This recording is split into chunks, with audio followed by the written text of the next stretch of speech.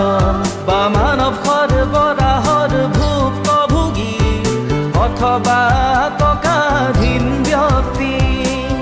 আৰু যদি বাৰ্ষিক আয় 3 লাখতকৈ কম নতুবা মগনীয়া শুনা হেৰা সমনীয়া, তুমি পাবা আইনী সেৱা বিনামূলীয়া।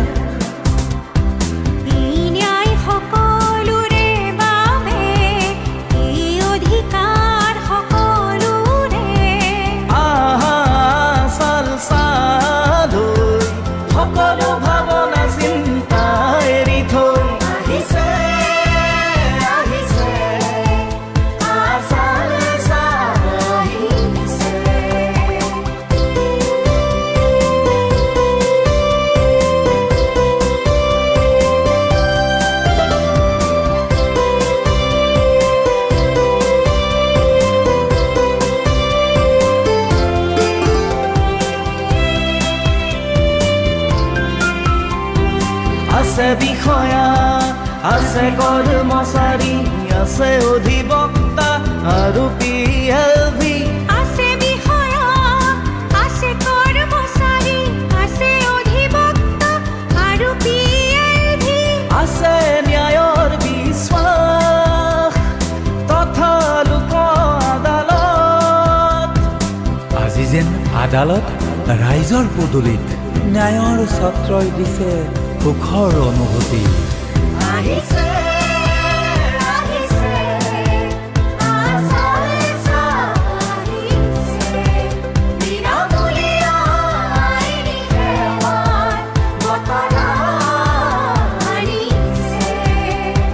87 চনৰে এখন বিধান 95 হ'ল আইন।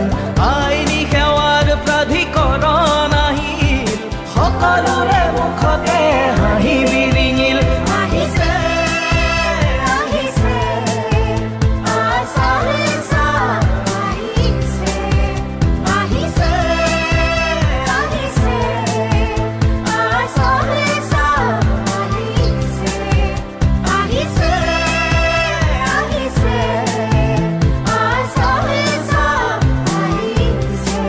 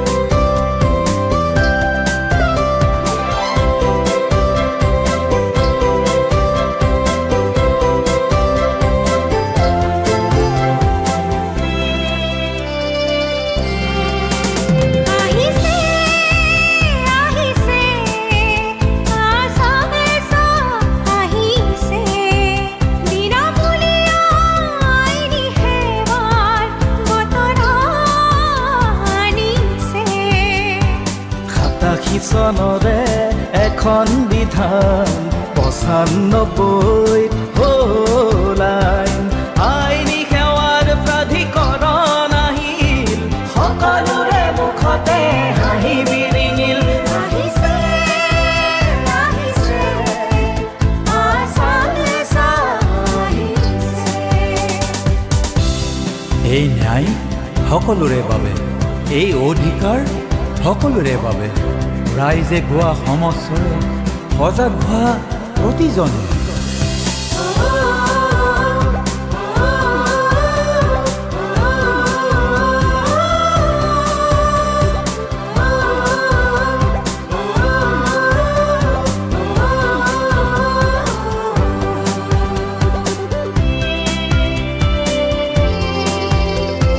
তুমি যদি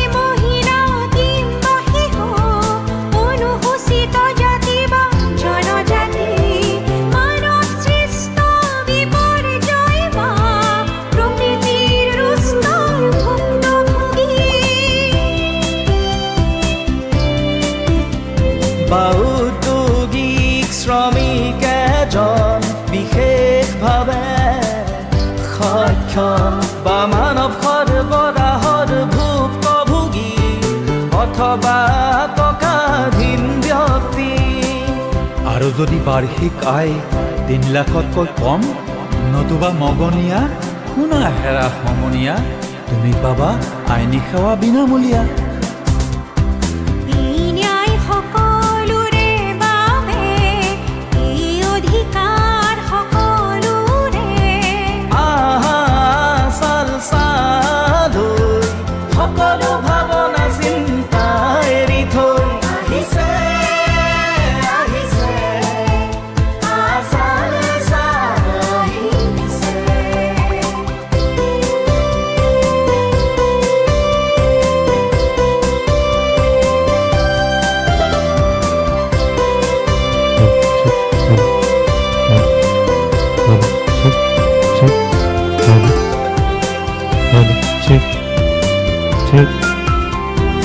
আছে বিষয়া, আছে কৰ্মচাৰী, আছে অধিবক্তা আৰু PLV।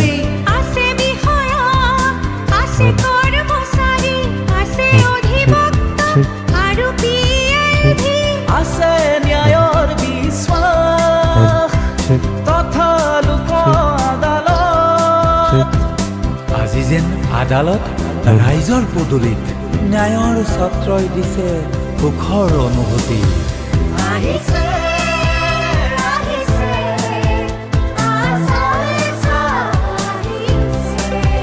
বিনামূলীয়া আইনী সেৱাৰ বতৰা আনিছে। 87 চনৰে এখন বিধান 95 হ'ল আইন। আইনী সেৱাৰ প্ৰাধিকৰণ আহিল, সকলোৰে মুখতে হাঁহি বিৰিঙিল। আহিছে আহিছে আশা আহিছে। আহিছে আহিছে আশা আহিছে। আহিছে আহিছে আশা আহিছে।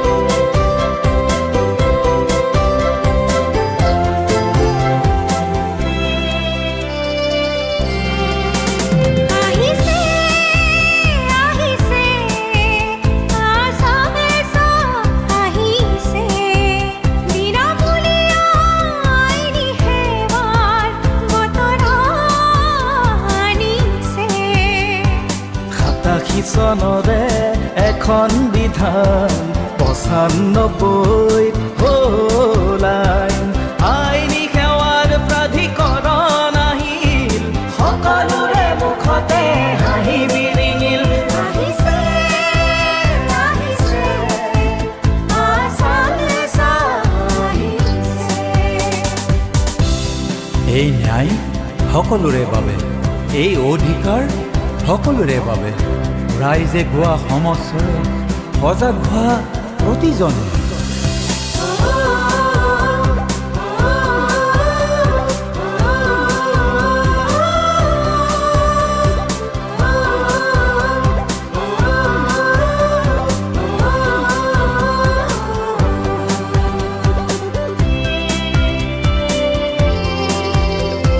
তুমি যদি মহিলা কিংবা শিশু, অনুসূচিত জাতি বা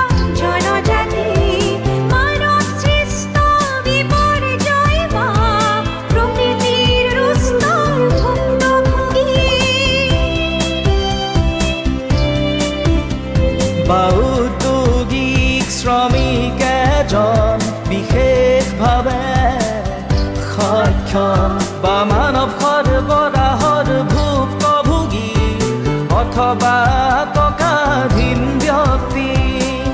আৰু যদি বাৰ্ষিক আয় 3 লাখতকৈ কম নতুবা মগনীয়া শুনা হেৰা সমনীয়া তুমি পাবা আইনী সেৱা বিনামূলীয়া। এই ন্যায় সকলোৰে বাবে, এই অধিকাৰ সকলোৰে। আহা চাল চালৈ সকলো ভাৱনা চিন্তা এৰি থৈ আহিছে আহিছে আছাল আহিছে।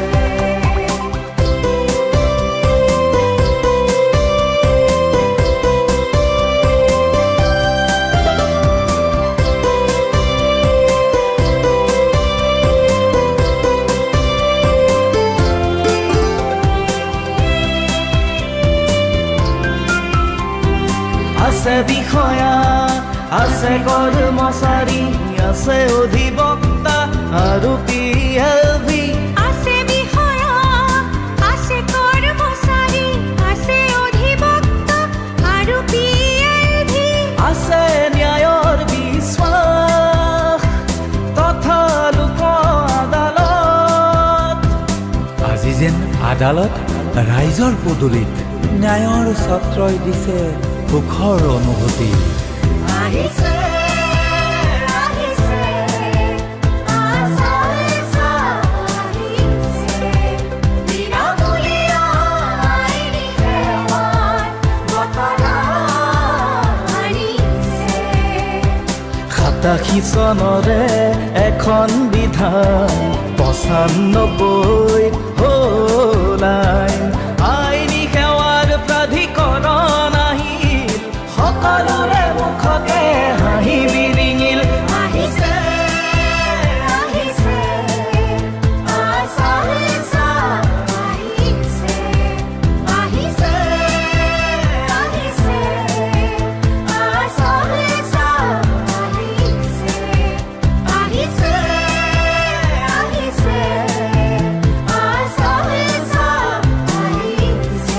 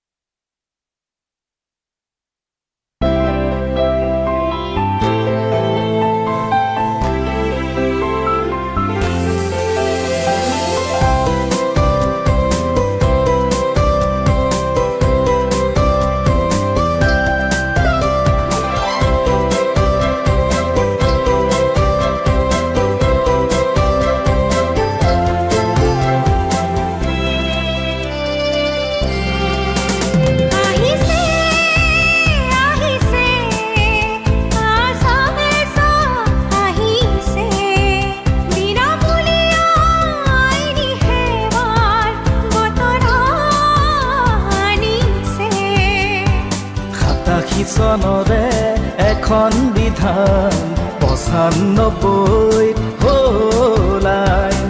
আইনী সেৱাৰ প্ৰাধিকৰণ আহিল, সকলোৰে মুখতে হাঁহি বিৰিঙিল। আহিছে আহিছে আছাল আহিছে। এই ন্যায় সকলোৰে বাবে, এই অধিকাৰ সকলোৰে বাবে। ৰাইজে গোৱা সমস্যাৰে সজাগ হোৱা প্ৰতিজনে।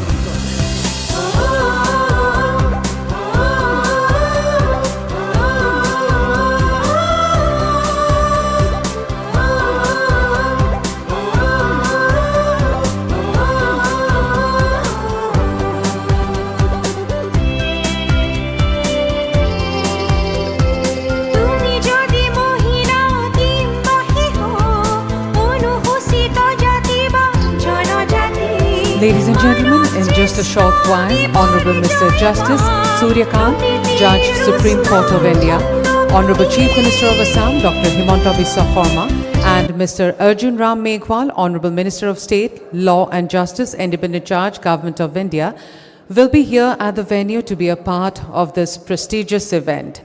I'd request all present to kindly be seated and keep their mobile phones in silent mode. Thank you.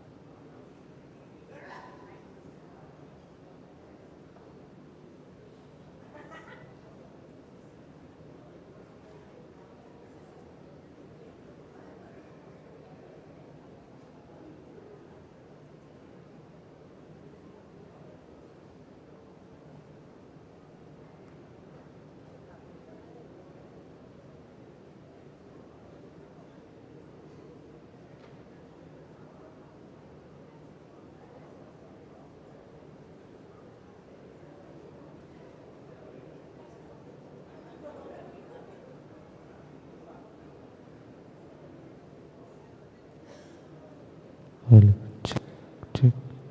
Hello, hello, check. Hello.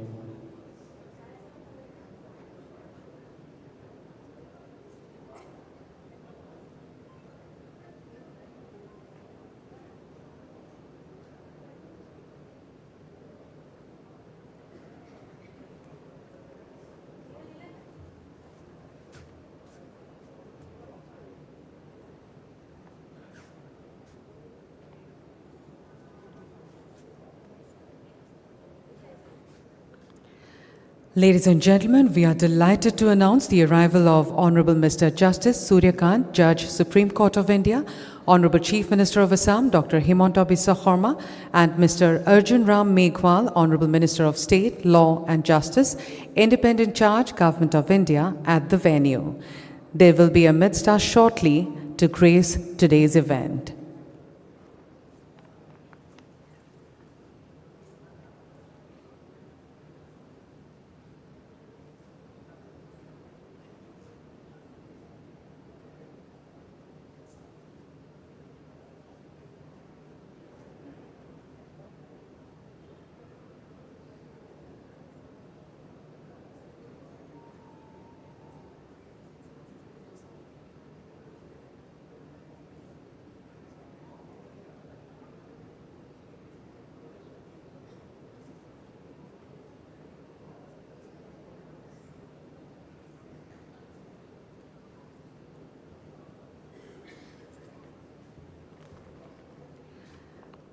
May I most humbly request Honorable Mr. Justice Surya Kant, Judge, Supreme Court of India, Honorable Chief Minister of Assam, Dr. Himanta Biswa Sarma, Mr. Arjun Ram Meghwal, Honorable Minister of State, Law and Justice, Independent Charge, Government of India, and other dignitaries to kindly proceed to the hall and take their seats.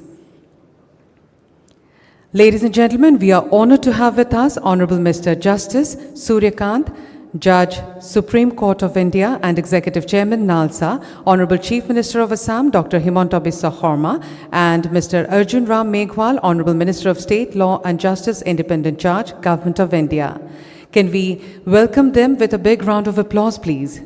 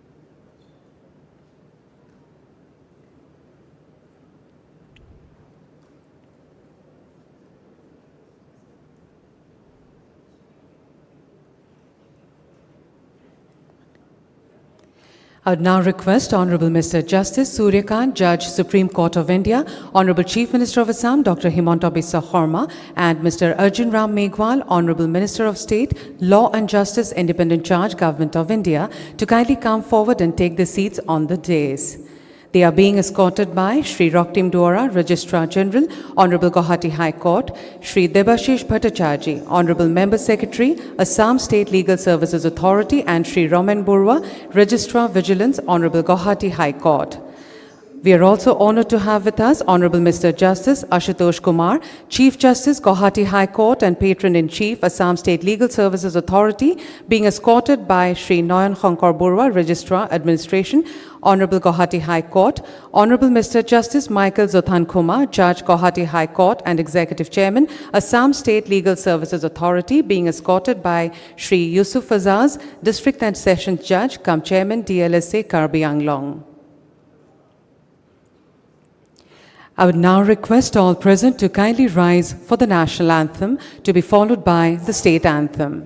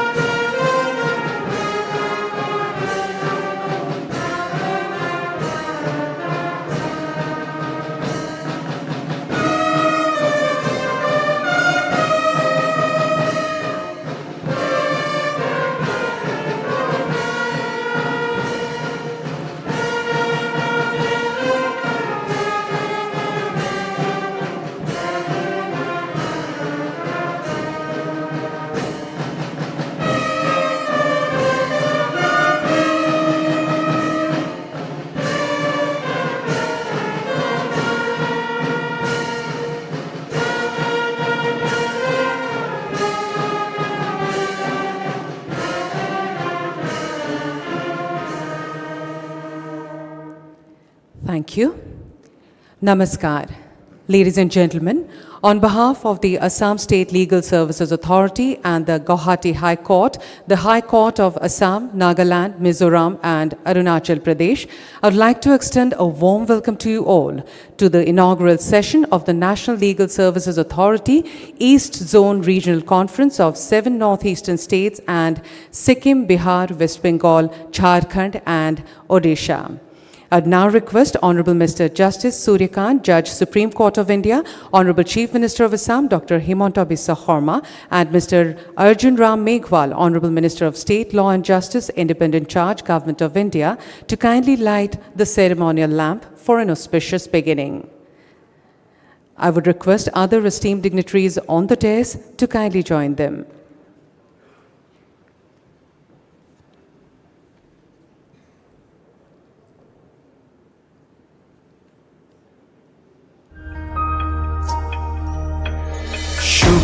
करोति कल्याणम् आरोग्यं धनसम्प्रदाय शत्रुबुद्धिविनाशय दीपज्योति नमोऽस्तुते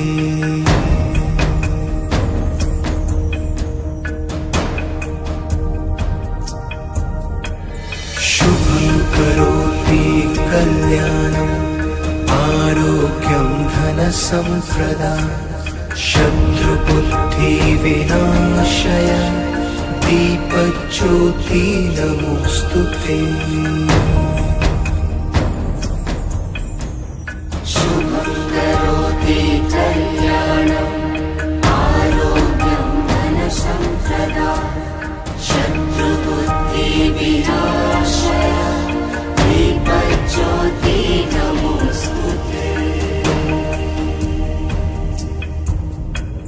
शुभं करोति कल्याणम् आरोग्यं धनसम्प्रदाय शत्रुबुद्धिविनाशय दीपज्योति Thank नमोऽस्तुते you. I request our esteemed guests to kindly take their seats. Thank you. We would now like to felicitate our esteemed guests on the dais, starting with Honorable Mr. Justice Surya Kant, Judge, Supreme Court of India. I would request Honorable Mr. Justice Ashutosh Kumar, Chief Justice of Guwahati High Court, to kindly do the honors.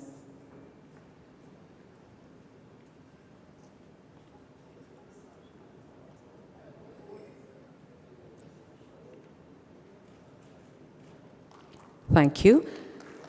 May I now request you, sir, to kindly felicitate Honorable Chief Minister of Assam, Dr. Himanta Biswa Sarma.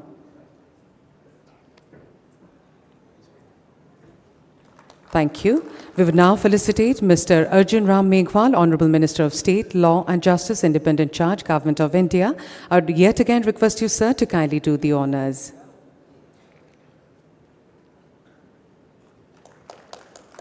Thank you, sir. May I now request Shri Roktim Duara, Registrar General, Honorable Guwahati High Court, to kindly felicitate Honorable Mr. Justice Ashutosh Kumar, Chief Justice of Guwahati High Court.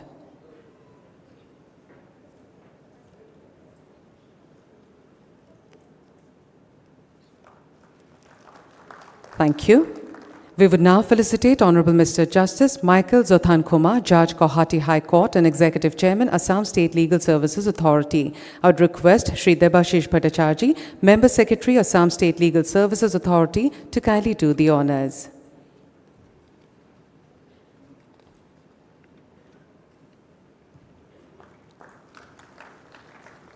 Thank you so much. Ladies and gentlemen, we would now like to felicitate Honorable Mr. Justice Dipankar Datta, Judge, Supreme Court of India. Would request Honorable Mr. Justice Nelson Silo, Judge, Guwahati High Court, to kindly do the honours.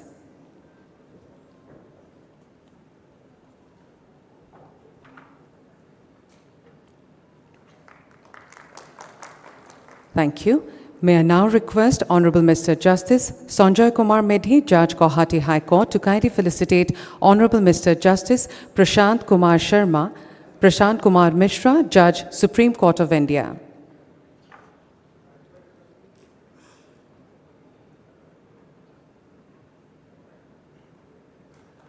Thank you. We would now felicitate Honorable Mr. Justice Ujjwal Bhuiya, Judge, Supreme Court of India. Would request Honorable Mr. Justice Manish Chaudhary, Judge, Guwahati High Court, to kindly do the honours.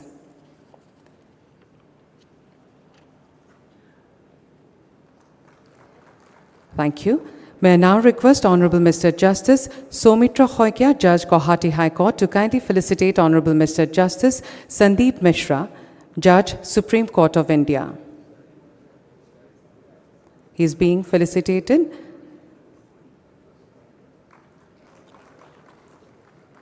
Thank you. We would now felicitate Honorable Mr. Justice N. Koteshwar Singh, Judge, Supreme Court of India. Would request Honorable Mr. Justice Parthiv Jyoti Khoikia, Judge, Guwahati High Court, to kindly do the honours.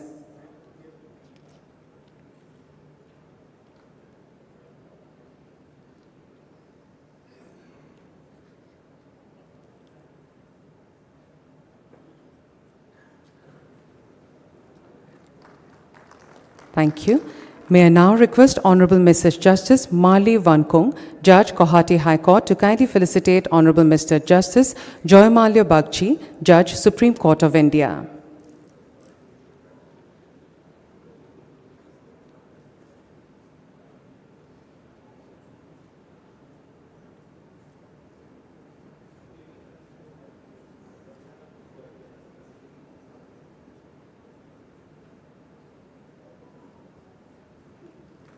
Thank you. We would now felicitate Honorable Mr. Justice Vijay Bishnoi, Judge, Supreme Court of India. Would request Honorable Mr. Justice Arun Dev Chaudhary, Judge, Guwahati High Court, to kindly do the honours.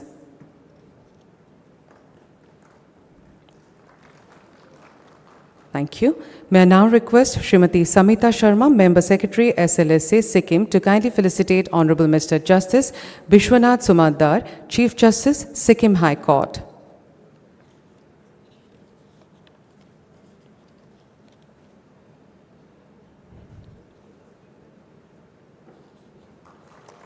Thank you. May I now request Shri S. Arnab Ghoshal, Member Secretary, State Legal Services Authority, West Bengal, to kindly felicitate Honorable Mr. Justice Harish Tandon, Chief Justice, High Court of Odisha.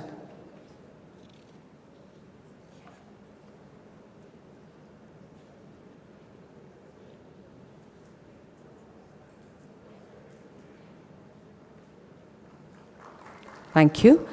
We would now felicitate Honorable Mr. Justice Shomen Sen, Chief Justice, Meghalaya High Court. would request Shri Kaushik Kumar Sharma, Registrar cum Principal Secretary, Guwahati High Court, to kindly do the honours.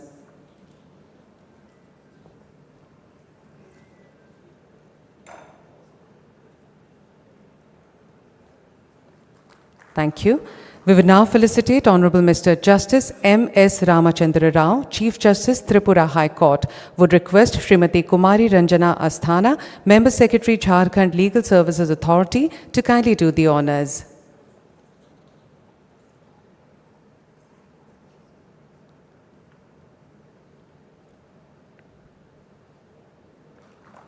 Thank you.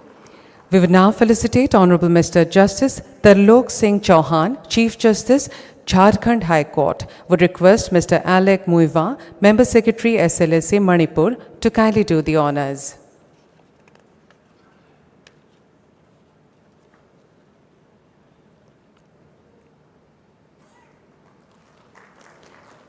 Thank you. May I now request Shri Raman Borwa, Registrar of Vigilance, Guwahati High Court, to kindly felicitate Honorable Mr. Justice P.B. Bhajantri, Chief Justice, Patna High Court.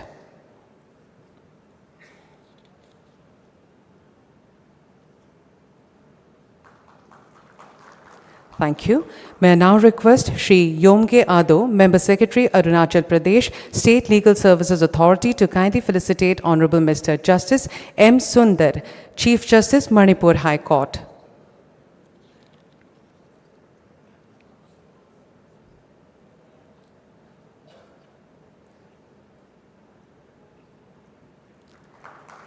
Thank you. We will now felicitate Honorable Mr. Justice Sujoy Paul, Chief Justice, Acting, Calcutta High Court. Would request Shri Neko Akami, Member Secretary, Nagaland State Legal Services Authority, to kindly do the honours.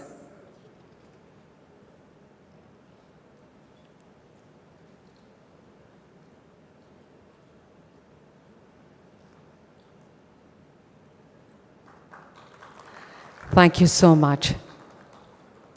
Ladies and gentlemen, Honorable Mr. Justice Ashutosh Kumar served as an advocate and government pleader for the state of Bihar, gaining deep expertise in criminal law, including complex death penalty cases. Recognized for his lordship's sharp legal mind and balanced judicial temperament, he was elevated as a judge in 2014, serving in both the Patna and Delhi High Courts. In July 2025, his lordship was appointed Chief Justice of the Guwahati High Court. As judge of the Delhi High Court and Patna High Court, his lordship has immaculately dealt with several sensitive questions of law, including sentencing policy, externment of convict, extradition, admission of plea of guilt by accused, etc. I would now request Honorable Mr. Justice Ashutosh Kumar, Chief Justice, Guwahati High Court, to kindly deliver the welcome address. Thank you, Ipsita. A very good morning to all of you. Honorable Mr. Justice Surya Kant, Judge Supreme Court of India and Executive Chairman, National Legal Services Authority, Dr. Himanta Biswa Sarma, Honorable the Chief Minister of Assam, the other Honorable Judges of Supreme Court of India, Honorable Mr. Justice Vikram Nath, his lordships would be joining us tomorrow. Honorable Justice M.M. Sundaresh, he too would be joining us in the evening. Honorable Justice Dipankar Datta, Honorable Justice Prashant Kumar Mishra, Honorable Mr. Justice Ujjwal Bhuyan, Honorable Mr. Justice Sandeep Mehta, Honorable Mr. Justice N. Koteshwar Singh.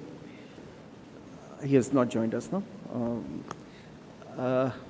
Honorable Justice Joymala Bakshi, Honorable Mr. Justice Vijay Vishnoi, Shri Arjun Ram Meghwal, Honorable Minister of State for Law and Justice, Government of India, Honorable Chief Justices of participating High Courts, Honorable Executive Chairpersons of State Legal Services Authority of the participating states, including Honorable Chairpersons of the respective High Court Legal Services Committee, my esteemed sisters and brother judges of Guwahati High Court, Sri Ravi Kota, the Chief Secretary, Government of Assam, all other senior government and police officers, the learned Advocate Generals of Assam, Nagaland, Mizoram and Arunachal Pradesh, the learned resource persons for the technical sessions, Member Secretary of the National Legal Services Authority and all other Member Secretaries, State Legal Services Authorities present here, learned judicial officers and members of the registry, learned Legal Aid Defense Council, panel advocates, paralegal volunteers, media, and all other respected invitees. Namaskar and a very good morning to all of you.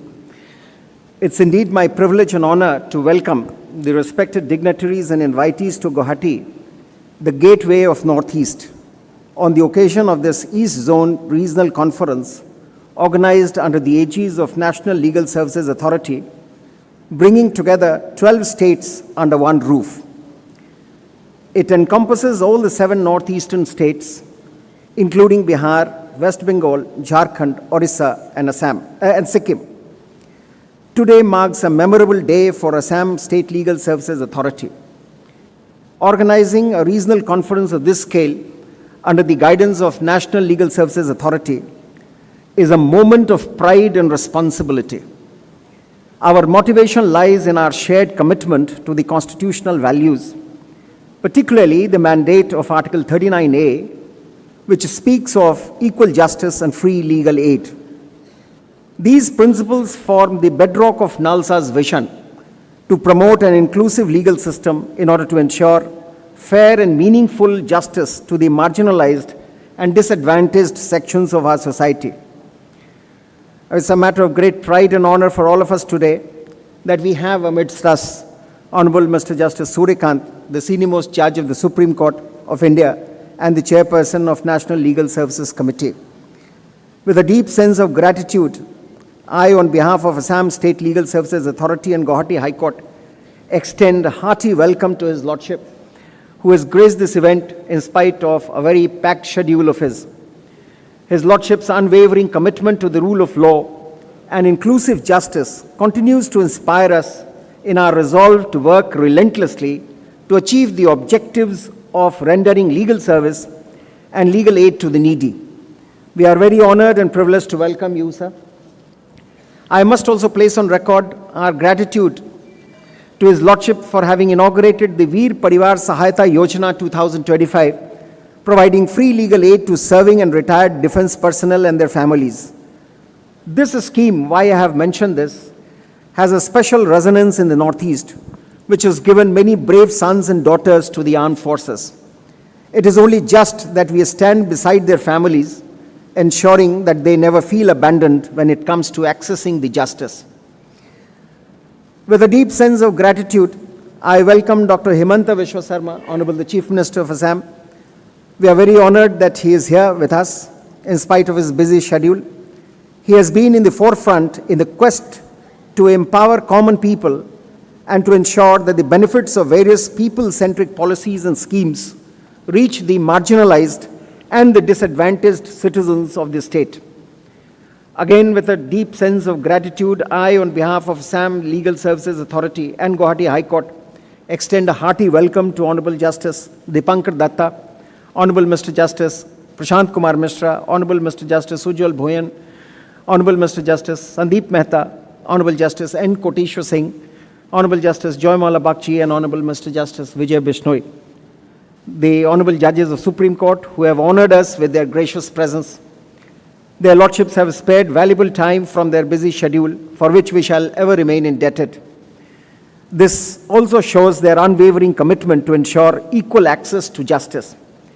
I also cordially extend my hearty welcome to Sri Arjun Ram Meghwal, Honorable Minister for Law and Justice, Government of India, who has wholeheartedly supported our endeavor in strengthening judicial system in the region. With deep gratitude, I extend a heartfelt welcome to all the Honorable Chief Justices of participating states, as well as the distinguished executive persons of the state legal services from all 12 states, and also the chairpersons of High Court Legal Services Committee.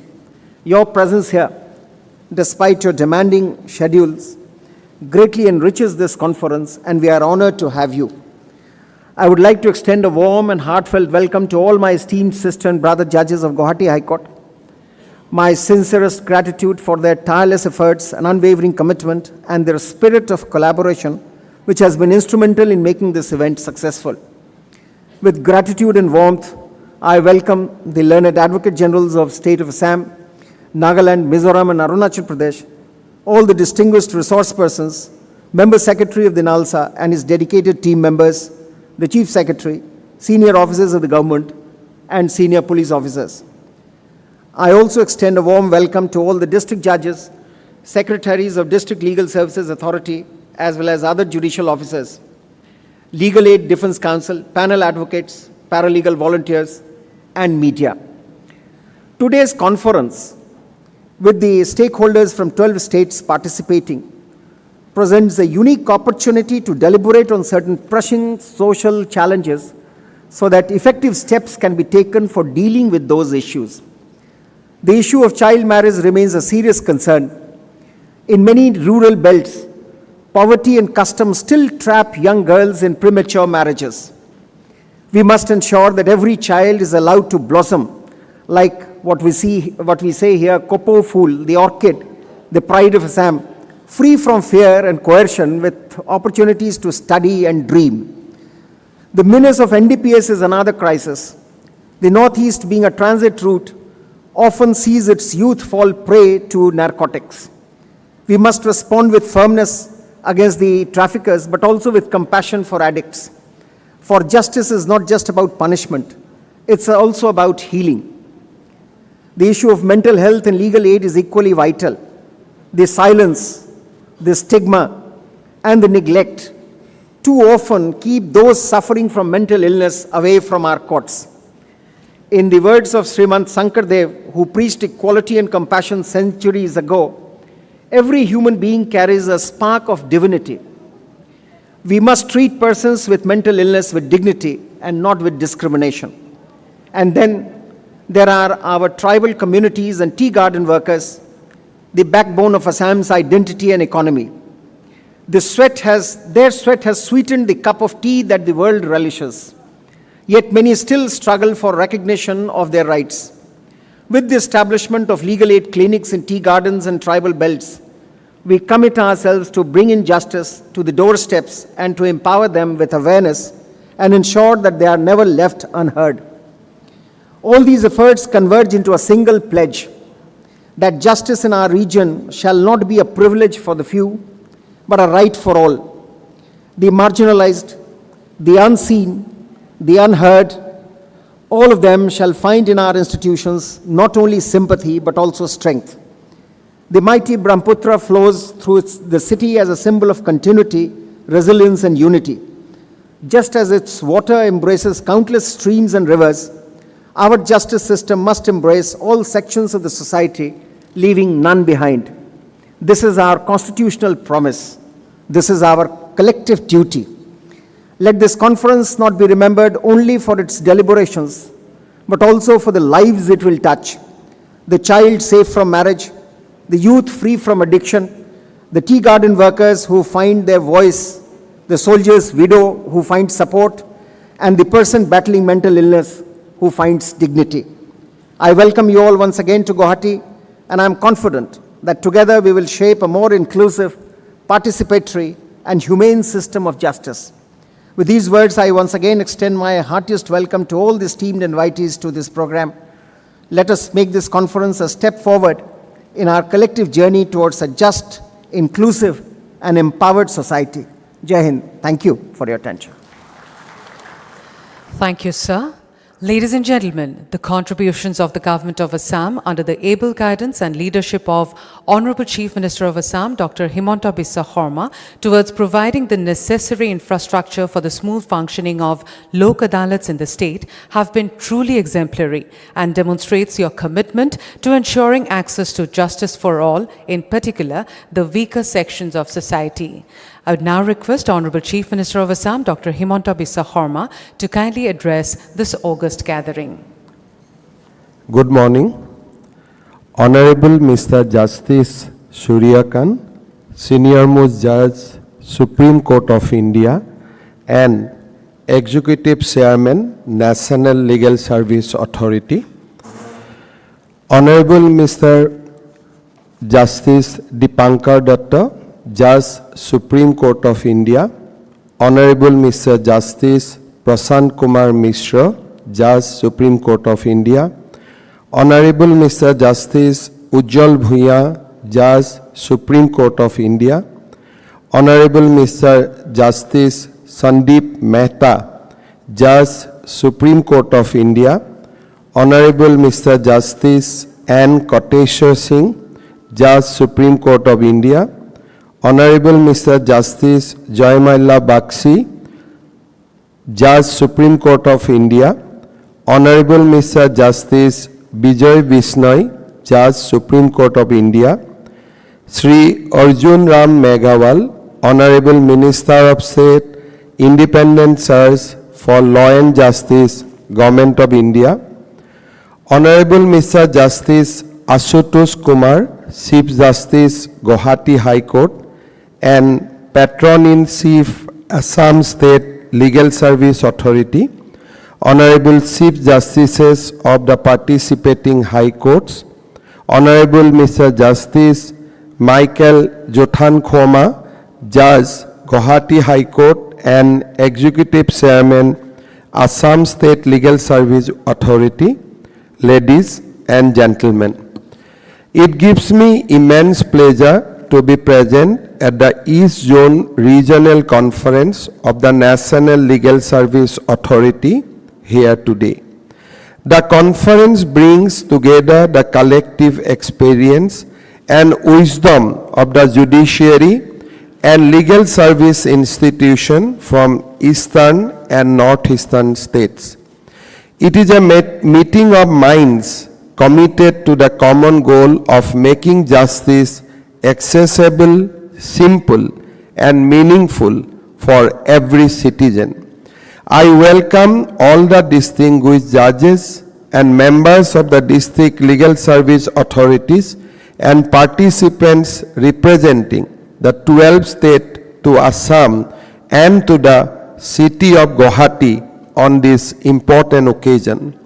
Your presence here reflects the strength of our justice system and our collective belief that law is not just a set of rules but a bridge of trust between the state and the people. Since independence, the judiciary has stood firm as one of the strongest institutions of our democracy.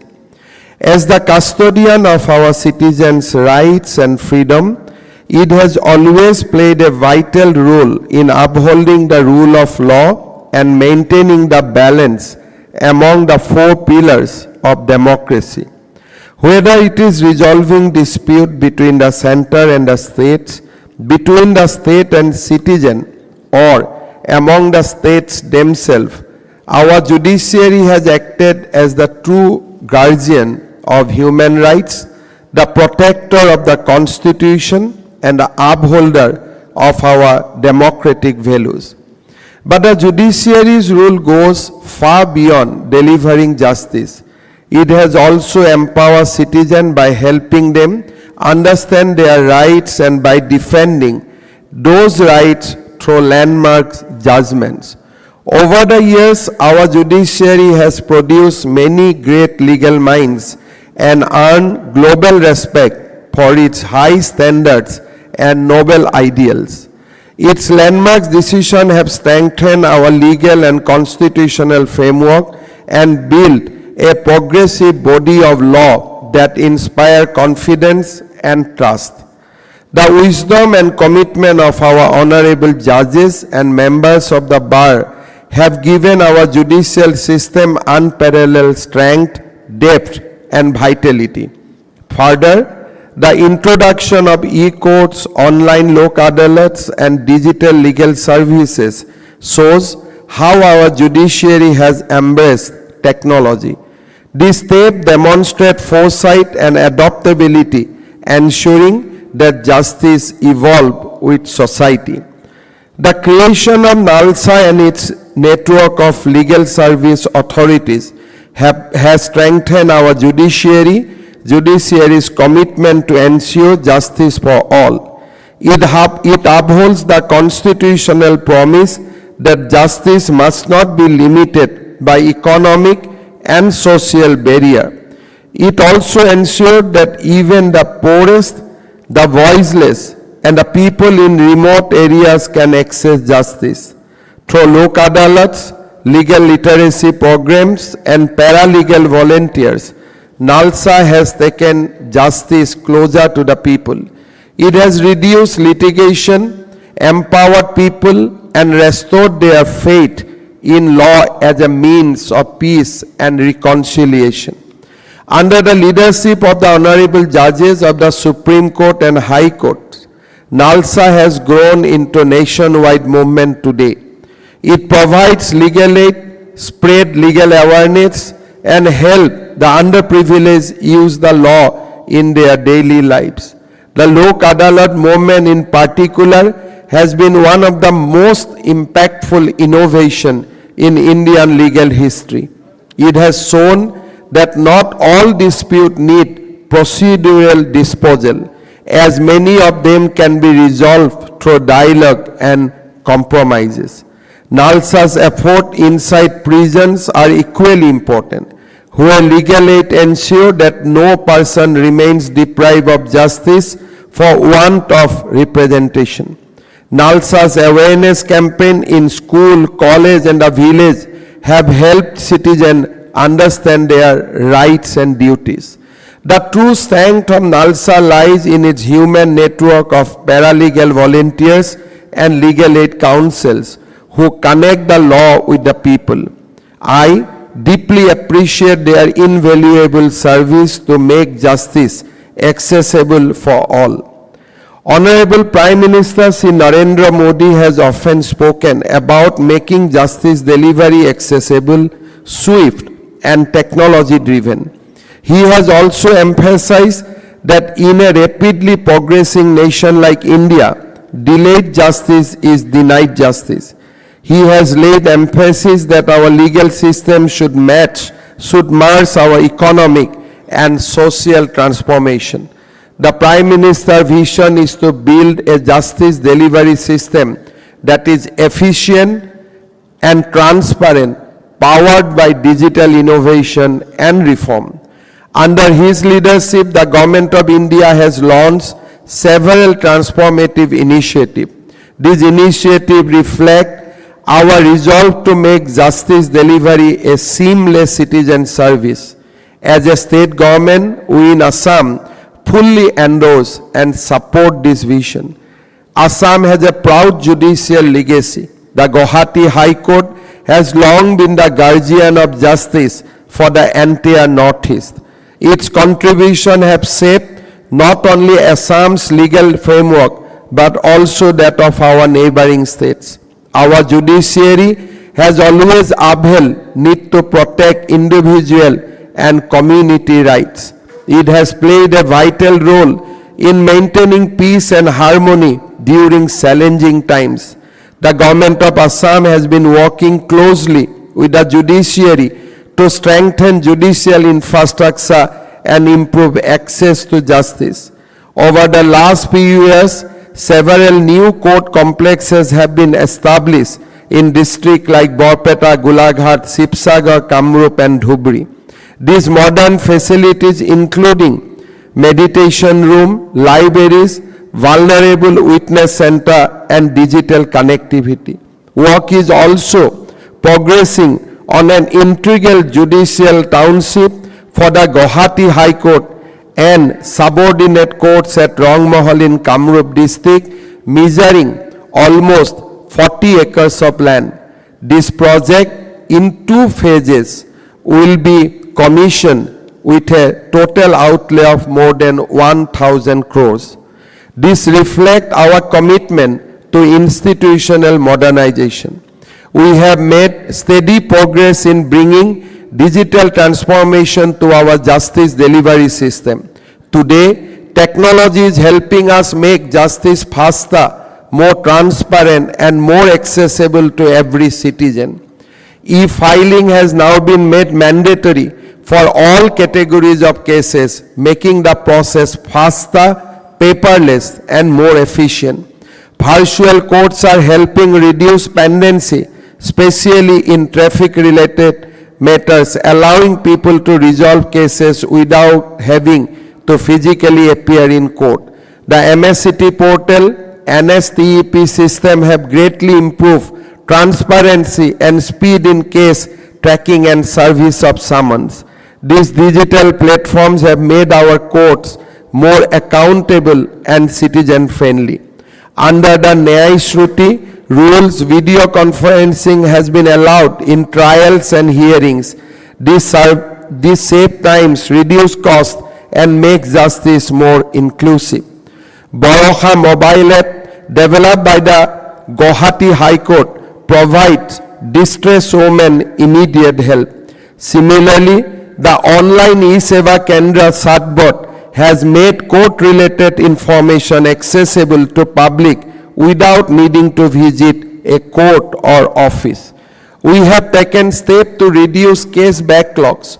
Around 81,000 petty cases have been withdrawn, allowing courts to focus on serious offences and reducing congestion in jail.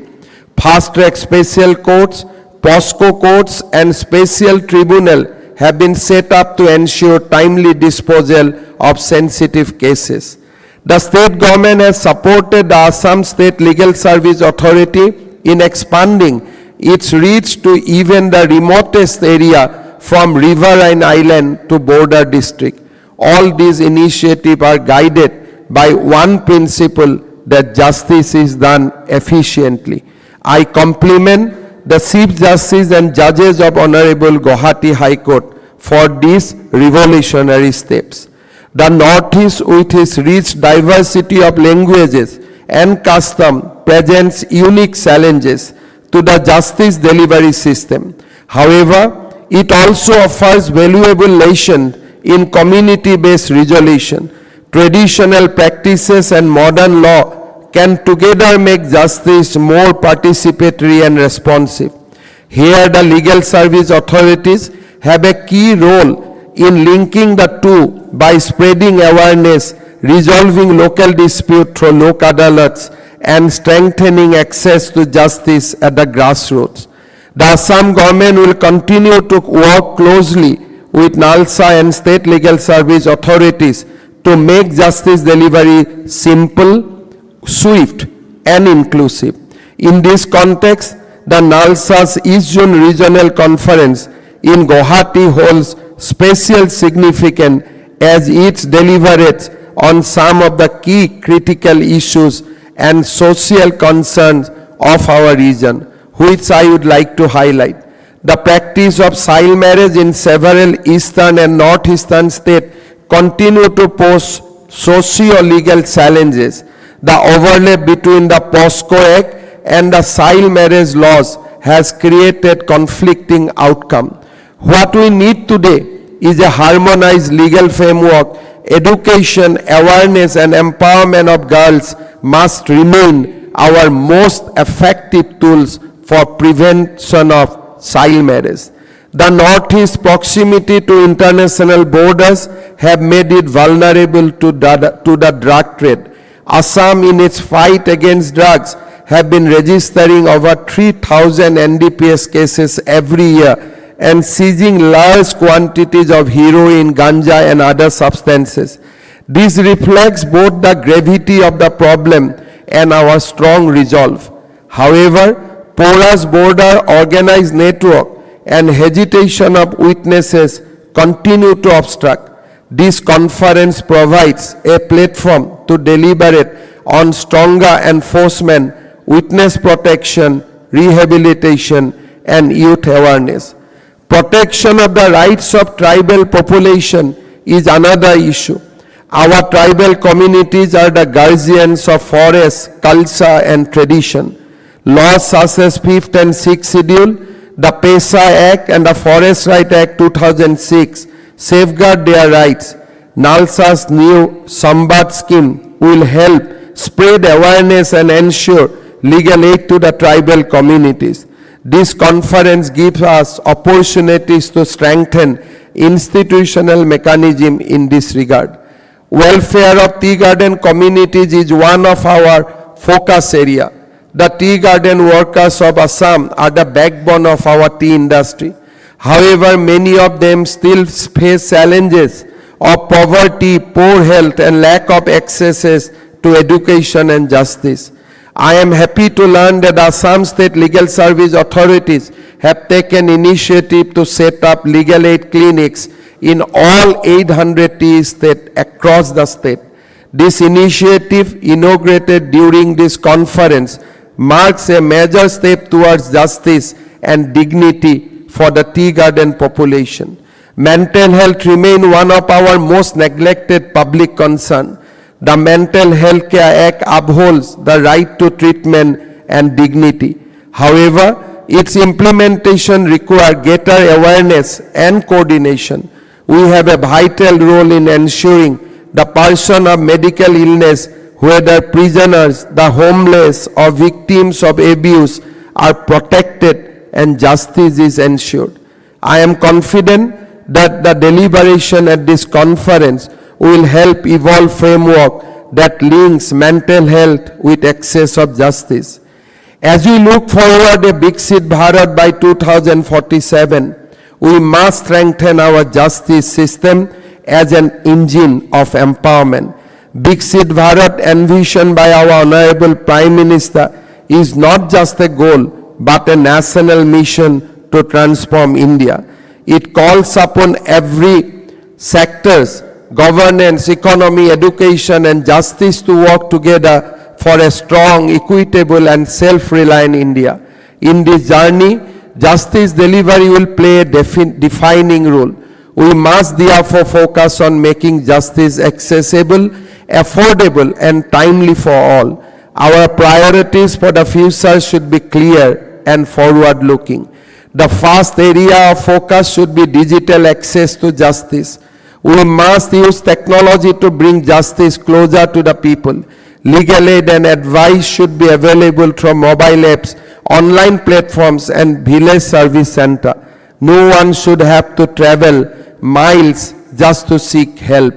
Legal awareness in every village should be another priority. Every citizen should know their rights and responsibilities. When people understand the law, they become stronger and more confident.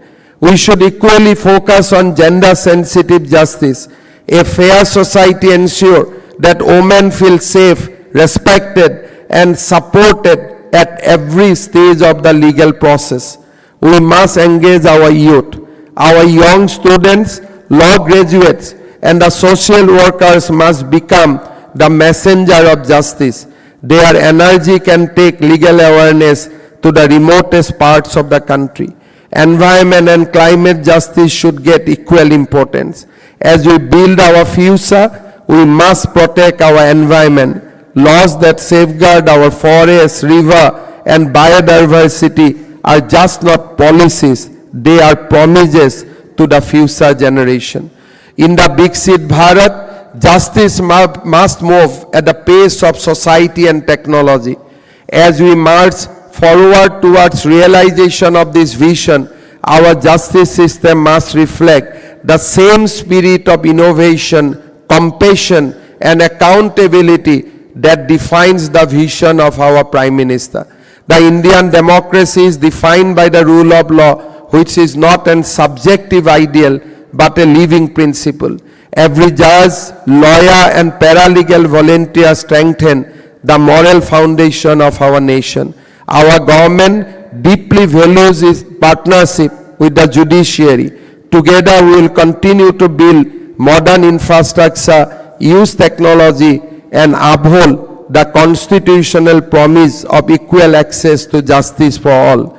I am confident that this conference will renew our shared resolve to ensure that every citizen finds fairness, dignity, and the trust in the justice system. With this, I join the Chief Justice of Honorable Guwahati High Court in welcoming Honorable Justice Surya Kant and other Honorable Judges of the Supreme Court, Judges of various Chief Justices of various High Courts of Northeast and Eastern region in this important conference. Jai Hind, Vande Mataram. Thank you, sir. I would now request Shri Arjun Ram Meghwal, Honourable Minister of State, Law and Justice, Independent Charge, Government of India, to kindly address this distinguished gathering. Shri Meghwal had earlier served the country as Minister of State for Finance and Corporate Affairs, Minister of State for Water Resources, and Minister of State for Heavy Industries and Public Enterprises. He is a lawyer by qualification and was awarded the Best Parliamentarian in 2013. On to you, sir. The national legal services authority द्वारा आयोजित east zone regional conference Guwahati के इस शुभ अवसर पर मंच पर उपस्थित honourable justice जज ऑनरेबल जस्टिस सूर्यकांत जी, जज सुप्रीम कोर्ट ऑफ इंडिया, हमारे चीफ मिनिस्टर असम के हेमंत बिश्व शर्मा जी, आशुतोष जी, चीफ जस्टिस हमारे गुवाहाटी हाई कोर्ट, और हमारे जस्टिस माइकल जोथा खुमा, जज गुवाहाटी हाई कोर्ट, हमारे सभी सुप्रीम कोर्ट के माननीय न्यायाधीश दीपांकर दत्ता जी, प्रशांत कुमार मिश्रा जी, उज्जवल भैया जी, संदीप मेहता जी, इनकोटेश्वर सिंह जी, बागची जी, विजय बिश्नोई जी, और हमारे जितने भी वेरियस हाई कोर्ट हैं जो इस आज कॉन्फ्रेंस में आए हैं, उनके सभी हमारे chief justice, Guwahati high court के माननीय अन्य न्यायाधीशगण, जितनी भी राज्य इसमें जुड़े हुए हैं लीगल सर्विस अथॉरिटी के, उनके सभी प्रतिभागीगण। मैं यहाँ जब आ रहा था तो एक विषय मेरे सामने आया, अब पता नहीं उसमें कितनी सत्यता, चीफ मिनिस्टर साहब इसको और करेक्ट करेंगे, कि गुवाहाटी का अर्थ है सुपारी का बाजार। अब पता नहीं ये मुझे मेरे बीकानेर के लोगों ने भेजा, सुपारी यहाँ होती होगी या तो। गुहा का मतलब है सुपारी, हाटी का मतलब है बाजार। बाद में मुझे पता चला हम बीकानेर के हैं, ऑनरेबल संदीप मेहता साहब मुझे करेक्ट करेंगे, हम लोग सुपारी खाते हैं वहाँ बीकानेर में। तो अपन तो इसलिए खाते थे सर कि हमारे यहाँ पानी की कमी थी, तो सुपारी मुंह में ले लो। विजय बिश्नोई साहब को भी पता है कि सुपारी जीभ में, मन में, इसमें ले लो मुंह में, तो पानी की कमी हमें महसूस नहीं होती है। इसका मतलब हमारा गुवाहाटी से कनेक्ट था उधर, और आज यहाँ आकर के मुझे अच्छा लगा कि उस कनेक्शन को वापस ऑनरेबल जस्टिस सूर्यकांत जी ने ताज़ा किया। आपका सबका बहुत बहुत स्वागत और अभिनंदन।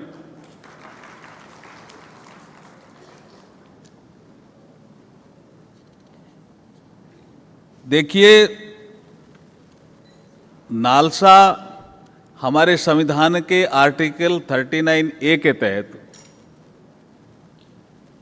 जो काम करती है, उसका उद्देश्य है कि न्याय सबको मिले। कोई गरीब भी है, वंचित भी है, ट्राइबल भी है, दलित भी है,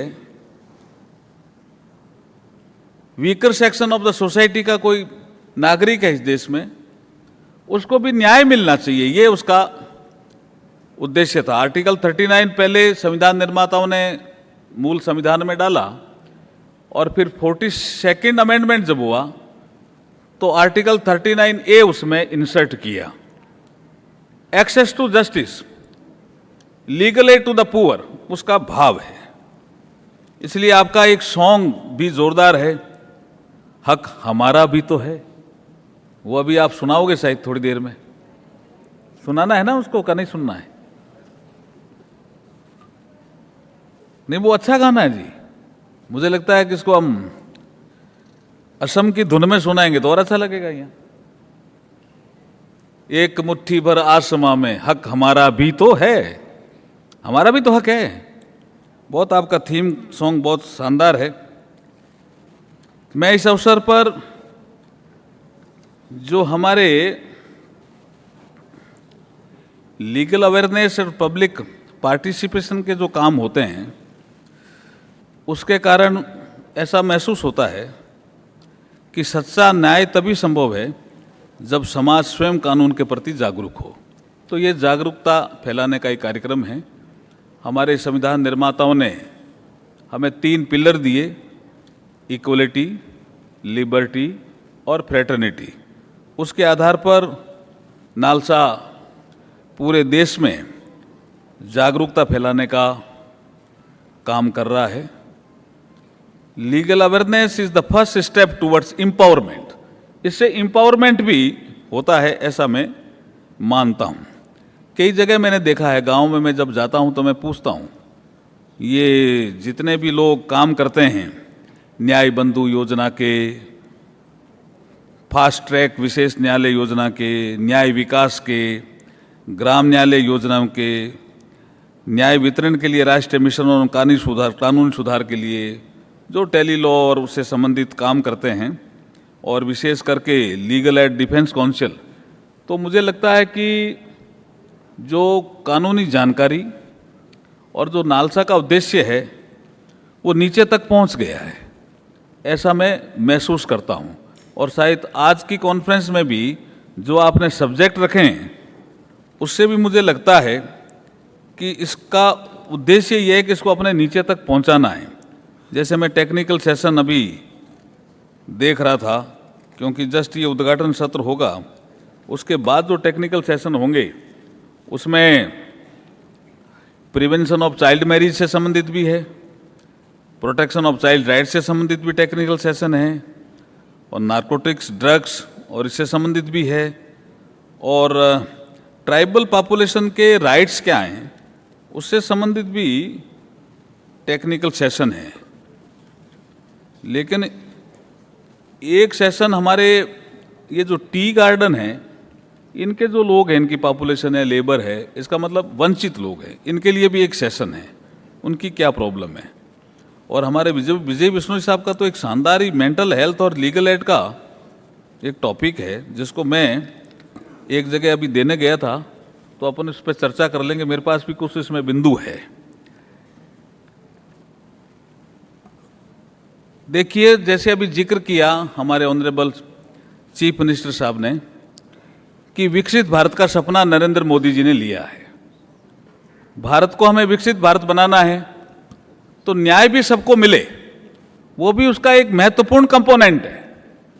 इकोनॉमिक सेक्टर होगा, इकोनॉमी की साइज बढ़े, आर्थिक सामाजिक सुधार भी होंगे, पर कैपिटा इनकम भी बढ़े, ये विषय भी होगा, डेमोक्रेटिक वैल्यूज भी बढ़े, वैल्यूज और एथिक्स भी सोसाइटी में बढ़े, परोपकार की भावना भी सोसाइटी में बढ़े। सारे सेक्टर हैं, लेकिन उसमें न्याय सबको मिले, ये भी एक सेक्टर है।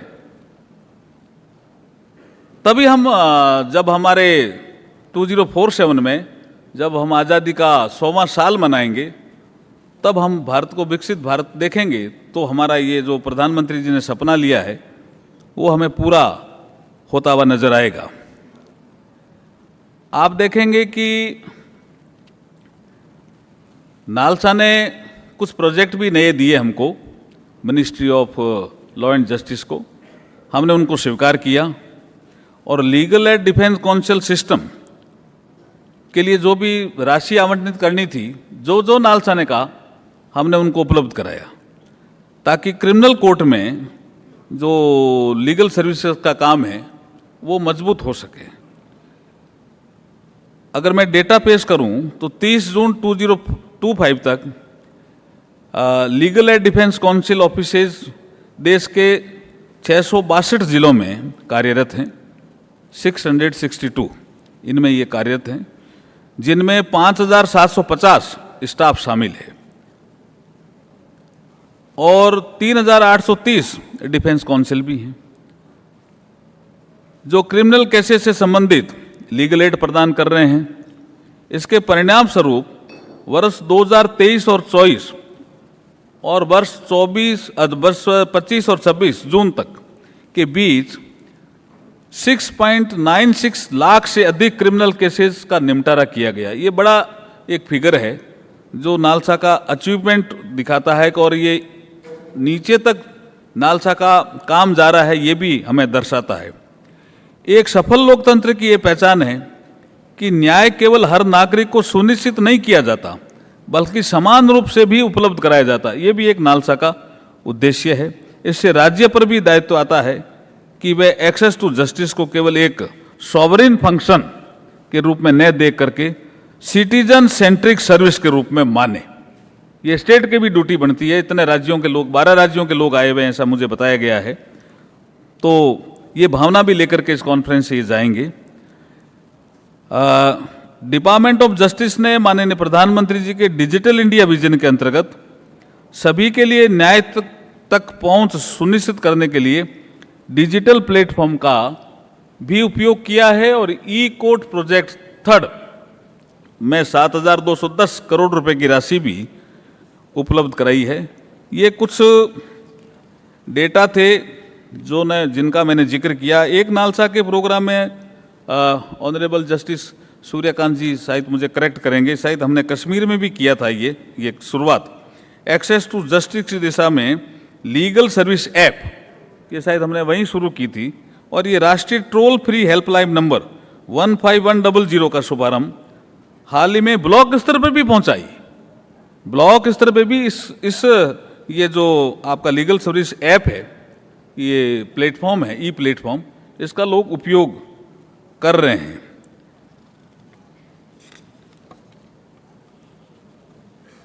गुवाहाटी की जो ये कॉन्फ्रेंस है, ये मुझे लगता है कि नई प्रेरणा हमें दिलाएगी, क्योंकि इस कॉन्फ्रेंस में 12 राज्यों के हमारे प्रतिभागी भाग ले रहे हैं। सभी चीफ जस्टिस भी इसमें उपस्थित हैं, सुप्रीम कोर्ट के माननीय न्यायाधीश भी इसमें उपस्थित हैं। तो मुझे लगता है कि जो बाबा साहब B.R. अम्बेडकर साहब ने जस्टिस के बारे में एक बार कहा था कि justice has always evoked ideas of equality, वो इक्वलिटी को पे बहुत जोर देते थे बाबा साहब। Justice has always evoked ideas of equality, of proportions of compensation. Equity signifies equality.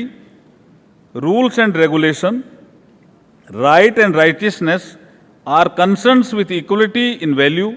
In short, justice is simply another name for liberty, equality and fraternity. अब मैंने एक 4 लाइनों की कविता लिखी है, इसको कह करके मैं मेरी बात को समाप्त करूंगा। कोटेश्वर सिंह जी कह रहे थे कविता लाए हो क्या? लाया हूं सर, मैंने ये प्लेन में लिखी है। मिले सबको न्याय, ये हमारा उद्देश्य है नालसा का। मिले न्याय सबको, ये विकसित भारत का सपना। प्रधानमंत्री जी ने सपना लिया विकसित भारत का, अभी ऑनरेबल चीफ मिनिस्टर साहब ने भी विकसित भारत का जिक्र किया। मिले न्याय सबको, ये विकसित भारत का सपना, निष्पक्ष भी हो न्याय, ये बहुत अंडरलाइन करने लायक चीज है। निष्पक्ष भी हो न्याय, ना कोई पराया ना कोई अपना, ये संविधान की सीख हम सबको अपनानी है। और गुवाहाटी की शपथ, आज जो हम शपथ लेंगे न्याय सबको मिले, ये गुवाहाटी की शपथ हम सबको निभानी है। जय हिंद, जय भारत।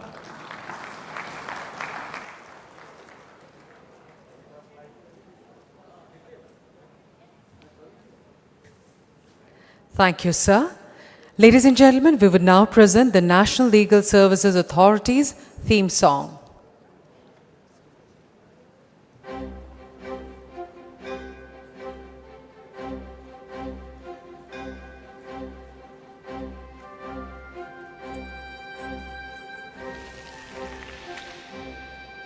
एहसास न्याय का सबके लिए, आकाश न्याय का सबके लिए, उल्लास न्याय का सबके लिए, विश्वास न्याय का सबके लिए।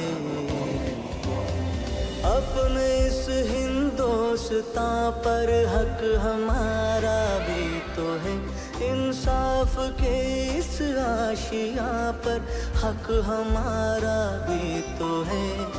एक मुट्ठी आसमां पर हक हमारा भी तो है, एक मुट्ठी आसमां पर हक हमारा भी तो है।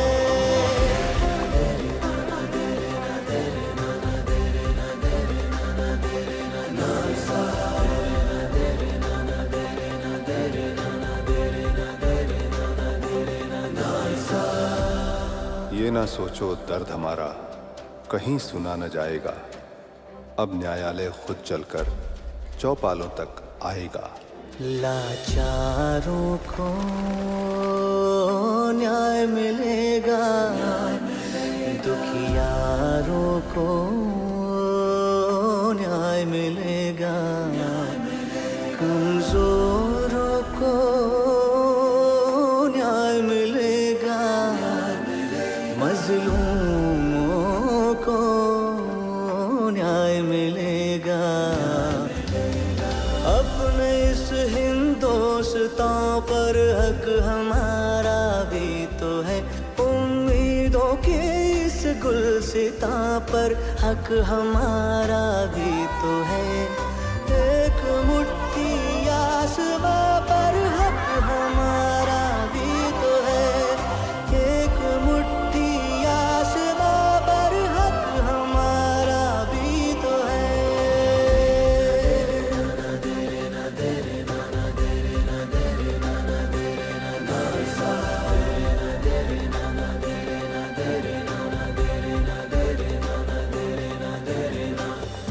गरीब और कमजोरों को मुफ्त एवं सक्षम कानूनी सहायता के लिए प्रतिबद्ध विधिक सेवा प्राधिकरण नालसा, न्याय सबके लिए।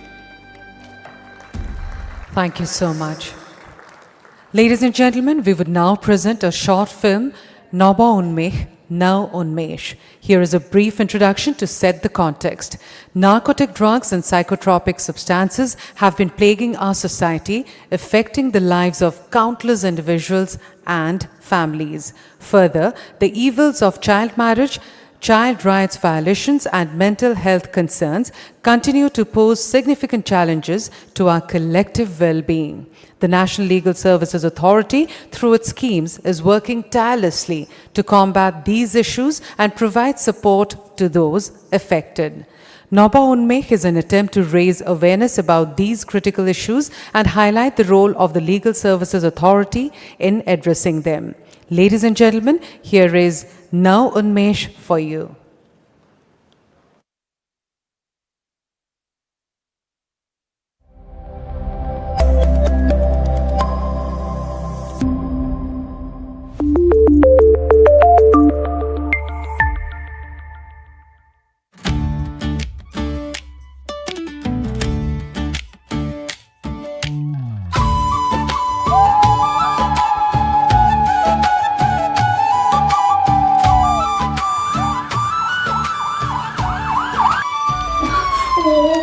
পুলিশে গমেই পালে চাগে কি হ'ব এতিয়া?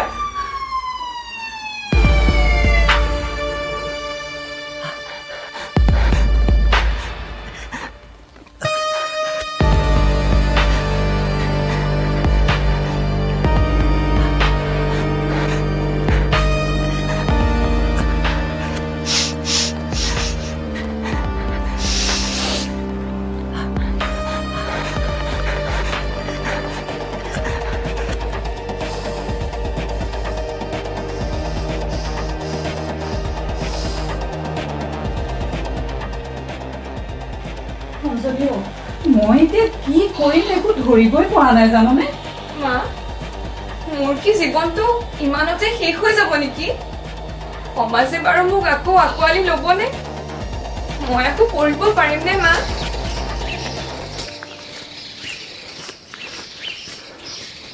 ঐ বাবা, কি কৈছ তই?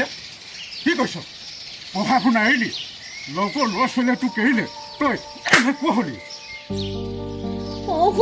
তই নিজক কি কৰি ৰাখিছ? এবাৰ চাচোন, কোনটো এইবোৰ নাখাবিচোন তই এইবোৰ এৰি দেচোন কোন এৰি দেচোন আমাৰ কথা অকমান ভাবচোন কোন তই মোৰ সকলো শেষ কৰি পেলালি ৰাইজে গম পালে তোক পুলিচত দিব পুলিচলৈ গ'লে জেলত দহি পচি মৰিবি আপুনি তেনেকে কিয় কৈছে সি অপৰাধী নহয় নহয় তাৰ অসুখহে হৈছে আপুনি সেইবোৰ নকব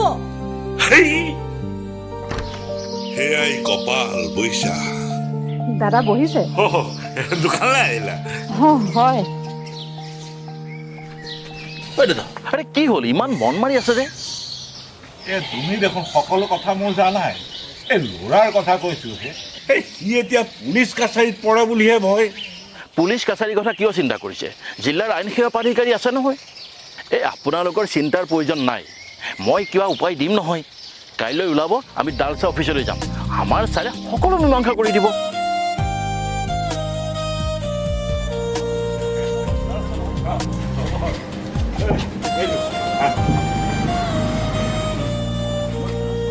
নালসাৰ প্ৰধান উদ্দেশ্য হৈছে বিনামূলীয়া আইনী সেৱা আগবঢ়োৱা আইন সকলোৰে বাবে সমান আৰু ন্যায় পোৱাটো আমাৰ প্ৰত্যেকজন নাগৰিকৰ অধিকাৰ আৰু সেই উদ্দেশ্য আগত ৰাখিয়েই জিলা আইন সেৱা প্ৰাধিকৰণে অসমৰ প্ৰত্যেকখন জিলাতে নিজৰ নিজৰ এটা কাৰ্যালয় খুলিছে প্ৰতিটো সমস্যাৰ বাবে ভিন ভিন আঁচনি প্ৰস্তুত কৰা হৈছে এতিয়া ধৰক বাল্য বিবাহৰ বাবে সজাগতা সমৰ্থন স্বাস্থ্য আৰু কাৰ্য আঁচনি চমুকৈ আছা ঠিক সেইদৰে ড্ৰাগছৰ কবলত পৰা সকলৰ বাবে 2025 চনত তৈয়াৰ কৰা আঁচনি ড্ৰাগছ সজাগতা আৰু সুস্থতা নেভিগেশ্যন চমুকৈ ডান তদুপৰি মানসিক ৰোগীসকলৰ বাবে মানসিক ৰোগ থকা ব্যক্তি আৰু বৌদ্ধিক অক্ষম ব্যক্তি আইনী সেৱা আঁচনি 2024 আপোনালোকে এতিয়া কোনো চিন্তা নকৰিব আপোনালোকৰ পুত্ৰ কন্যাই ৰিহেবিলিটেশ্যন পাব গতিকে আপোনালোকে নিশ্চিন্ত মনেৰে শান্তিৰে ঘৰলৈ যাব পাৰে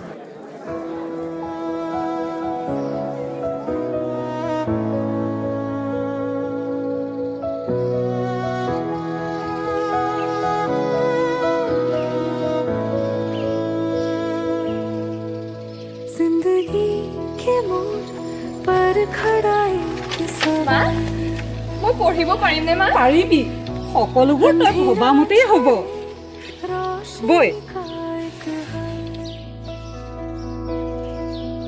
दिल के कोने में एक दिया जलता है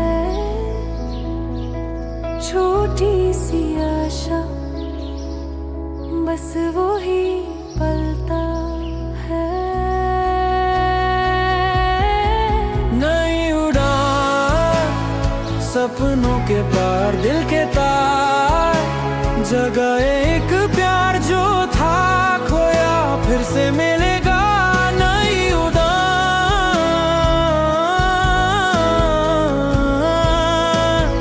ओए बाबा बाबा हे बाबा মই আকৌ স্কুল যাব পাৰিম নে দেউতা মোক কোনেও নাহানেতো তই পাৰিবি তোৰ চিকিৎসা হ'ব তই আকৌ স্কুল যাব পাৰিবি হ'ব পাই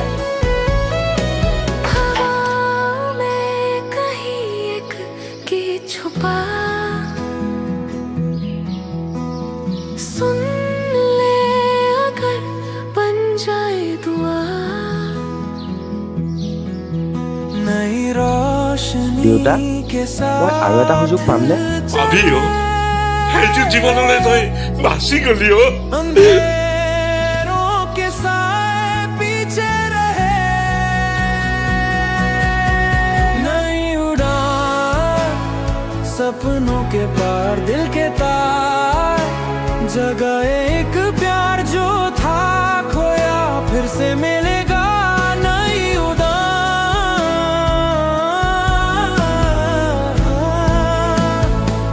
राह दिखाएगा Thank you. That was one impactful and thought-provoking film that will inspire us to take action and make a difference.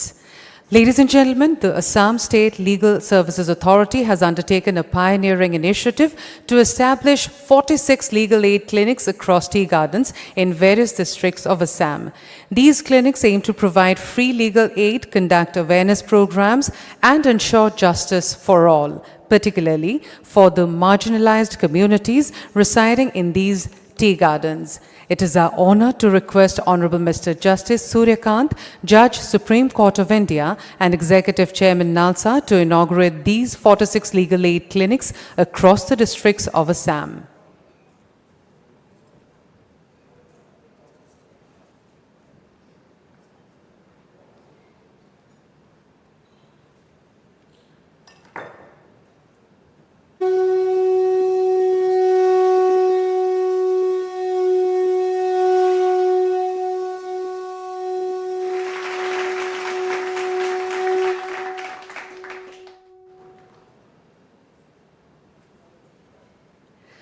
Thank you, sir. With the inauguration, we mark the beginning of a new era of accessible justice in Assam. These clinics will be a beacon of hope for those seeking justice and will empower marginalized communities to exercise their rights. We are grateful for your leadership and guidance in this noble endeavor. Ladies and gentlemen, Honorable Mr. Justice Surya Kant is a distinguished authority in constitutional, civil and service law.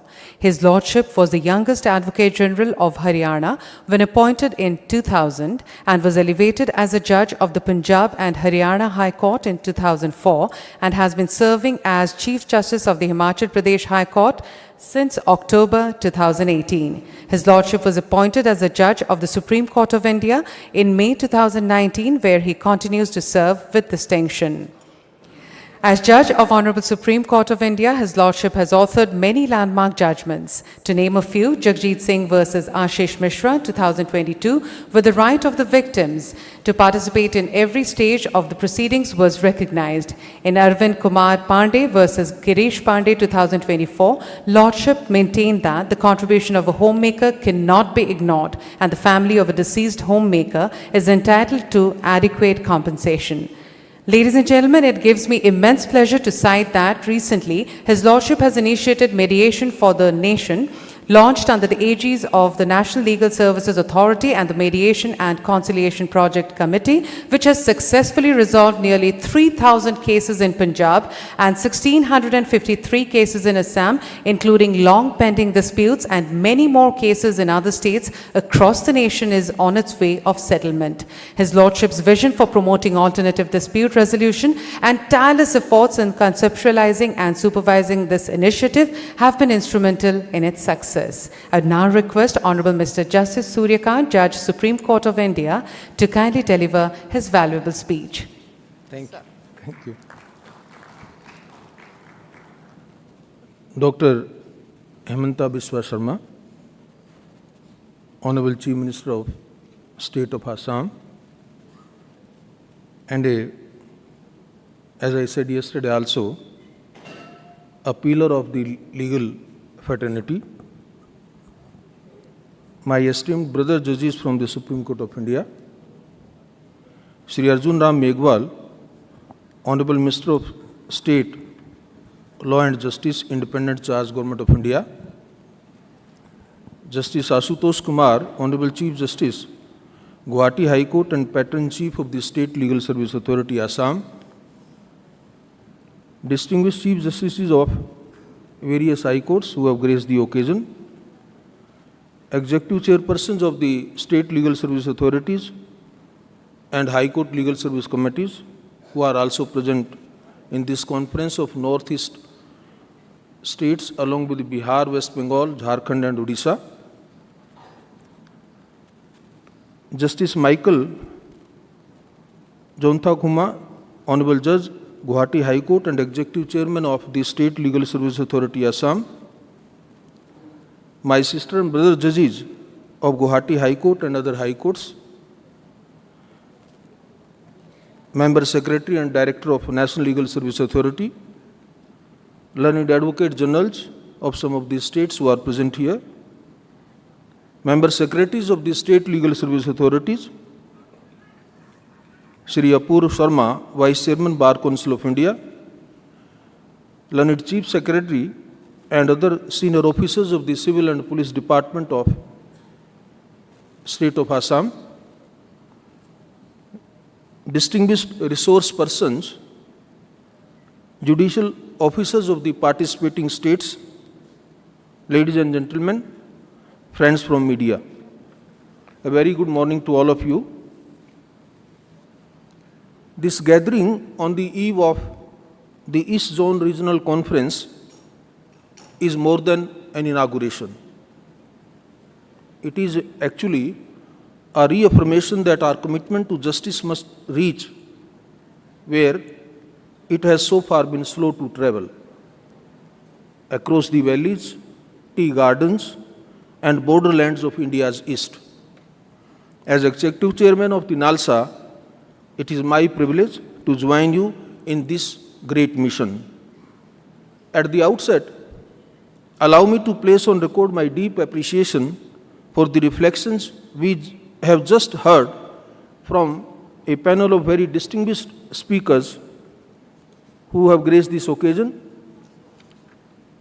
Their interventions were quite erudite and well tempered with wisdom.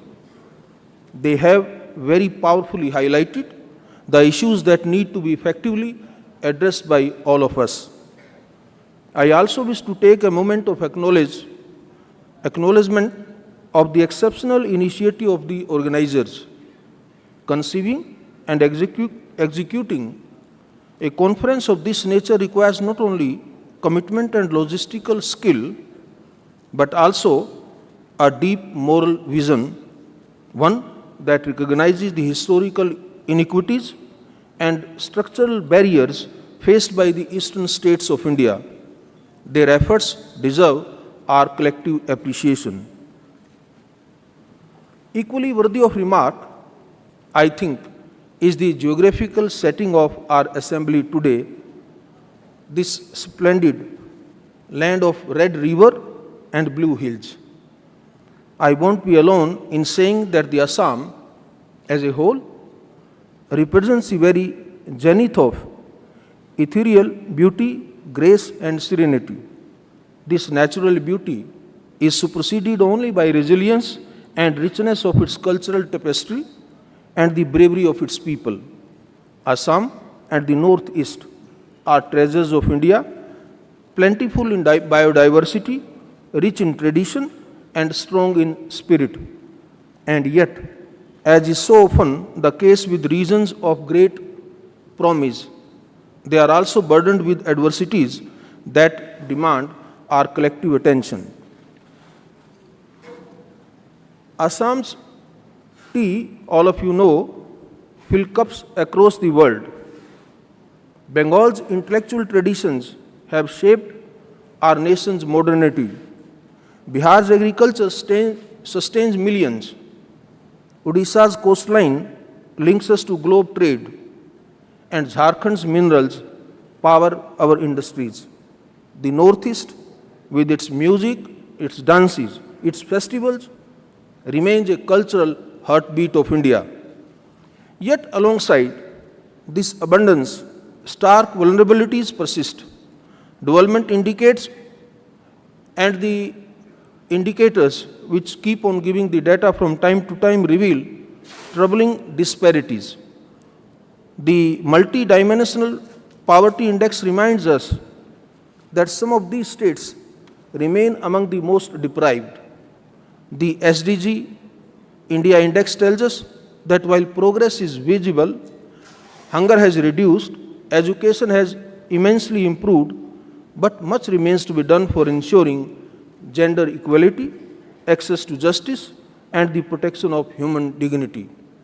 In fact, we are thankful to the State Assam Legal Service Authority for releasing a very powerful video just each one of us watched, and that video precisely highlights those issues for which we have assembled here to discuss and to resolve that how the state legal service authorities or the NALSA with their extended hand and support will be able to help the people living in the northern eastern states and other participating states to resolve all these conflicts. This paradox must compel us to think beyond the aggressive growth.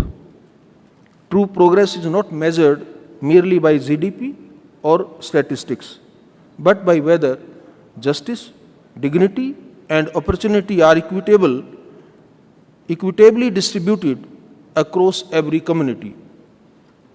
Let us therefore consider some of the pressing challenges of this region, the challenges that do not recognize state boundaries but flow across them. The first issue, as the video clip also highlighted, pertains to child marriage. We are informed that Bihar state reports closely 40% of women below the age of 20 and 40 as having been married before 18. Jharkhand and Assam hover not far behind. The law may prohibit this practice, but social norms and poverty sustain it. The other issue of grave concern is the narcotics and the drug abuse, which are hollowing our communities. Assam alone has been faced a manifold increase in cases under the NDPS Act just in 4 years. The trade flows across porous borders, destabilizing entire state and entrapping a generation in despair. Despite a very robust law and order machinery in the state and the commitment of the state administration and the police department to control, unfortunately, because of the nature of the location and the manner in which throughout the country the drug is being supplied from the neighboring countries or from other parts, has become a big challenge for our young people. The other issue is of the tribal communities who have preserved ancient wisdom and ecological harmony. They are also facing displacement from forest, mines and dams. Their lives and livelihoods stretch across borders, reminding us that their marginalization is never local, it is rather regional. Tea garden workers, their conditions of life, their service conditions while they are working as laborers are also an issue that requires a lot of deliberations at our level. 5 million of them across Assam and West Bengal sustain a global industry, but all of them grapple with poor wages, inadequate housing, unsafe maternal care, and alarming levels of anemia among women and children. Mental health is another issue which is really become a silent crisis. Despite the presence of institutions such as the Regional Mental Health Institute at Tezpur, the region actually faces a shortage of professionals and resources, leaving vast populations underserved. Dear participants, these are not 5 separate issues. They are chapters of the same story, a story of structural vulnerability. And they compel us to recognize that justice in the northeast zone cannot be advanced in silos. It requires shared resolve, shared innovation, and shared compassion. It is in this space of shared inequality that the National Legal Service Authority must step in as the bridge between law and life. NALSA must acknowledge its task to ensure that the law does not remain confined to books or courtrooms, but is translated into everyday justice that touches the lives of most marginalized. It is in this discharge of the responsibility that NALSA has come out with various schemes. When the narcotics threatened to consume young lives, NALSA responded with DAWN, that is Drug Awareness and Wellness Navigation Scheme, where more than 700 units across the country have been set up,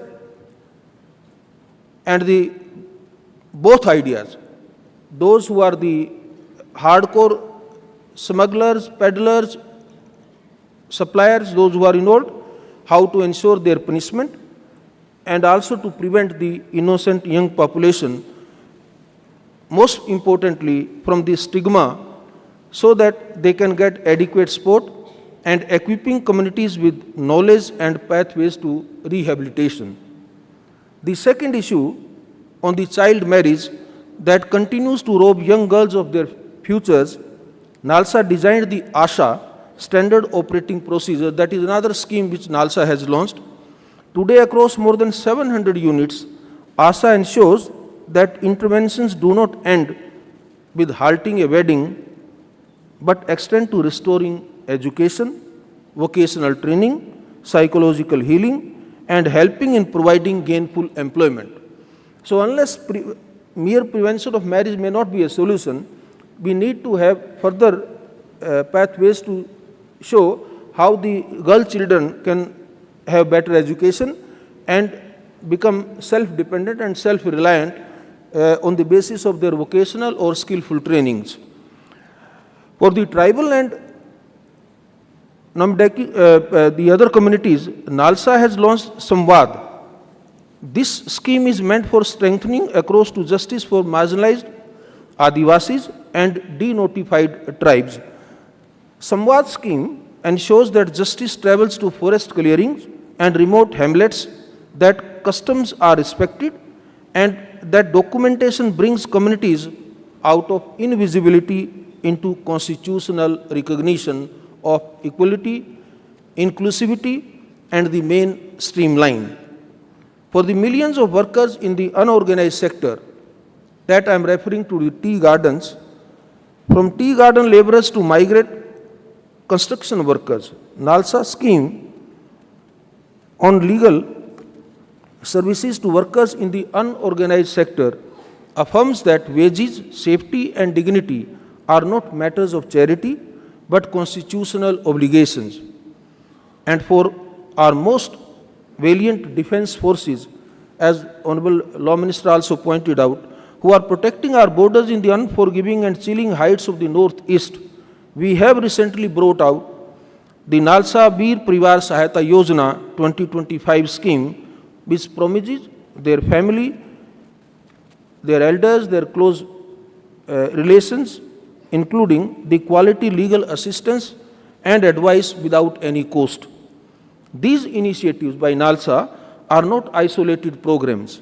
They are pillars of an architecture of care rooted in the philosophy of, as you know, Ubuntu, I am because you are. And in our own tradition of Manav Seva, Hi Madhav Seva, namely service to humanity is service to the divine. They remind us that justice is not measured by the articulateness of statutes, but by the assurance that the weakest among us can actually claim and experience their rights. It is against this backdrop that the importance of this regional conference becomes clear. For the next 2 days, we will deliberate on the very themes that define the struggles of this region, namely child marriage and child rights, the menace of narcotics, and the protection of tribal communities. Also the plight of tea garden workers and the urgent need to integrate mental health with access to justice. What makes these deliberations particularly meaningful is the statute of those, the personality, the resource persons and their level who lead them and the depth of expertise who are going to participate in these technical sessions. Our technical sessions are to be chaired by some of the most eminent jurists of our time and enriched by field experts, administrators, and civil society leaders who have spent their lives working on these very issues. Such a confluence of judicial wisdom and ground experience ensures that our discussions here will not be routine exchanges, but truly vanguard conversations that can shape the path ahead for the region and for the nation. These technical sessions, I am sure, would not be mere academic exercise. They are opportunities to align our regional realities with national strategies. They are spaces for dialogue that must become direction for sharing innovation, acknowledge failures with candor, and forging collective solutions. But allow me to say with honesty, the true measure of our success will not be in the eloquence of our discussions or the number of resolutions passed. It will lie in whether, in the months to come, a child in Bihar is saved from a premature marriage, a young man in Nagaland finds a path away from addiction, a tribal family in Odisha secures its forest rights, or a tea worker in Assam sees her children educated and nourished, or a family in Manipur finds timely help in a mental health crisis. To achieve this, our vision must be both practical and compassionate. We must think regionally but act locally. We must strengthen interagency coordination, for these challenges cannot be addressed by the judiciary or the legal service authorities alone. We must use technology as a bridge, not as a substitute, ensuring that even the most remote household is connected to the nearest helping hand. And above all, we must cultivate the courage to listen to children, to workers, to tribes, to those battling despair, and to shape justice not in our language but in their sentiments. In closing, let us remember that the eastern states are not mere frontiers of India's geography, they are frontiers of India's justice. To secure justice here is to strengthen the moral fabric of our great republic. As the great Assamese saint Srimant Shankardev reminded us, and a very beautiful line by Srimant Shankardev ji I am quoting, Manuhor Marumat Ishwar Thake. God resides in human compassion. If compassion is where divinity resides, then it is our solemn duty as custodians of the law to ensure that our legal service institutions always remain temples of such compassion. Let this conference therefore be a reaffirmation of that sacred duty, that justice in the East shall not remain in abstraction but shall be lived and felt in the lives of our people. Thank you very much. Jai Hind, Jai Bharat. Thank you. Your presence, sir, is a testament to your commitment to promoting accessible justice and human rights. Ladies and gentlemen, Honorable Mr. Justice Michael Zothankoma was designated as a senior advocate on 6th September 2010. His lordship's judicial journey commenced with his elevation as an additional judge of the Guwahati High Court on 7 January 2015. Known for his clarity of thought and commitment to justice, his lordship was appointed as a permanent judge of Guwahati High Court on 3rd January 2017. I would now request Honorable Mr. Justice Michael Zothankoma, Judge, Guwahati High Court and Executive Chairman, Assam State Legal Services Authority, to kindly deliver the vote of thanks. Good morning, everyone. As we all know, the objective of the Legal Service Authority is to give legal aid and assistance to the poor and needy.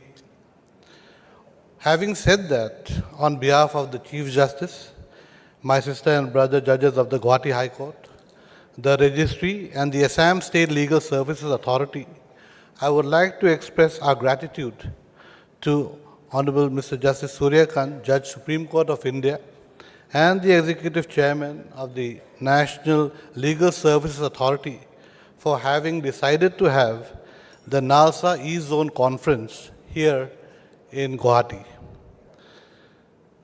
Sir, we are honored to have your presence, and your enlightening speech has left an indelible mark on the path to be undertaken by the various state legal service authorities under the aegis of NALSA. Thank you, sir, for showing us the way in our journey towards the upliftment of the poor and needy. I would like to convey our gratitude to the Honorable Chief Minister of Assam, the dynamic Dr. Himanta Biswa Sharma, for extending all government help and ensuring a very warm welcome to all the participants so that we can have a memorable NALSA conference. Thank you, sir, for all the government assistance given to us. And thank you, sir, for a very positive and all-encompassing speech. I would like to convey our thanks to the Honorable Judges of the Supreme Court, Honorable Mr. Justice Dipankar Datta, Honorable Justice Prashant Kumar Mishra, who is also the mentor for the state of Assam, Honorable Mr. Justice Ujjal Bhuyan, Honorable Mr. Justice Sandeep Mehta, Honorable Mr. Justice N. Koteshwar Singh, Honorable Mr. Justice Joymalia Bakshi and Honorable Justice Vijay Bishnoi for attending this NALSA East Zone Conference. Sirs, your lordships' presence have illuminated this conference, and your contributions during the 5 sessions will no doubt enrich us.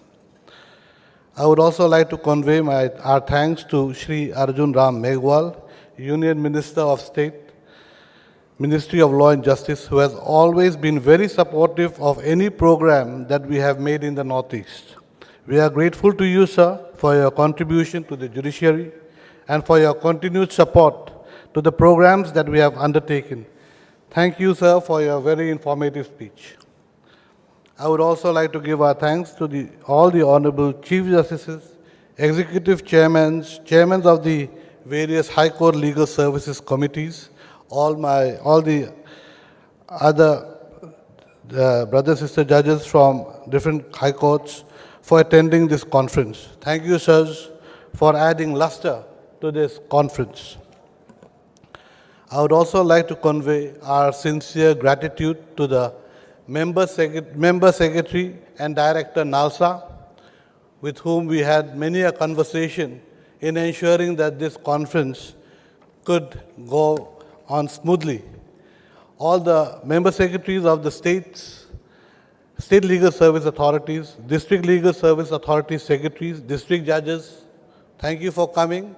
You are the backbone of the Legal Service Authority and the edifice on which this authority functions. I would like to give our thanks to the resource persons who have kindly consented to attend this conference. I would also like to thank, the reason I said honorable, there were some former judges also, retired judges, though everyone is honorable. But I want to specifically thank Justice B.P. Khataki, who is here. I would also like to convey my deepest gratitude to the Advocate Generals of Assam, Nagaland, Mizoram, and Arunachal Pradesh for having attended this program. I would also like to give my sincere thanks to the Chief Secretary, Additional Chief Secretary, the DGP, and the Commissioner GAD, and their team of officers who have looked into every minute detail in organizing this conference. I would like to give our thanks to all the judicial officers, members of the bar, PLVs, other stakeholders who are involved in this conference. I would like to thank the media for their presence. I would like to thank the management of the hotel and especially those who I have forgotten to mention. Thank you everyone for sacrificing your time to participate in this conference. Let us all strive to carry forward the spirit of the conference that we are about to have and the things that we are going to learn in the 5 sessions within these 1.5 days. Thank you. Thank you, sir. I would now request all present to kindly rise for the national anthem.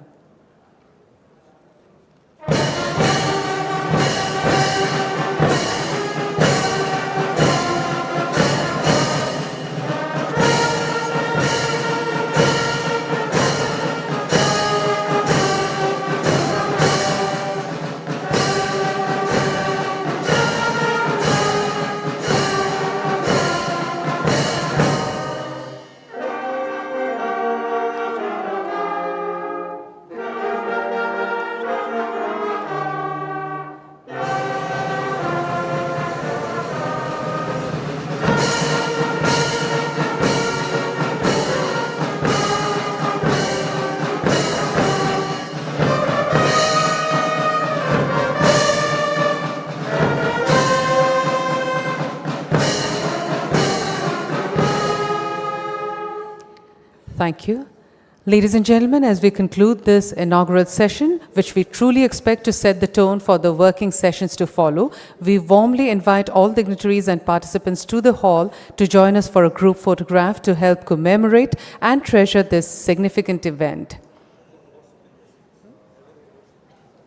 I would request everyone to kindly be seated for the group photograph.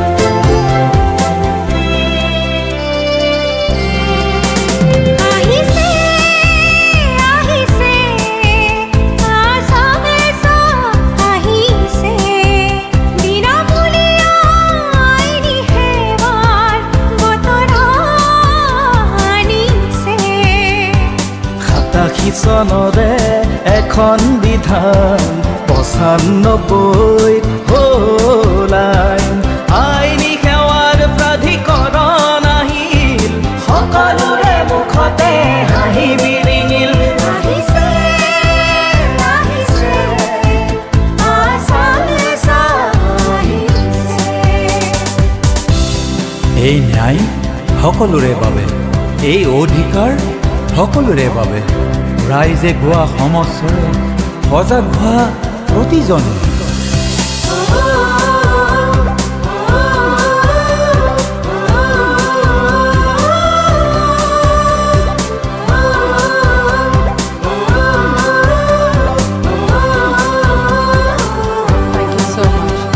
Ladies and gentlemen, let's pause for a tea break to enjoy the refreshments and kindly be back after 15 minutes so that we can commence the first session of the day on schedule.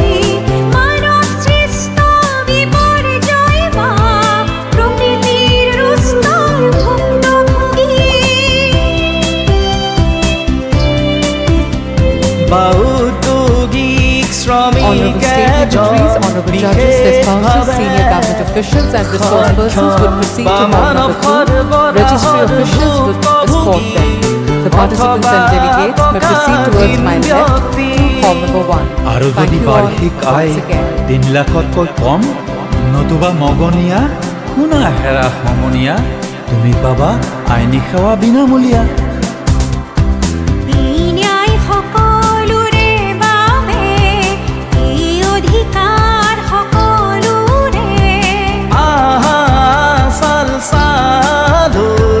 সকলো ভাৱনা চিন্তা এৰি থৈ আহিছে আহিছে Assamese আহিছে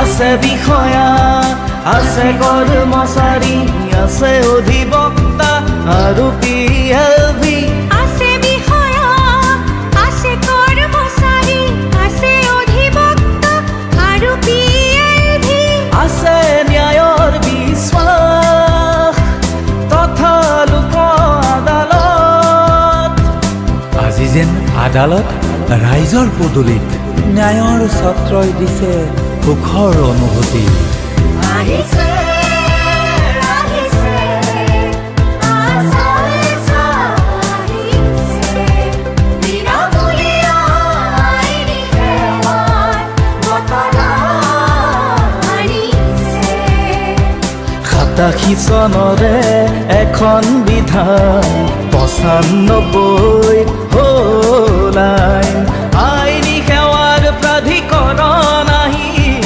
সকলোৰে মুখতে হাঁহি বিৰিঙিল আহিছে আহিছে আছামিছ আহিছে আহিছে আহিছে আছামিছ আহিছে আহিছে আহিছে আছামিছ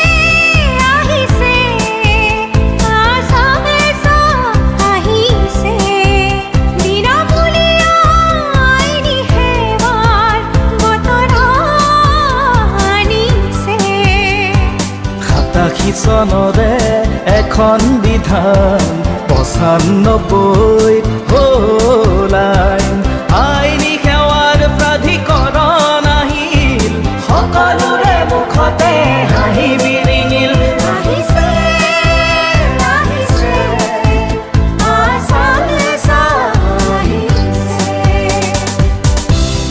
এই ন্যায় সকলোৰে বাবে এই অধিকাৰ সকলোৰে বাবে ৰাইজে গোৱা সমস্যাৰে সজাগ হোৱা প্ৰতিজনে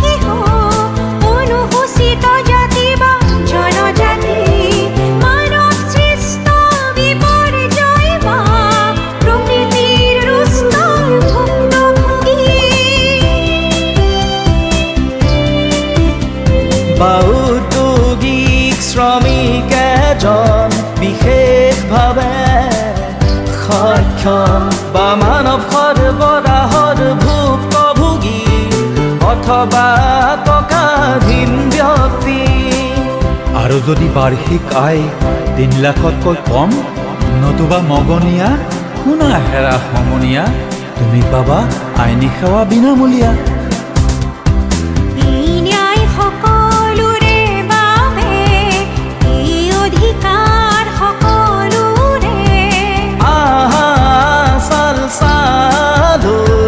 সকলো ভাৱনা চিন্তা এৰি থৈ আহিছে আহিছে আছামিছ আহিছে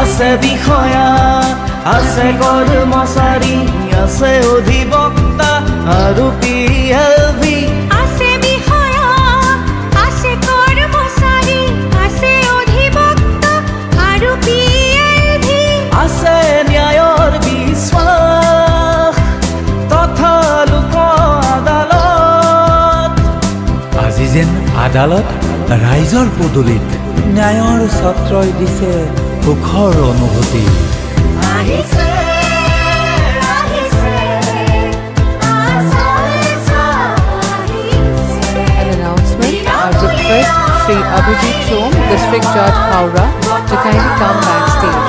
Sri Abhijit Shom, I request you to kindly come backstage. চনৰে এখন বিধান 95 হ'ল আইন আইনী সেৱাৰ প্ৰাধিকৰণ আহিল সকলোৰে মুখতে হাঁহি বিৰিঙিল আহিছে আহিছে আছামিছ আহিছে আহিছে আহিছে আছামিছ আহিছে আহিছে আহিছে আছামিছ আহিছে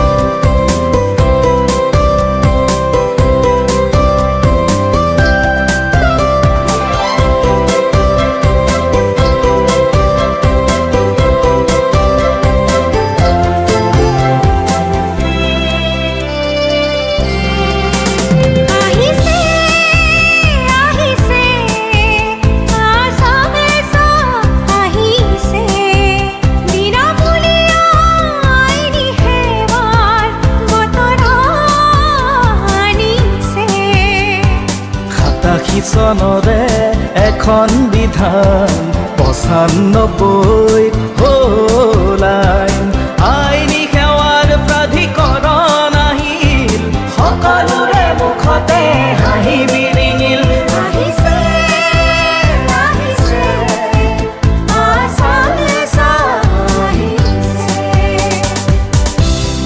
এই ন্যায় সকলোৰে বাবে এই অধিকাৰ সকলোৰে বাবে ৰাইজে গোৱা সমস্যাৰে সজাগ হোৱা প্ৰতিজনে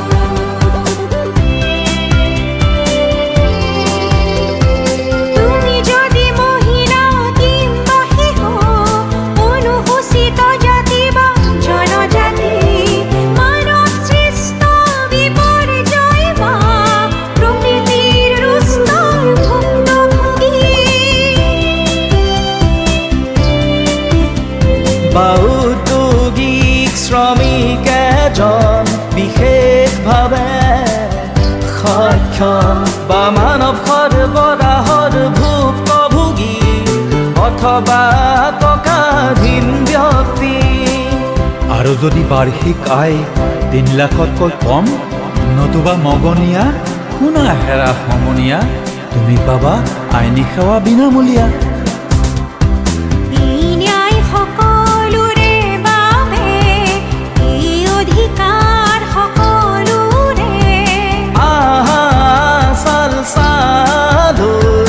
সকলো ভাৱনা চিন্তা এৰি থৈ আহিছে আহিছে আছামিছ আহিছে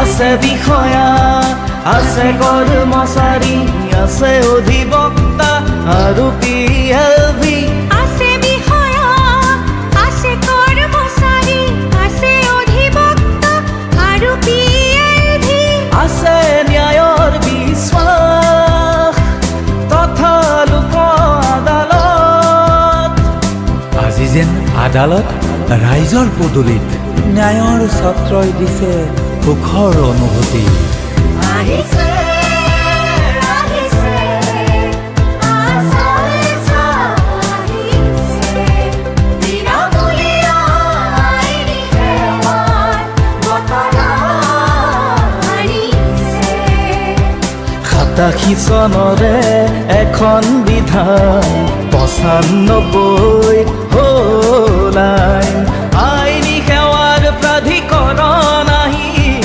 সকলোৰে মুখতে হাঁহি বিৰিঙিল আহিছে আহিছে আছামিছ আহিছে আহিছে আহিছে আছামিছ আহিছে আহিছে আহিছে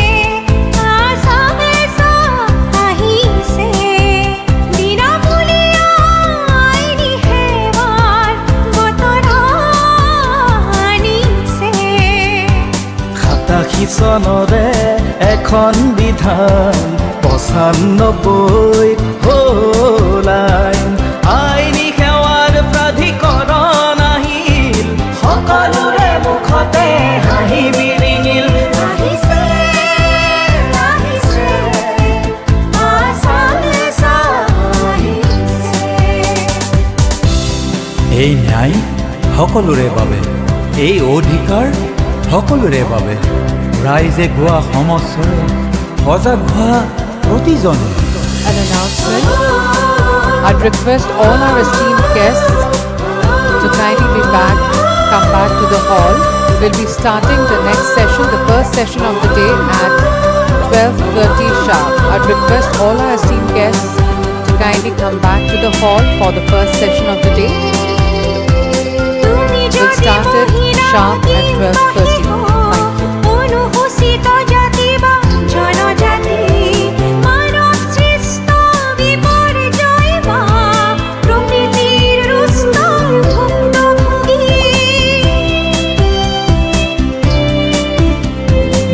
ঔদ্যোগিক শ্ৰমিক এজন বিশেষভাৱে সক্ষম বা মানৱ সৰবৰাহৰ ভুক্তভোগী অথবা টকাধীন ব্যক্তি আৰু যদি বাৰ্ষিক আয় 3 লাখতকৈ কম নতুবা মগনীয়া শুনা হেৰা সমনীয়া তুমি পাবা আইনী সেৱা বিনামূলীয়া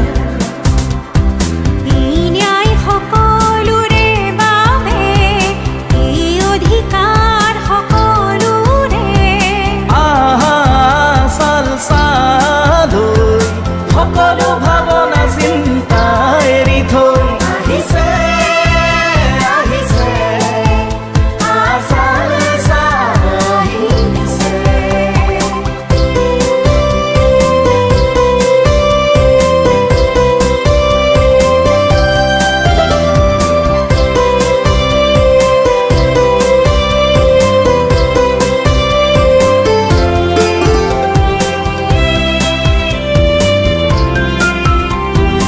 আছে বিষয়া আছে কৰ্মচাৰী আছে অধিবক্তা আৰু PLV আছে বিষয়া আছে কৰ্মচাৰী আছে অধিবক্তা আৰু PLV আছে ন্যায়ৰ বিশ্বাস তথা লোক আদালত আজি যেন আদালত ৰাইজৰ পদূলিত ন্যায়ৰ ছত্ৰই দিছে সুখৰ অনুভূতি আহিছে আহিছে আছামিছ আহিছে বিনামূলীয়া আইনী সেৱাৰ বতৰা আনিছে 87 চনৰে এখন বিধান 95 হ'ল আইন আইনী সেৱাৰ প্ৰাধিকৰণ আহিল সকলোৰে মুখতে হাঁহি বিৰিঙিল আহিছে আহিছে আছামিছ আহিছে আহিছে আহিছে আছামিছ আহিছে আহিছে আহিছে আছামিছ আহিছে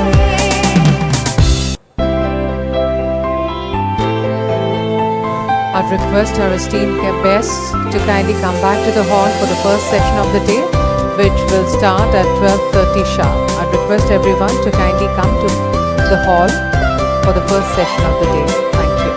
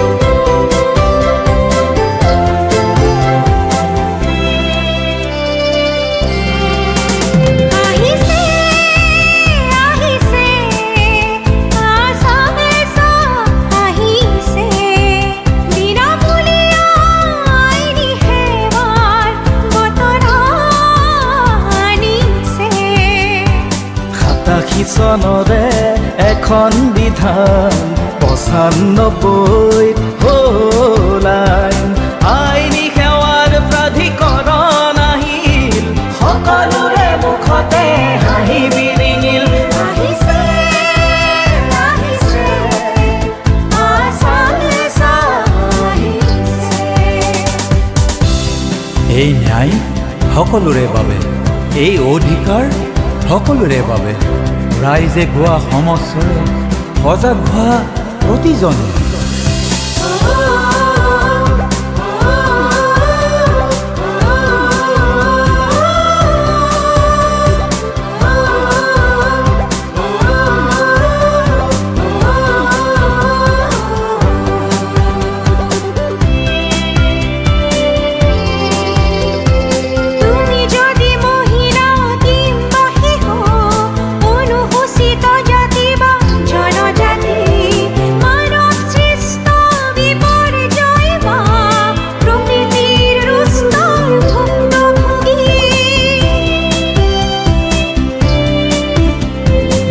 উদ্যোগিক শ্ৰমিক এজন বিশেষভাৱে সক্ষম বা মানৱ সৰবৰাহৰ ভুক্তভোগী অথবা টকাধীন ব্যক্তি আৰু যদি বাৰ্ষিক আয় 3 লাখতকৈ কম নতুবা মগনীয়া শুনা হেৰা সমনীয়া তুমি পাবা আইনী সেৱা বিনামূলীয়া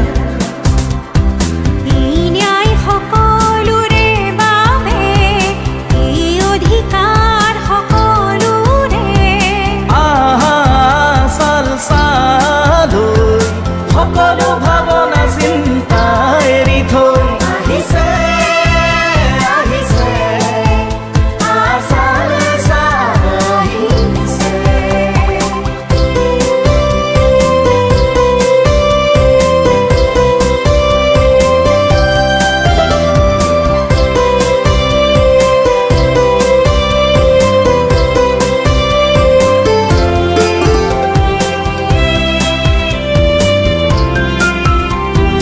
আছে বিষয়া আছে কৰ্মচাৰী আছে অধিবক্তা আৰু PLV আছে বিষয়া আছে কৰ্মচাৰী আছে অধিবক্তা আৰু PLV আছে ন্যায়ৰ বিশ্বাস তথা লোক আদালত আজি যেন আদালত ৰাইজৰ পদূলিত ন্যায়ৰ ছত্ৰই দিছে সুখৰ অনুভূতি আহিছে আহিছে আছামিছা আহিছে বিনামূলীয়া আইনী সেৱাৰ বতৰা আনিছে 87 চনৰে এখন বিধান 95 হ'ল আইন আইনী সেৱাৰ প্ৰাধিকৰণ In just another minute, we are going to start with the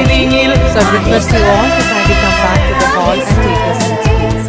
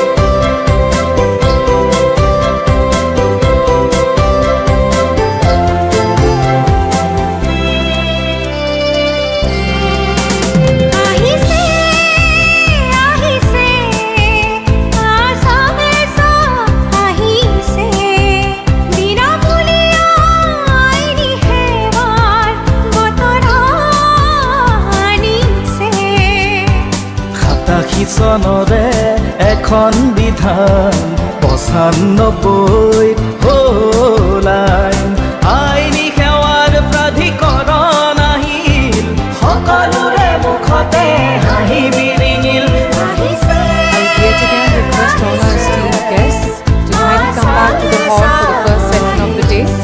We are going to start the session in just এই another ন্যায় 2 minutes. I সকলোৰে বাবে request all of you এই to kindly come অধিকাৰ back to the hall for the সকলোৰে session. বাবে ৰাইজে গোৱা সমস্যাৰে সজাগ হোৱা প্ৰতিজনে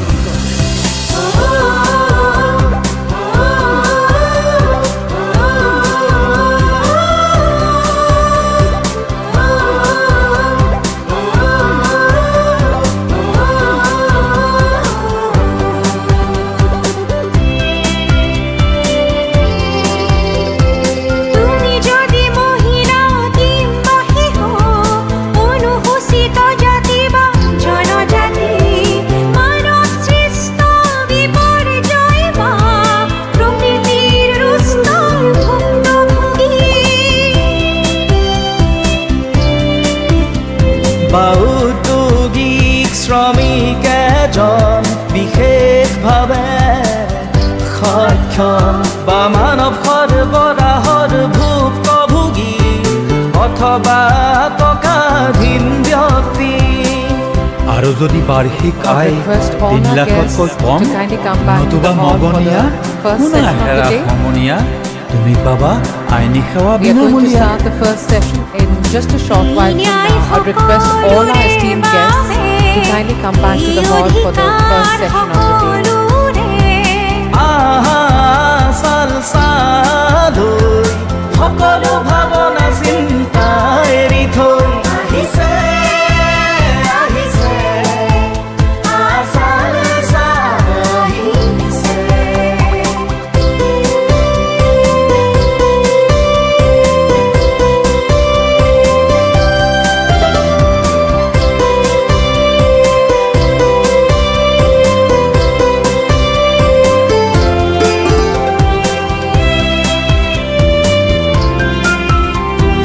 আছে বিষয়া আছে কৰ্মচাৰী আছে অধিবক্তা আৰু PLV আছে বিষয়া আছে কৰ্মচাৰী আছে অধিবক্তা আৰু PLV আছে ন্যায়ৰ বিশ্বাস তথা লোক আদালত আজি যেন আদালত ৰাইজৰ পদূলিত ন্যায়ৰ ছত্ৰই দিছে সুখৰ অনুভূতি আহিছে আহিছে আচাৰ আহিছে বিনামূলীয়া আইনী সেৱাৰ বতৰা আনিছে 87 চনৰে এখন বিধান 95 হ'ল আইন আইনী সেৱাৰ প্ৰাধিকৰণ আহিল সকলোৰে মুখতে হাঁহি বিৰিঙিল আহিছে আহিছে I would yet again request all our esteemed guests to kindly come back to the hall. We are starting the first session of the day right now. So I request everyone to kindly come back to the hall. Thank you.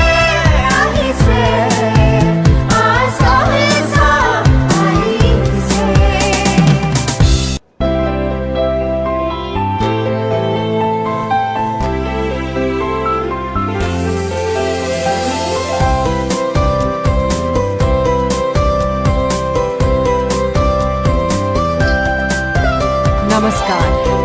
Ladies and gentlemen, welcome back.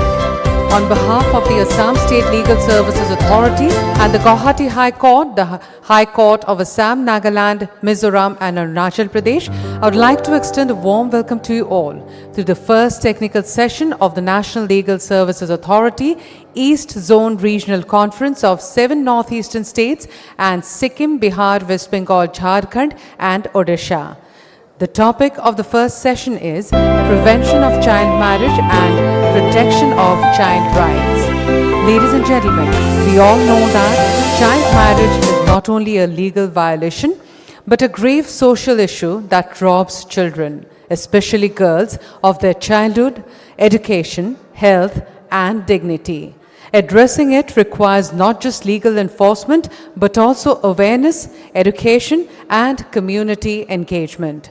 We are therefore hopeful that today's session on the prevention of child marriage and the protection of child rights will offer valuable insights, practical strategies, and renewed commitment towards building a safer and more equitable world for our children. So to have some valuable insights on these, we are honored to have Honorable Mr. Justice Dipankar Datta, Judge, Supreme Court of India, who will chair this session. I'd request you, sir, to kindly take your seat on the dais. His Lordship is being escorted by Sri Roktim Duara, Registrar General, Honorable Guwahati High Court. Thank you. Honorable Mr. Justice Dipankar Datta was appointed as a judge of the Calcutta High Court in 2006 and went on to become the Chief Justice of the Bombay High Court in 2020. Renowned for his legal acumen, his Lordship was elevated to the Supreme Court of India in December 2022. This session would be co-chaired by Honorable Mr. Justice Ujjwal Bhuiya, Judge, Supreme Court of India. I'd request Sri Gautam Borua, District and Session Judge, cum Chairman DLSA, Kamrup Metro, to kindly escort him to the dais. Honorable Mr. Justice Ujjwal Bhuiya was appointed as a judge of the Guwahati High Court in 2011 and later served in the Bombay and Telangana High Courts. His Lordship was appointed Chief Justice of the Telangana High Court in 2022 and elevated to the Supreme Court in July 2023. Our keynote speakers are Dr. Kirti Bharti from Rajasthan, child rights activist and founder of Sarathi Trust, to be escorted to the dais by Srimati Jayashree Bora, Joint Registrar Recruitment, Guwahati High Court.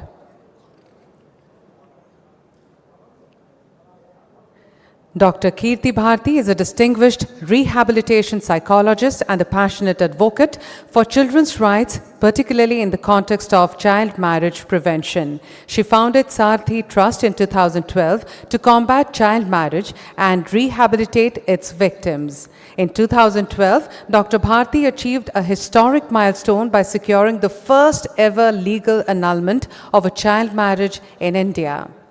Our next speaker is Professor Dr. Jyoti Dogra Sood, Delhi University, to be escorted to the dais by Srimati Leena Dole, Secretary DLSA, Kamrup Metro.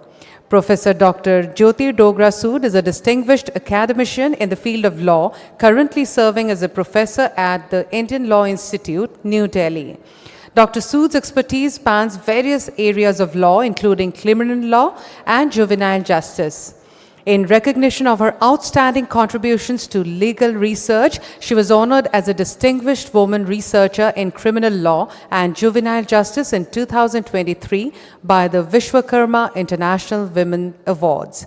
Our third speaker of the session is Srimati Mezivolu T. Therie, NJS Principal District and Session Judge, Kohima, to be escorted to the dais by Srimati Shatabdi Bhuiya, Secretary DLSA, Dorong. Srimati Mezivolu T. Therie is a seasoned judicial officer of Nagaland Judicial Services, currently serving as Principal District and Sessions Judge, Phek, Nagaland. Well, we are thrilled to have this incredible panel whose collective expertise will illuminate actionable pathways. Now, we would like to felicitate our esteemed guests on the dais. We would first felicitate Honorable Mr. Justice Dipankar Datta, Judge, Supreme Court of India, Chair of this session. I would request Sri Debashish Bhattacharjee, Member Secretary, ASLSA, to kindly do the honors.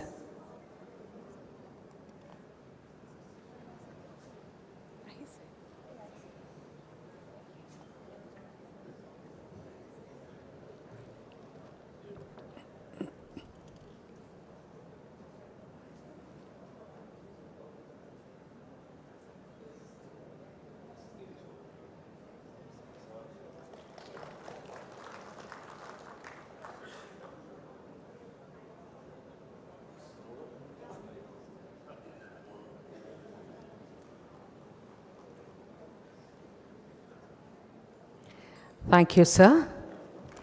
May I now request Shri Abhijit Shom, District Judge, Howrah, to kindly felicitate Honorable Mr. Justice Ujjwal Bhuiya, Judge, Supreme Court of India, co-chair of the session.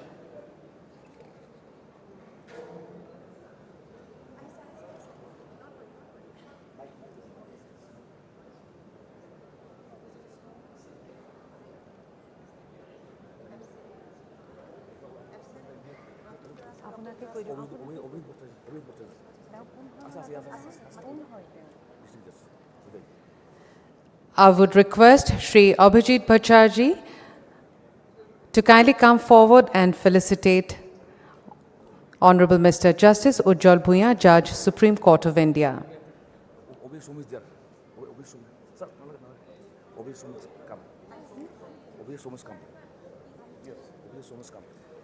I would request Shri Abhijit Shom, District Judge, Howrah, to kindly felicitate Honorable Mr. Justice Ujjwal Bhuiya, Judge, Supreme Court of India.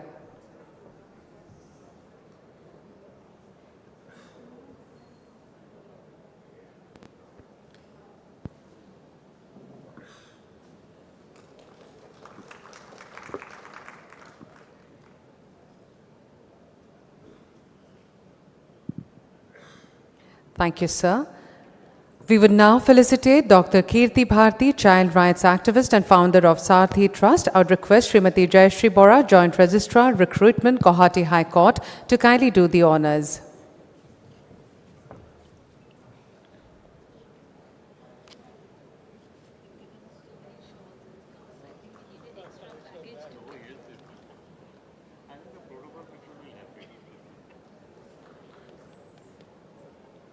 Thank you. May I now request Srimati Leena Dole, Secretary DLSA, Kamrup Metro, to kindly felicitate Professor Dr. Jyoti Dogra Sood, Delhi University.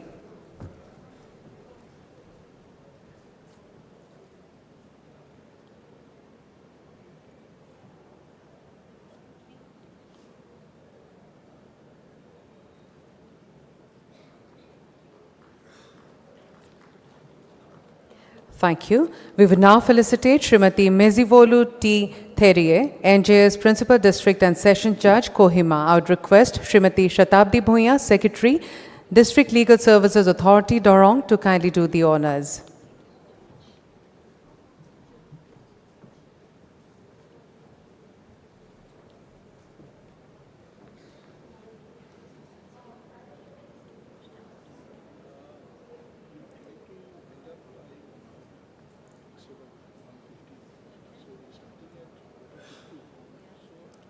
Thank you so much.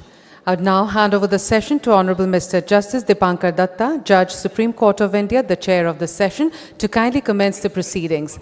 The duration of the session would be 1 hour and 15 minutes, with the first hour embarked for the discussion and the remaining 15 minutes for questions. On to you, sir. Good afternoon, one and all. A very warm welcome to the first technical session of the NALSA Eastern Regional Conference. The topic for the session is Prevention of Child Marriage and Protection of Child Rights. I am honored to be extended the opportunity of chairing this session. My gratitude to the Assam Legal Services Authority and the Guwahati High Court for bestowing this honor on me. I have with me co-chair Honorable Justice Ujjwal Bhuiya, a very distinguished colleague of mine on the bench of the Supreme Court of India, as well as three very eminent and distinguished speakers, Dr. Kirti Bharti, who is a child rights activist and founder of Sarthi Trust, Professor Dr. Jyoti Dogra Sood, Delhi University, and Srimati Mezivolu T. Theriye, Principal District and Sessions Judge, Kohima. Since we are running late, I would, instead of giving certain introductory remarks, throw open the dais to the eminent speakers first, and both the co-chair, Justice Bhuiya, and myself, we would be giving our concluding remarks. So first, I would invite Dr. Bharti to address us. She is a rehabilitation psychologist and child rights activist. She is the founder director of Sarthi Trust, an organization that primarily rescues and ensures recovery and welfare of child marriage victims.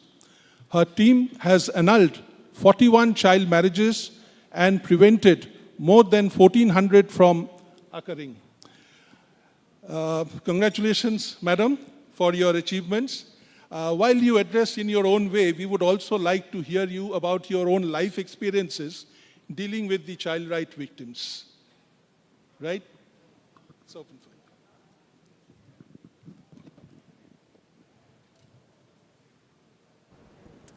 खम्मा घड़ी सा, मैं आप सभी को नमस्कार करती हूँ, प्रणाम करती हूँ। खम्मा घड़ी इसलिए क्योंकि मैं राजस्थान को रिप्रेजेंट कर रही हूँ, तो आज राजस्थान और आसाम का जो हम संगम देख रहे हैं उसके लिए सबसे पहले नालसा और गुवाहाटी हाई कोर्ट का बहुत सारा आभार, ढेर सारा आभार और धन्यवाद कि आज मुझे आप सभी से रूबरू होने का मौका मिला है। ये मेरा पहला मौका है कि मैं आसाम आई हूँ।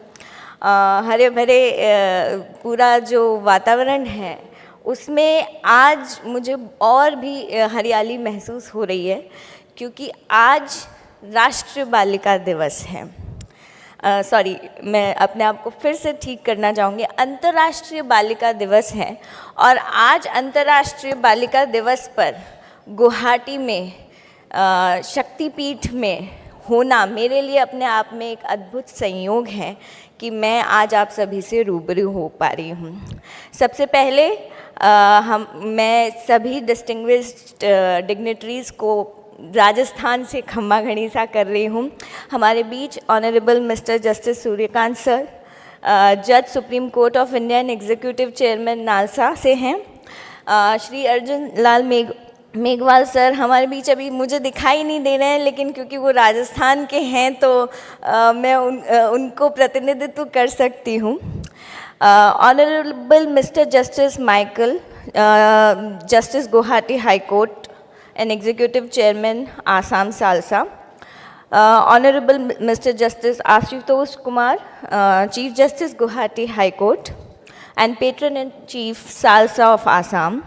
Doctor Himanta Biswa Sarma, honourable chief minister of Assam.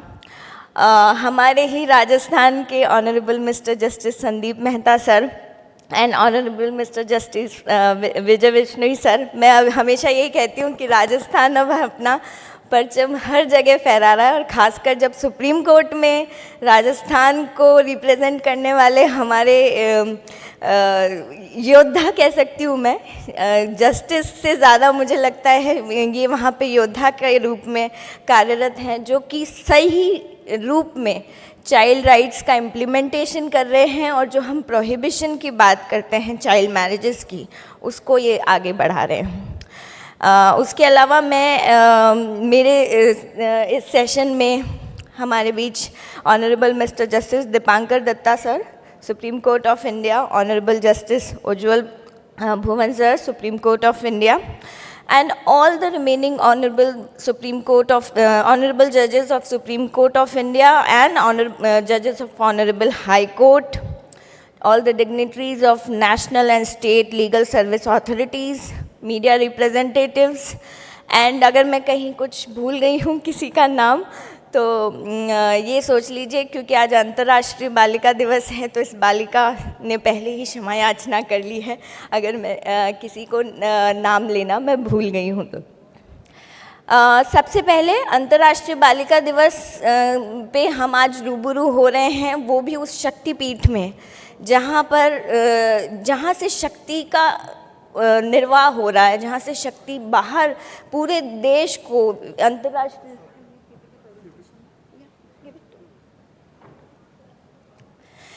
तो उसके लिए आप सभी को सबसे पहले अंतर्राष्ट्रीय बालिका दिवस की शुभकामनाएं। मेरा नाम डॉक्टर कृति भारती है, जोधपुर राजस्थान से बिलोंग करती हूँ। 1 मिनट में अपना इंट्रोडक्शन ज़रूर देना चाहूँगी। मुझे बाल विवाह को जड़ से उखाड़ने के रूप में जाना जाता है। अब आप कहेंगे कि ऐसा क्या किया है मैंने, तो मैंने देश का पहला बाल विवाह शून्यकरण, कैंसिलेशन, अनलमेंट जिसको हम अपनी लीगल भाषा में कहते हैं, वो करवाया था। अब आप कहेंगे कि कैसे करवाया, ये 2012 में हुआ पहली बार, जिसे लिम्का बुक ऑफ रिकॉर्ड्स में दर्ज किया गया, वर्ल्ड रिकॉर्ड्स में दर्ज किया गया। CBSE बोर्ड ने भी अपने करिकुलम में हमारी इस मुहिम को शामिल किया गया। मैं ज़रा यहाँ पर थोड़ा सा करेक्शन करना चाहूँगी सर को कि मैंने अभी 41 नहीं, मैंने अब तक 52 बाल विवाह निरस्त करवा चुकी हूँ, यानी मैं अपनी हाफ सेंचुरी लगा चुकी हूँ और 2100 बाल विवाह होने से पहले रुकवा चुकी हूँ। 25,000 महिलाओं और बच्चों का पुनर्वास कर चुकी हूँ और 50,000 लोगों को बाल विवाह नहीं करने की शपथ दिलवा चुकी हूँ। मैंने शायद बाल विवाह को बहुत करीब से देखा है, बाल विवाह की जो चुनौतियां हैं उनको बहुत अच्छे से देखा है और उनके साथ एक तरह से कुश्ती लड़ी है और उनके साथ कुश्ती लड़ते हुए मैंने एक माइलस्टोन क्रिएट किया है और उसके बाद आज इतनी बालिकाओं को हम पुनर्वासित कर पाए हैं। एक तरफ क्योंकि मैं साइकोलॉजिस्ट भी हूँ और एडवोकेट भी हूँ, तो एक तरफ एडवोकेसी के ज़रिए मैं जस्टिस को इम्प्लीमेंट कर रही हूँ और दूसरी तरफ साइकोलॉजिस्ट हूँ तो उनको पूरी तरह से रिहैबिलिटेट कर रही हूँ। आपकी स्क्रीन के ऊपर एक फ़ोटोग्राफ दिख रही होगी आपको और मुझे लगता है कि ये फ़ोटोग्राफ अपने आप में चाइल्ड मैरिजेस को रिप्रेजेंट करती हैं। कई बार मुझे लोग पूछते हैं आपका बाल विवाह नहीं हुआ तो आप बाल विवाह के पीछे इतने हाथ पैर धोके हाथ मुंह धोके क्यों पड़े हुए, ऐसा क्या है जो बाल विवाह के पीछे आपने इतना संघर्ष कर रहे हो? तो उसका मेरे पास एक ही जवाब होता है और शायद वो जवाब इस पिक्चर में भी दिखाई दे रहा है। जो हम चाइल्ड राइट्स की बात करते हैं, जीवन का अधिकार, सुरक्षा का अधिकार, विकास का अधिकार, सहभागिता का अधिकार, वो सारे अधिकार हम बाल विवाह से छीन रहे हैं। एक बच्चा जो चाइल्ड मैरिज का विक्टिम होगा वो सेक्सुअल ऑफेंस का भी विक्टिम होगा, वो चाइल्ड लेबर का भी विक्टिम होगा, वो डोमेस्टिक वायलेंस का भी विक्टिम होगा, उसकी एजुकेशन भी डिप्राइव्ड होगी, उसकी हेल्थ भी डिप्राइव्ड होगी। यानी जो हम चाइल्ड राइट्स का पूरे सिस्टम की बात करते हैं वो पूरा सिस्टम सिर्फ एक मुद्दा बाल विवाह, वो मुद्दा अपने आप चाइल्ड राइट्स के पूरे सिस्टम को हिला देता है। तो जब हम अंतर्राष्ट्रीय बालिका दिवस पे ये बातचीत कर रहे हैं तो हमारी शुरुआत वहाँ से होनी है जहाँ हमें चाइल्ड राइट्स की स्थापना करनी है, जहाँ हमें एक एक बच्ची को बाल विवाह के दंश से बचाना है।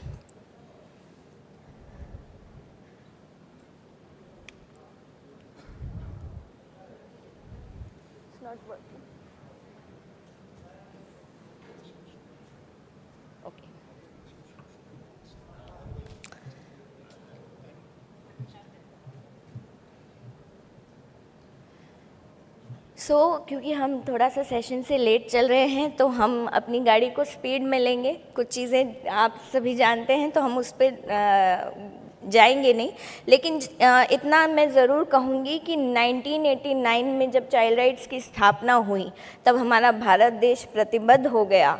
हालांकि हमने 1992 में साइन किया, लेकिन उसके बाद भी हम प्रतिबद्ध हो गए। हमारा देश का हर नागरिक प्रतिबद्ध हो गया कि हम चाइल्ड राइट्स की स्थापना करेंगे। और जब चाइल्ड राइट्स की बात कर रहे हैं तो उसमें जो चारों अधिकार हैं, उस चारों अधिकारों में से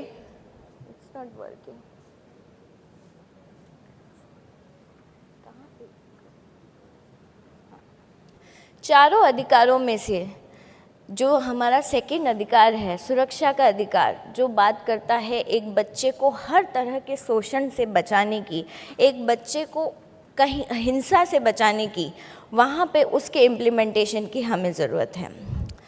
तो अभी हम children in need of care and protection पे नहीं जाएंगे, सिर्फ इतना हमारी लिस्ट लंबी है, सिर्फ इतना शेयर करना चाहूँगी कि जो बाल विवाह पीड़ित बच्चे हैं वो children in need of care and protection के अंतर्गत आते हैं, जो कि जुवेनाइल जस्टिस एक्ट के तहत बहुत बड़ा एक सेक्शन है। एक डेटा आपके सामने मैं प्रस्तुत कर रही हूँ, जनगणना का डेटा है जिसमें भारत के सभी राज्य बाल विवाह पीड़ित हैं। मुझसे एक सवाल अधिकतर पूछा जाता है कि कौन से राज्य में बाल विवाह ज़्यादा होते हैं या किस जगह बाल विवाह ज़्यादा आपको देखने को मिलते हैं, क्योंकि हम पूरे भारत में कार्यरत हैं। तो मेरा जवाब यही होता है कि आपको कोई ऐसा राज्य नहीं मिलेगा जहां बाल विवाह नहीं हो रहे हैं। ये एक भ्रांति है कि बाल विवाह सिर्फ और सिर्फ पिछड़े राज्यों में हो रहे हैं या सिर्फ और सिर्फ पिछड़ी जातियों में हो रहे हैं। ऐसा नहीं है।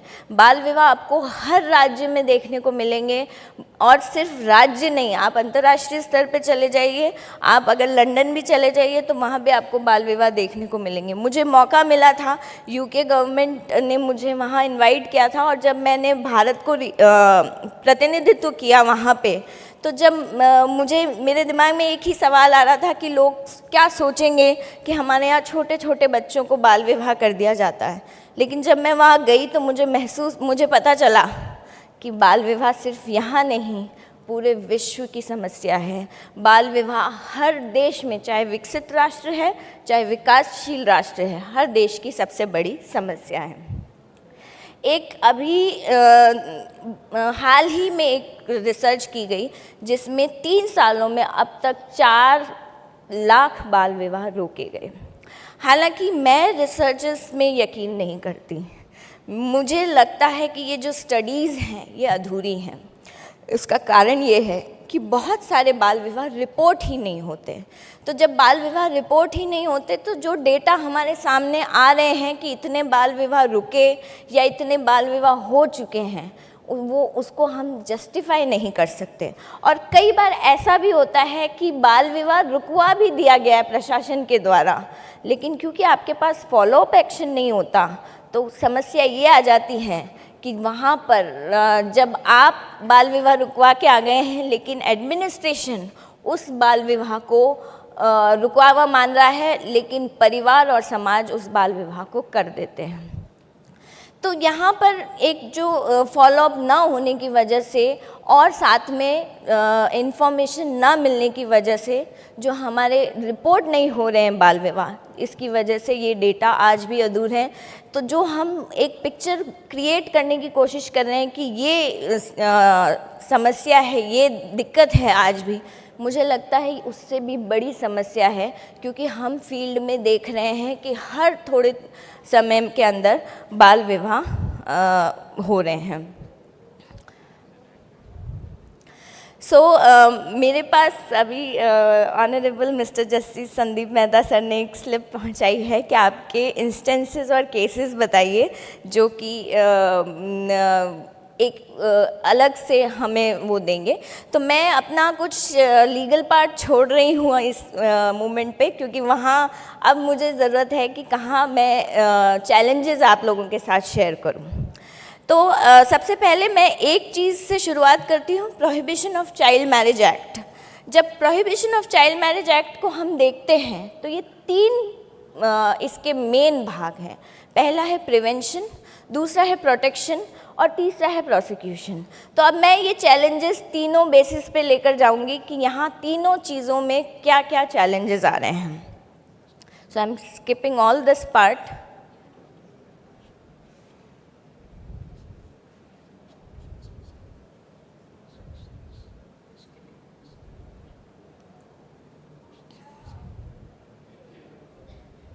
Field challenges. सबसे पहले हम प्रिवेंशन अप्रोच पे जाना चाहेंगे, जहाँ पर फील्ड चैलेंजेस की हम बात कर रहे हैं। तो सबसे पहला जो फील्ड चैलेंज मुझे प्रिवेंशन के दौरान मिलता है वो ये है कि इन्फॉर्मर्स की आइडेंटिटी डिस्क्लोज़ हो जाती है। अब अगर कोई इन्फॉर्मर अपनी आइडेंटिटी उसकी डिस्क्लोज़ हो जाती है तो उसकी जीवन को खतरा है, उसकी सिर्फ खतरा ही नहीं है, उस पर अटैक, सिर्फ थ्रेटनिंग्स ही नहीं है, उसको अटैक का भी सामना करना पड़ता है। तो उस दौरान क्या होता है कि बहुत सारे इन्फॉर्मर्स इन्फॉर्मेशन देना छोड़ देते हैं। उसके पीछे रीज़न ये है कि पुलिस थाने से या जो हमारा डिस्ट्रिक्ट एडमिनिस्ट्रेशन है वो ये जिस परिवार के ख़िलाफ़ ये सिचुएशन आई है कि यहाँ चाइल्ड मैरिज हो रहा है, वहाँ पे उन लोगों को ही बता देते हैं कि तुम्हारा इन्फॉर्मर ये है, इसने इन्फॉर्मेशन दी है और इसने आपके बारे में सारी कि यहाँ फ़लानी जगह पे बाल विवाह हो रहा है।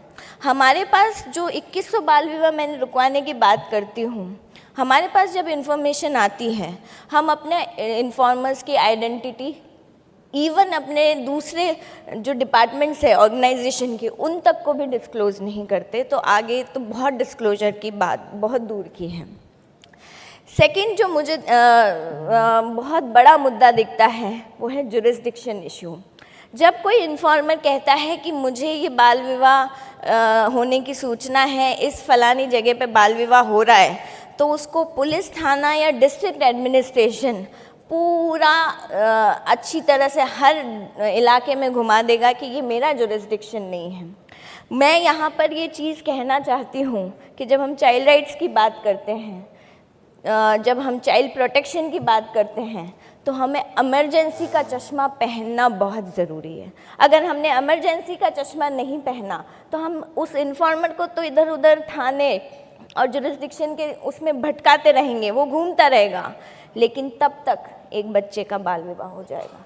तो अगर जब तक हमने इमरजेंसी का चश्मा नहीं पहना, तब तक हम इसको अच्छे से चाइल्ड राइट्स को इम्प्लीमेंट नहीं कर सकते। तीसरा जो फॉलोअप नहीं है, मैंने अभी जैसे बताया कि बहुत बार ऐसा होता है कि एक अच्छी फिल्म है, उस फिल्म में बाल विवाह की सूचना मिली, प्रशासन और पुलिस ने भी काम किया और बाल विवाह रुकवा दिया, लेकिन बाल विवाह रुकवाने के बाद भी उसी परिवार के बच्चे का बाल विवाह उस परिवार के लोग डेट एंड प्लेस चेंज करके कर देते हैं। अब ऐसे में आप तो उसको रुका हुआ मान रहे हैं, आपका डेटा कह रहा है कि हमने उस बच्चे का बाल विवाह रुकवा दिया है, लेकिन मैं क्वेश्चन कर रही हूँ आज स्टेज पे, नेशनल स्टेज पे मैं ये क्वेश्चन कर रही हूँ कि जितने बाल विवाह रुके हैं, क्या वो सच में रुके हैं? आपके पास क्या फॉलोअप एक्शन है? आपने देखा जाके कि उसका डेट एंड प्लेस चेंज करके चाइल्ड मैरिज नहीं हुआ? सिर्फ चाइल्ड मैरिज की ही बात नहीं है, उसको चाइल्ड लेबर या किसी और चीज़ में भी इंडल्ज किया जा सकता है। तो आपके पास जब एक विक्टिम की इन्फॉर्मेशन है, एक बच्चा विक्टिमाइज्ड है, तो उसके लिए फॉलोअप के लिए आपने क्या किया? क्योंकि हमारे पास कोई ऐसा सिस्टम नहीं है। उसके बाद अगर पीनल अप्रोच की बात की जाए, तो पीनल अप्रोच में जब मैं बात करती हूँ चैलेंजेस की, तो जब लोग बाल विवाह करते हैं तो उनके पास एक नियम होता है, no phones allowed, no cameras allowed. तो जब भी बाल विवाह होते हैं कोई फ़ोन पास नहीं होता, उस इलाके में उस जगह पे फ़ोन्स अलाउड नहीं होते, कैमराज अलाउड नहीं होते। इवन आज की सिचुएशन में दोनों परिवार से कुछ ही लोग मौजूद होते हैं। क्यों? क्योंकि हम कहीं एविडेंस क्रिएट ना कर लें, फ़ोटोग्राफ से या वीडियो से या किसी पर्सन की टेस्टिमनी से हम कोर्ट में आगे उसको प्रोसीड कर सकते हैं, पीनल प्रोविजंस के लिए प्रोसीड कर सकते हैं। तो उसके लिए बाल विवाह करने वालों ने एक इस तरह का अप्रोच बना लिया है कि फ़ोन न रहेगा बाँस न बजेगी बाँसुरी, फ़ोन ही अलाउड नहीं होंगे, तो आप कैसे एविडेंस क्रिएट करोगे? और जब तक एविडेंस नहीं होगा हम उस बच्चे को न तो अनलमेंट की तरफ आगे ले जा सकते हैं, न ही जिन्होंने क्राइम किया है उनको हम पीनल प्रोविजंस की तरफ आगे ले जा सकते हैं। तो ये एक बहुत बड़ा अप्रोच, बहुत बड़ा चैलेंज हम लोग फेस कर रहे हैं फील्ड में, खासकर अनलमेंट के फील्ड में, जब वहाँ बाल विवाह का सबूत नहीं होता और मुझे जज कहते हैं, फैमिली कोर्ट के जजेस कहते हैं कि मैडम बाल विवाह निरस्त, शून्यकरण बाद में करवाना, पहले आप प्रूव करो कि इस बच्चे का बाल विवाह हुआ है। सेकेंडली ये मैं बता चुकी हूँ कि लोग ज़्यादा इनवाइटेड नहीं होते। उसके अलावा पीनल प्रोविजंस बहुत ज़्यादा वीक हैं। अगर आप एनसीआरबी का डेटा उठा के देखेंगे तो आपको दिखेगा गिनती की एफआईआर दर्ज हुई है, हंड्रेड्स में, नंबर्स में, 100 के नंबर्स में गिनती की एफआईआर दर्ज हुई है। लेकिन जब आप जनगणना का डेटा उठा के देखोगे तो आपको वहाँ पे नाबालिग माताएं दिखेंगी। ये कैसे संभव हो रहा है? जो नाबालिग माताएं हैं, इधर नाबालिग माताएं हैं और इधर उनकी संख्या करोड़ों में है, और यहाँ पर जहाँ एनसीआरबी का डेटा है वहाँ पे पुलिस एफआईआर बिल्कुल कम क्यों हो रही है? उसका रीज़न मैं आपको बताती हूँ। जब हम क्योंकि अब मैं नेशनल लेवल तक पहुंच गई हूं, लेकिन अगर मैं अपनी आइडेंटिटी बताए बगैर किसी पुलिस थाने में जाती हूं और मैं कहती हूं कि इस फलानी जगह पे बाल विवाह हो रहा है, तो पहली काउंसलिंग उधर नहीं होती, फैमिली की नहीं होती, पहली काउंसलिंग मेरी होगी कि तुम क्यों इस पचड़े में पड़ रही हो, घर जाओ, खाना खाओ और सो जाओ। ये फालतू, ये तो संस्कृति है, कल्चरल है, ट्रेडिशन है, इसमें कौन सा है। बाद में जो परिवार से ज़्यादा बच्चे का कौन बुरा सोच सकता है, कौन अच्छा सोच सकता है, परिवार थोड़े ना बच्चे का बुरा सोचेगा। तो ये चीज़ें रिस्पॉन्स एक एडमिनिस्ट्रेशन से जब मिलता है एक पर्सन को, तो जिसकी इच्छा है बाल विवाह रुकवाने की, उनकी भी कम हो जाती है। तो वहाँ पे आप ये सोच लीजिए, पुलिस थाने को पता है कि इस फलानी जगह बाल विवाह हो रहा है, लेकिन उसके बाद भी एफआईआर दर्ज नहीं करते, समझा बुझा के वापस आ गए कि यहाँ पर आपको पाबंद कर दिया कि बाल विवाह नहीं करना। सबसे बड़ा सवाल ये है कि prohibition of child marriage act में पाबंद करने का कोई सेक्शन ही नहीं है। हम किस सेक्शन के तहत पाबंद कर रहे हैं वो भी एक सवाल है। हम किस सेक्शन के तहत इस चीज़ को आगे बढ़ा रहे हैं वो भी एक सवाल है। Prohibition of child marriage act में कहीं पे भी पाबंद करने का सेक्शन नहीं है। पुलिस किस तरह से पाबंद कर रही है। मेरा हमेशा से एक सवाल होता है कि अगर मैं किसी का मर्डर करने के लिए जाऊं और मैं फेल हो जाऊं, तब भी मुझ पे अटेम्प्ट टू मर्डर का तो चार्जेस लगेगा। तो अटेम्प्ट टू मर्डर के चार्जेस लग सकते हैं, अटेम्प्ट टू रेप के चार्जेस लग सकते हैं, तो अटेम्प्ट टू चाइल्ड मैरिज के चार्जेस क्यों नहीं लगाए जाते। आपने रुकवा दिया है बाल विवाह, एडमिनिस्ट्रेशन ने रुकवा दिया है, लेकिन अगर आपने नहीं रुकवाया होता तो वो बाल विवाह हो चुका होता। तो ये बहुत ज़रूरी है कि हमें इस ओर भी सोचना चाहिए कि क्यों ना हम बाल विवाह को रोकने के लिए एक ऐसा कदम उठाएं कि जिस तरह अटेम्प्ट टू मर्डर हो, अटेम्प्ट टू रेप हो, वैसे अटेम्प्ट टू चाइल्ड मैरिज के चार्जेस भी लगाए जाने चाहिए। क्योंकि हम जानते हैं ना कि prohibition of child marriage act ने इसको संज्ञेय अपराध माना है, गैर जमानती अपराध है, लेकिन हम इसको आज भी कुप्रथा कहते हैं, कल्चर और ट्रेडिशन कहते हैं। नहीं, ये कल्चर और ट्रेडिशन तक सीमित नहीं है। ये एक ऐसी बीमारी है जो कोरोना से भी ज़्यादा, कोरोना से भी भयंकर बीमारी है। हमने कोरोना के लिए जिस तरह से प्रिवेंटिव अप्रोच और क्यूरेटिव अप्रोच किए, प्रिवेंटिव अप्रोच के लिए हमने क्या किया, मास्क लगाए, सैनिटाइजर्स यूज़ किए। तो वैसे ही हमने इसके लिए तो बहुत सारे सेमिनार्स और कॉन्फ्रेंसेस आयोजित कर ली बाल विवाह को रोकने के लिए कि प्रिवेंटिव अप्रोच के तहत। लेकिन रेमेडियल अप्रोच की बात जब आई वैक्सीन की, तब हम हमेशा डरे हुए थे कोरोना के टाइम कि वैक्सीन कब आएगी। तो वो वैक्सीन मैं आज आप सबके सामने बता रही हूँ। चाइल्ड मैरिज की एकमात्र वैक्सीन है जो मैंने 2012 में खोजी, वो है बाल विवाह शून्यकरण, चाइल्ड मैरिज अनलमेंट। एक तरह से ये एक ऐसी वैक्सीन है जिससे हम चाइल्ड मैरिज पीड़ित बीमार बच्चे को फिर से ठीक करते हैं, उसको चाइल्ड मैरिज की बेड़ियों से छुड़ा के, उसको आज़ाद करके उसको एक नई ज़िंदगी दे रहे हैं। तो मैं हमेशा से इसको कोरोना की तरह ही डील कर रही हूँ कि कोरोना जितनी ही बड़ी महामारी है, ये बाल विवाह की बीमारी, और प्रिवेंटिव और क्यूरेटिव अप्रोच के तहत ही हम इसको ठीक कर सकते हैं। और जब क्यूरेटिव अप्रोच में अनलमेंट की बात आती है तो उसमें बहुत सारे चैलेंजेस मुझे यहाँ देखने को मिलते हैं। सबसे पहला चैलेंज मुझे ये होता है, जब मैंने देश का पहला बाल विवाह शून्यकरण अनलमेंट करवाया और कोर्ट में मैं जब गई, और अब भी जब मैं किसी ऐसे डिस्ट्रिक्ट में जाती हूँ जहाँ कभी अनलमेंट नहीं हुआ, वहाँ पे डिवोर्स की तरह इसको डील किया जाता है, क्योंकि ये फैमिली कोर्ट के जुरिस्डिक्शन में आता है। डिवोर्स की तरह इसका प्रोसेस करने की कोशिश की जाती है। उसकी सबसे बड़ी समस्या ये है, यहाँ पर नालसा, क्योंकि ऑर्गेनाइजिंग हमारी नालसा है, तो मैं नालसा से अनुरोध करना चाहूँगी कि क्यों ना एक SOP बनाई जाए चाइल्ड मैरिज अनलमेंट के लिए, जो कि पूरे देश में प्रसारित हो, ताकि जो बच्चे चाइल्ड मैरिज से छुटकारा लेने के लिए कोर्ट पहुंच रहे हैं उनको डिवोर्स की तरह डील ना किया जाए। उनका डिवोर्स नहीं हो रहा है, उनका चाइल्ड मैरिज कैंसिलेशन हो रहा है। मुझे याद है सर ने अभी अपने संबोधन में कहा था जस्टिस डिले हो गया तो वो जस्टिस नहीं है। तो ये बहुत ज़रूरी है कि जस्टिस डिले ना हो। मैं इसी संदर्भ में आपको एक और बात बताना चाहती हूँ कि 2015 में मैंने 3 दिन की कोर्ट प्रोसीडिंग में 2 बाल विवाह शून्यकरण करवाए।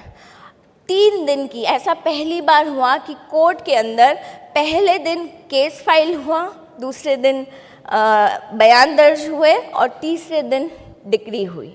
यानी कि 3 दिन का शॉर्टेस्ट स्पैन में हमने बाल विवाह शून्यकरण कराया।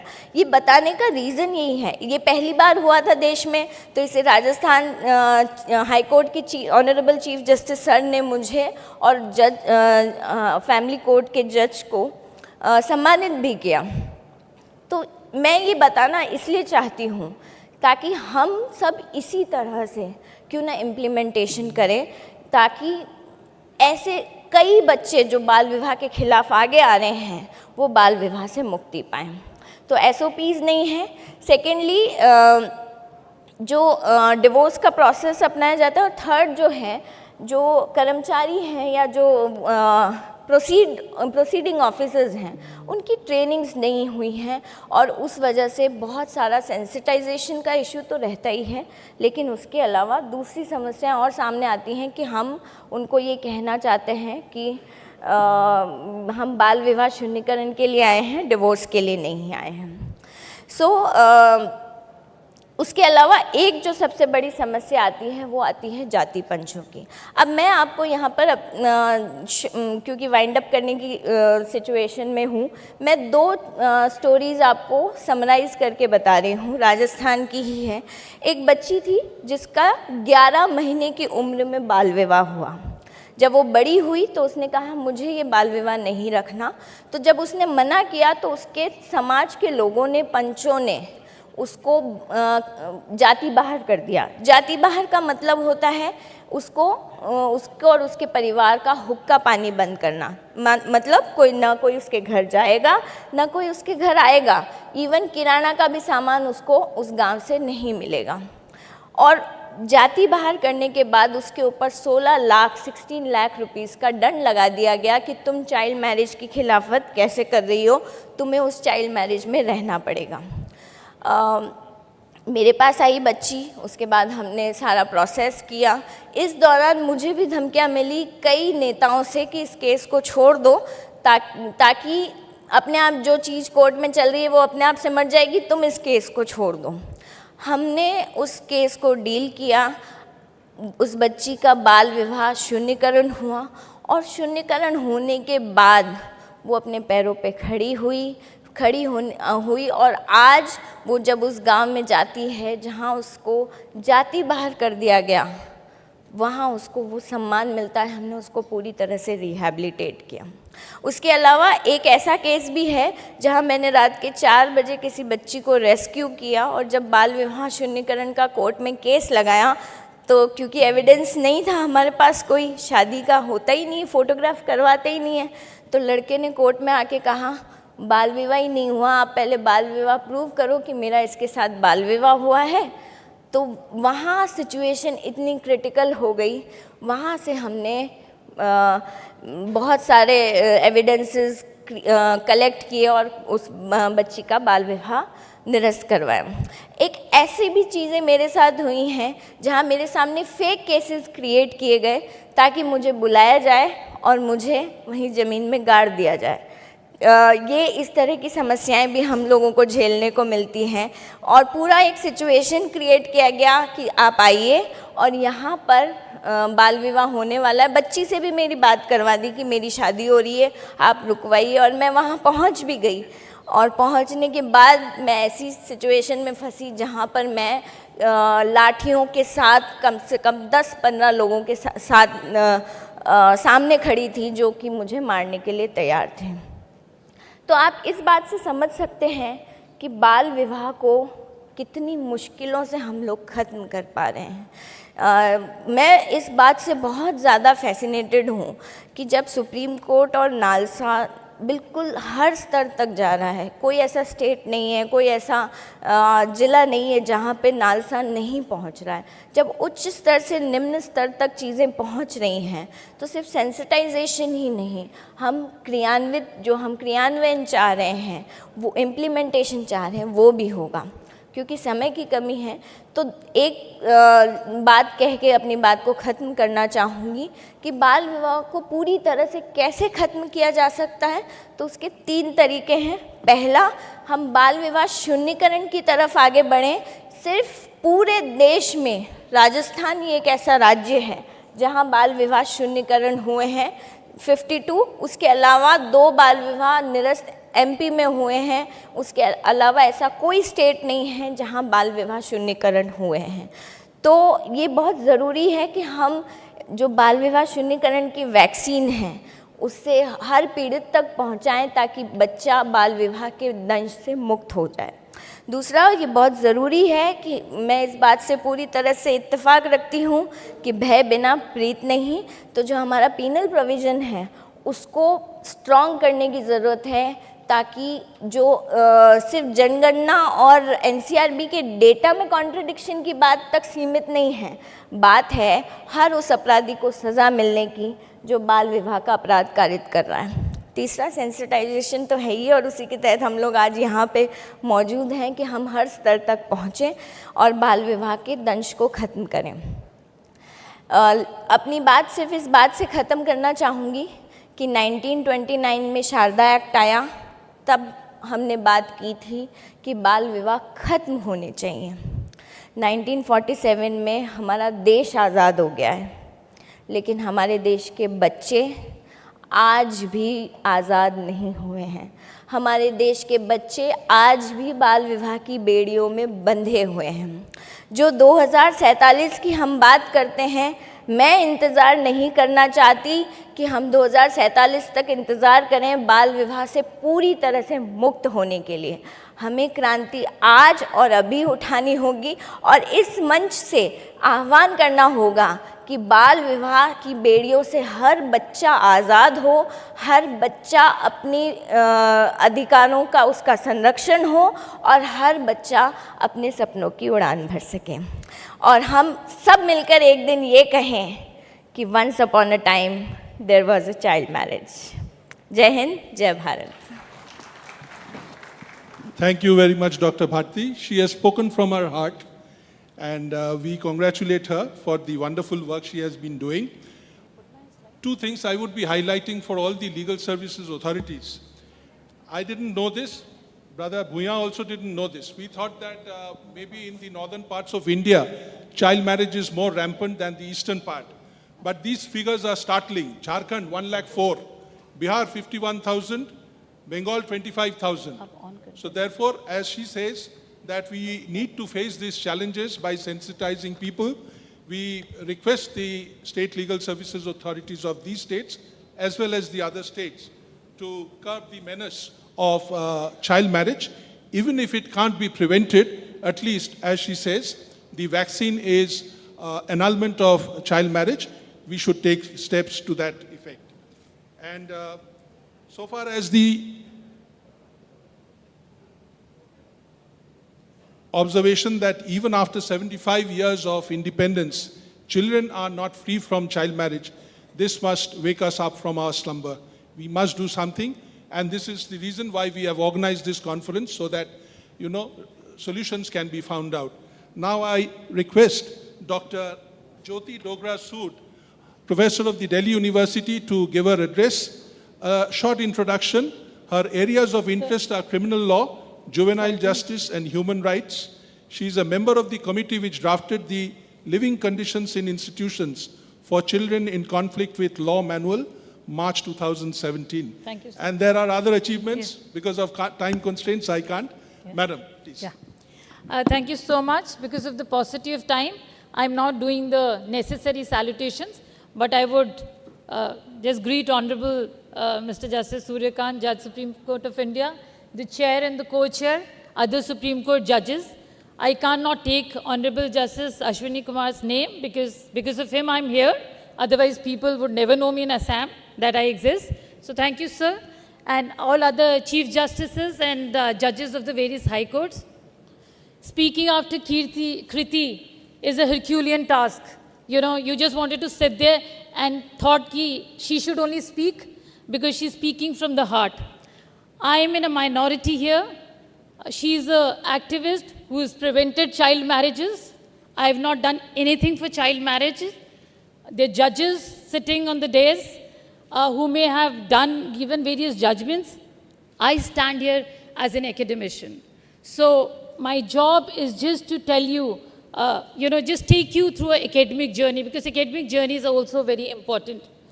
I want you to reflect, and sir has given me 12 minutes. I'm going to spend 1 minute and one slide, and I'll be open for taking questions. I was very happy when the title came, because it says child marriage, prohibition in India, there's a colon, protection, child's agency and the state. How do you manage this? Just tell me. Yeah. Now I just will spend 30 seconds in just explaining you the shift. Kriti did talk about the restraint. In 1929, we will have to understand the semantics. 29 said restraint, sanyam. 2006 said prohibition, nishedh. I want you to put your mind to the fact that she said, don't call it a social issue, don't call it a cultural issue, but the very fact that in spite of a sanyam, in spite of a nishedh, we still have child marriages. Child marriage is a stark reality in India. That means somewhere the culture is there, somewhere. And that is why I want to say that, the session is today's prevention of child marriage and protection of child rights. I think these are the two key words that we need to go with. My problem is a very academic problem with the Child Marriage Act, and I'm just referring to the Child Marriage Act 2006. She said there are two states where it's void, but I just want to take you to voidable versus void ab initio. The problem that I have with the Child Marriage Prohibition Act is, when the parents are doing a marriage, then it's voidable at the instance of the contracting party. When the state issues an injunction, then it is void ab initio. So my problem is that why are we, where is the agency of the child? Because India has ratified the Convention on the Rights of the Child, and it clearly says that, child's views will have to, whenever we talk about best interest of the child, child's views have to be taken up. So if the child marriage was void, then it should be void even if the parents have done it, and I'll be happy to take questions.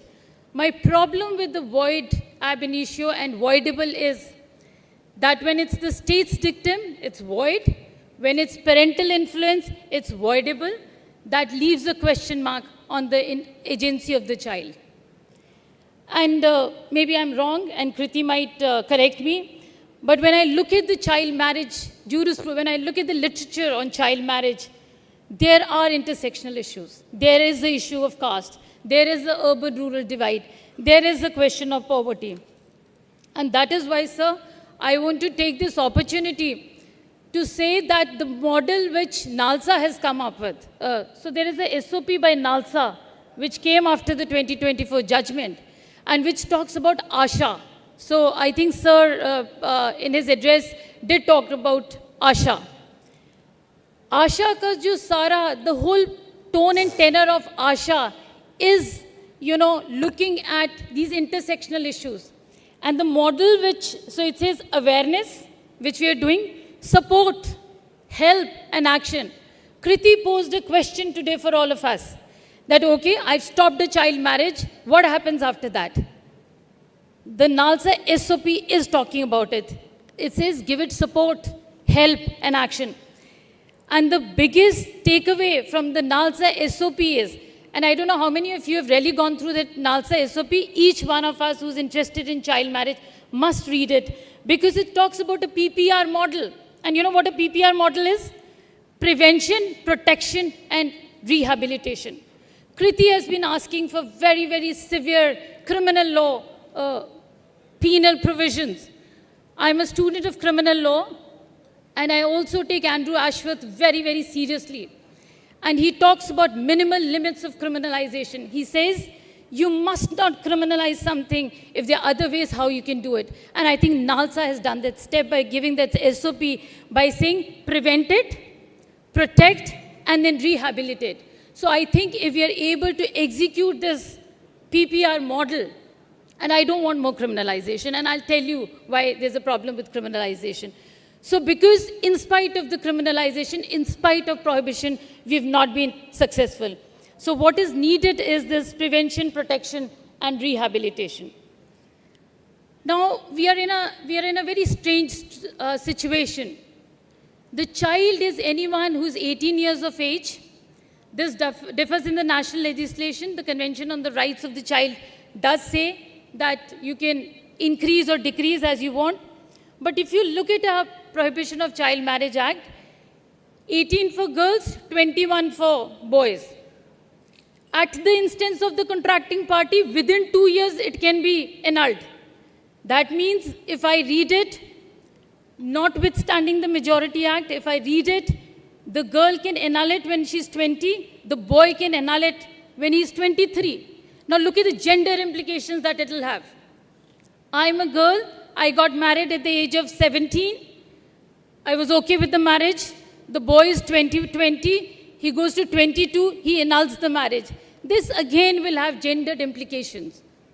So this kind of duality in our Indian Majority Act, when a boy becomes a major at 18, and under the Child Marriage Act, there is a 21 age. So this has gendered implications which the gathering here must introspect. Now when we look at, and I'm speaking telegraphically because I'm just, sir has given me 12 minutes. If I look at the key international instruments, there is a CEDAW which talks about Article 16.2, elimination of marriage. There's a CRC, more importantly, there are sustainable development goals. And we have to achieve these goals. If you look at 5 and 5.3, eliminate all harmful practices such as child, early and forced marriage. And we must understand that it is the Supreme Court which came to our rescue and said that it's not only the child marriage, betrothal also has to be stopped. Because the child's agency, the child's consent is missing out there. Now, if you look at all the SDGs, and that is why I was taking you through the intersectionality, and that is why, sir, the SOP of NALSA becomes very important, because it says prevention and protection. So how do we answer? When I was going through your SOP, very beautiful things have been said. The age of marriage is 6 to 4, the age of education is 6 to 14. Marriage आप कह रहे हैं 18 साल में हो, there is poverty. So that means education will have to be provided, stipends will have to be given, scholarships will have to be given to the girl child. And NALSA has done beautiful work. They have said all this. They have said vocational training has to be done, stipends will have to be given, the families will have to be encouraged so that they keep the children, girls, going into school. So I just want to take a second to just read out Article 18 for you of the CRC. It states state parties shall use their best efforts to ensure recognition of the principle that both parents are responsible. For the purpose of this, the state parties shall render appropriate assistance to parents and legal guardians in the performance of their child rearing responsibilities. And this is where NALSA has given you a way out. That unless you just can't say stop child marriage. If there's poverty, you would have to incentivize the parents that if you keep the child in school, and so not 14 years tak to free hai, beyond that, you would have to give scholarships, you would have to incentivize the parents. That is why prevention, sir, becomes more important rather than, for me as a criminal law person, rather than penalizing the person. So Article 18 becomes very, very important for us. Now,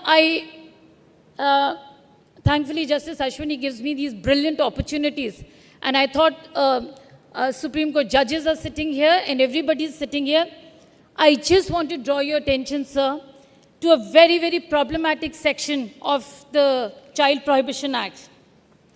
It says, provision, while making a decree under Section 3, which is a nullity decree, the district court may make of course it's a may provision, but may make an interim or final order directing the male contracting party to the child marriage, and in case the male contracting party to such marriage is a minor, his parent or guardian, to pay maintenance to the female contracting party.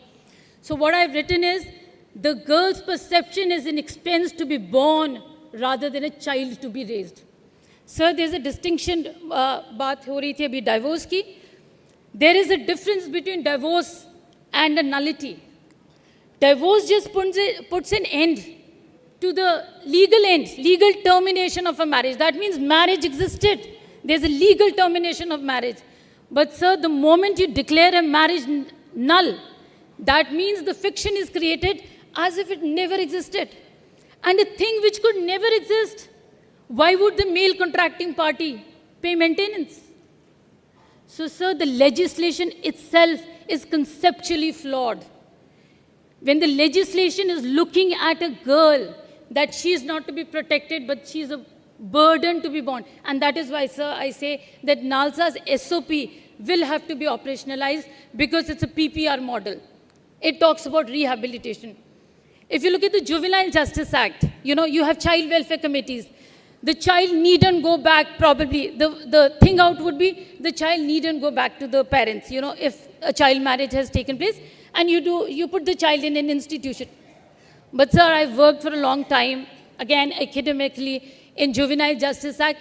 Sometimes that's not the best arrangement. You would want to send the child back to the parents because the child also needs emotional support. So what is needed is, as the SOP says, I've been saying Justice Ashwini, sorry, Justice Ashutosh, I'm so sorry. So yeah. So, what was I saying? JJ Act, yeah. So when you talk about the JJ Act, yeah, I'm so sorry, yeah. The Juvenile Justice Act. So, sir, if you look at the juvenile justice rules, you would realize that sometimes the family is not the bestest place to be, but sometimes the girl may need to go back to the family. So what we have to do is that we would have to rehabilitate the child, give them vocational training, which the NALSA's SOP has been talking about. So I think, sir, I will stop here because I would be too happy to take the questions. One last thing that probably I didn't include in my PowerPoint, and I want to factor it because the Chief Minister in the morning took up that issue of POCSO.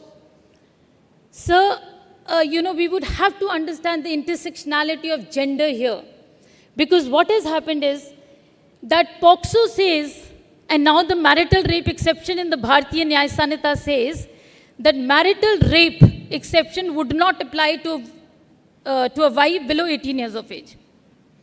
POCSO says the age of consent is 18, so that means even if there was a consensual intercourse, it would still come under POCSO, right?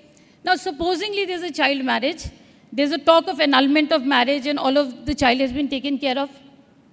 POCSO demands that if the woman is pregnant and she goes for a normal health checkup to a medical institution, in that situation what would happen is that the medical authorities would be under a legal obligation to inform the authorities that there has been a sexual assault.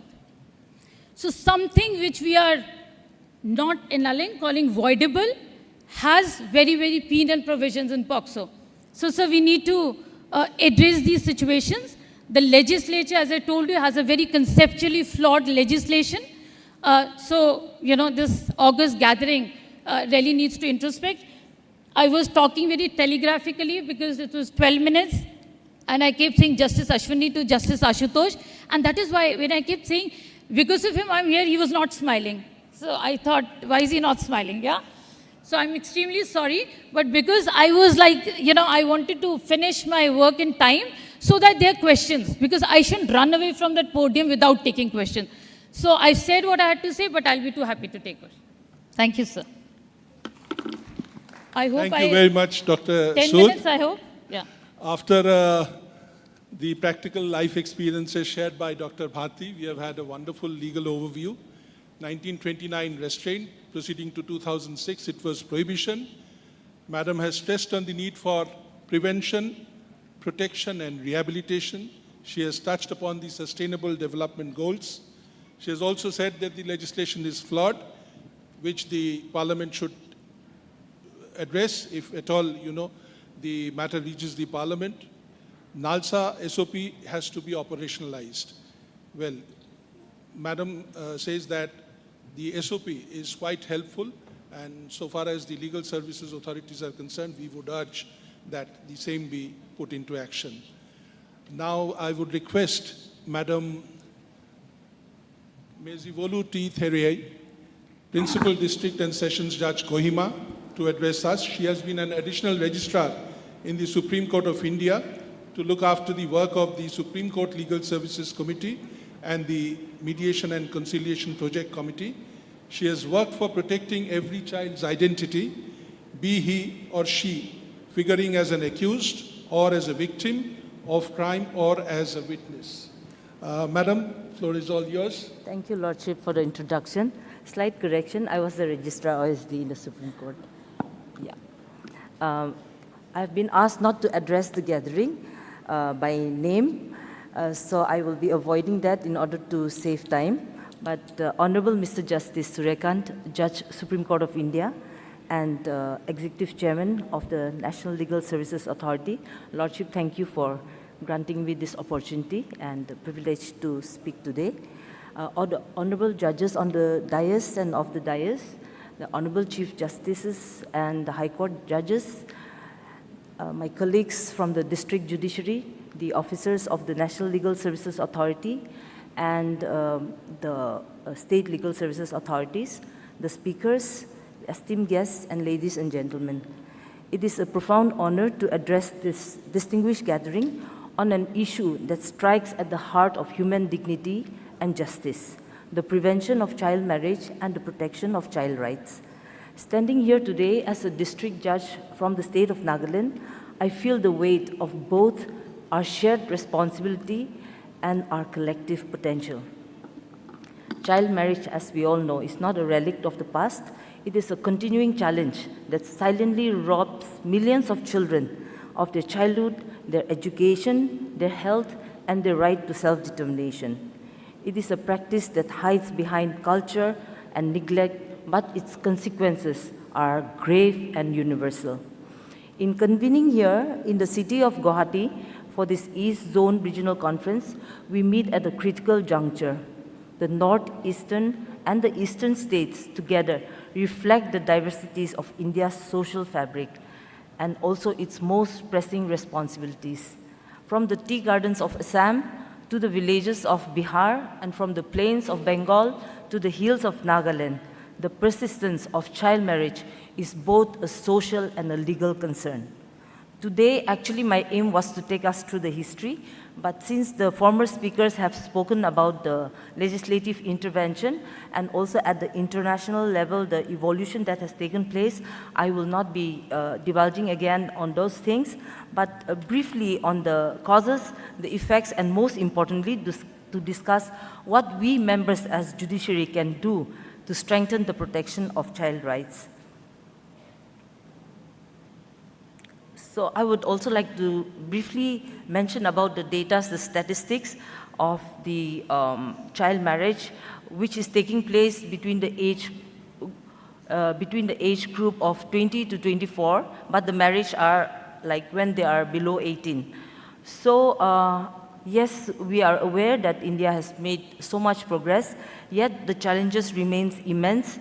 Nationally, there is a decline trend from 49.4% in 1993 to 22.3% in 2021 of women aged 20 to 24 who were married before 18, approximately 13 million girls, and the number remains alarming.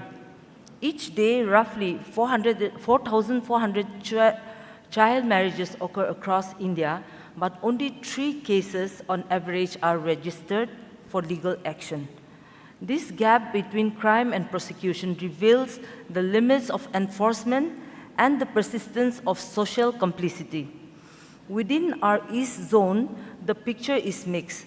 Women aged 20 to 24 who are married before 18. The statistics are from the National Health Family Survey, and for Assam, it is from the India Child Protection. West Bengal, 41.6%, Bihar, 40%, Jharkhand, we see a reduction from 37 to 32.2%. Assam, historically, it was high, but it is showing promising progress. So as reported by the India Child Protection, document an 81 percentile decline in reported child marriages across 20 surveyed villages between 2021 to 22 and 2023 to 24, with child marriages ending in 30% of surveyed villages and declining in another 40%. In Tripura, the rates remain around 40%. In Odisha, 20%, Arunachal 19, Meghalaya 17, Manipur 16, Mizoram 8, and Nagaland 5.6%. So these figures, it underscores two realities.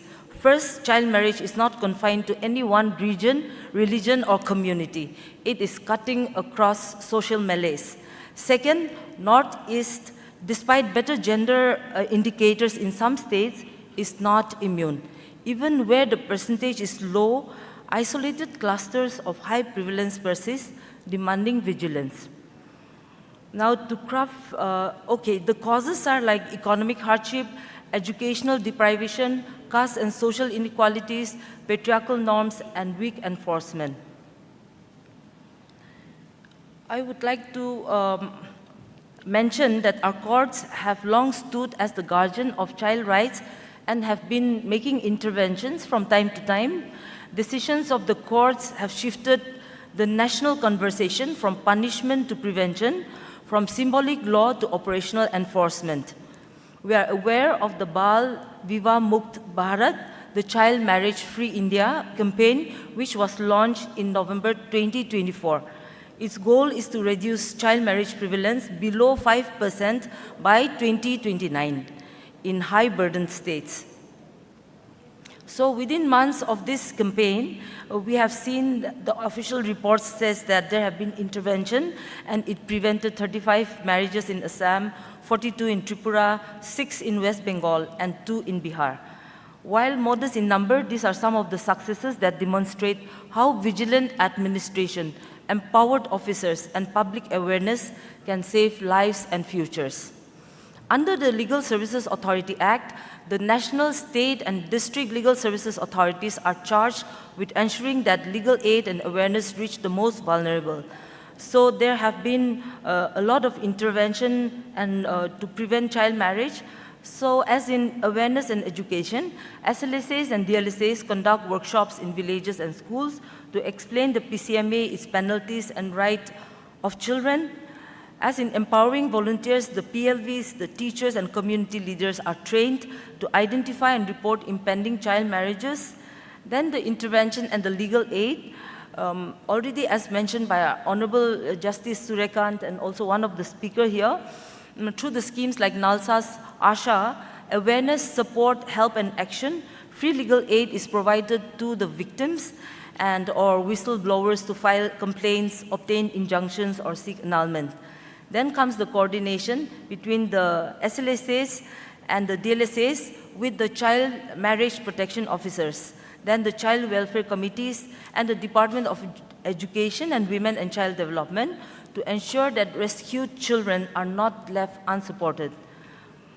And the socio-economic linkage like awareness of government schemes such as flagship welfare schemes of West Bengal's Kanyashri Prakalpa helps families see education as an asset and not a liability. The rehabilitation part, which has already been mentioned, so then even SLSAs help victims access shelter, counseling, and vocational training. So these initiatives exemplify how the judiciary's outreach arm can translate law into real protection. Moving forward, our task is not merely to interpret the law, but to ensure its implementation in every district and village. The following steps provide a practical framework for collaboration. Firstly, village-level monitoring committees. Each district can initiate committees, including local officials, school heads, ASHA or Angawadi workers, and youth leaders to monitor and report suspected child marriages. Linking this committee digitally to district child protection units can enable real-time response. Second, state-specific SOPs. Already it has been mentioned, but every state should adopt an SOP for preventing and responding to child marriages, defining roles, timelines, and accountability. The courts and the SLSAs, the DLSAs can encourage state government to formulate these SOPs, drawing on models used for child care rehabilitation. Number 3, empowerment of child marriage protection officers. Judges should ensure CMPOs are known, trained, and active. Directions can be issued for quarterly performance reports, and magistrates should swiftly on CMPOs applications for injunction take steps. Number 4, fast-track and child-friendly courts. High courts can designate or strengthen fast-track and child-friendly courts for PCMA or POCSO matters. Then the partnership with youth platforms, initiatives like Odisha's Advika clubs, which have mobilized 2.5 million adolescents and trained 3 lakhs peer leaders, prove that peer influence is transformative. Judicial officers and DLSAs can support such clubs through legal literacy sessions and mentorship. Number 6, mass awareness and report mechanisms. Use every medium like radio, like folk theaters, social media to spread message of child marriage-free India, and encourage community to use helplines 1098 and online portals to report cases. 7, education as prevention. I feel this is very important. Schools must be enlisted as sentinels. DLSAs can coordinate with education department to track female dropout rates and investigate abrupt withdrawals. As judges, we can advocate inclusion of comprehensive life skills and reproductive health education to equip adolescents with awareness and confidence. Then the comprehensive sex education, coupled with gender sensitivity training, prepares both girls and boys to make informed life choices. As one student author insightfully wrote, sex education must go beyond biology. It must teach respect, responsibility, and autonomy. School-based legal literacy drives and parental workshops can bridge this gap. Finally, number 8, family and community counseling. Courts may direct counseling for families found attempting child marriages. Religious and community leaders should be partners, publicly refusing to solemnize underage unions, publicly denouncing child marriage, shifting social acceptance into social disapproval. Then NGOs and civil societies can bring creative and cultural intervention. Families too must be partners in reform. When they are made aware of the legal risk, health dangers, and social alternatives, their choices can change. So these are the 8 pillars which to me is important for monitoring, procedure, empowerment, fast-track, youth engagement, awareness, education, and counseling. And together it can form a robust framework for eradication of this practice in our lifetime. Honorable dignitaries, when we speak of child marriage, we are not dealing with numbers. We are dealing with lives, with futures. Behind every statistic is a girl who might have become a graphic designer, a journalist, a beautician, a teacher, a nurse, or a judge herself, had she not been denied her right to childhood. As judges, we wield the moral and legal authority to make difference, not only through our judgment, but through our leadership in the community. So I would like to leave with this statement that every suo motu action that prevents a child marriage, every directive that strengthens enforcement, and every awareness camp we support sends a powerful message that law stands with the child. Thank you for this time. Thank you very much, Madam Mezivolu. Now, I guess that the Supreme Court is standing between lunch and you. We'll be very short. Justice Bhuya will take 3 minutes. I'll take 3 minutes. So bear with us, and another 5 minutes for interactive session. I request Justice Bhuiya to address the gathering.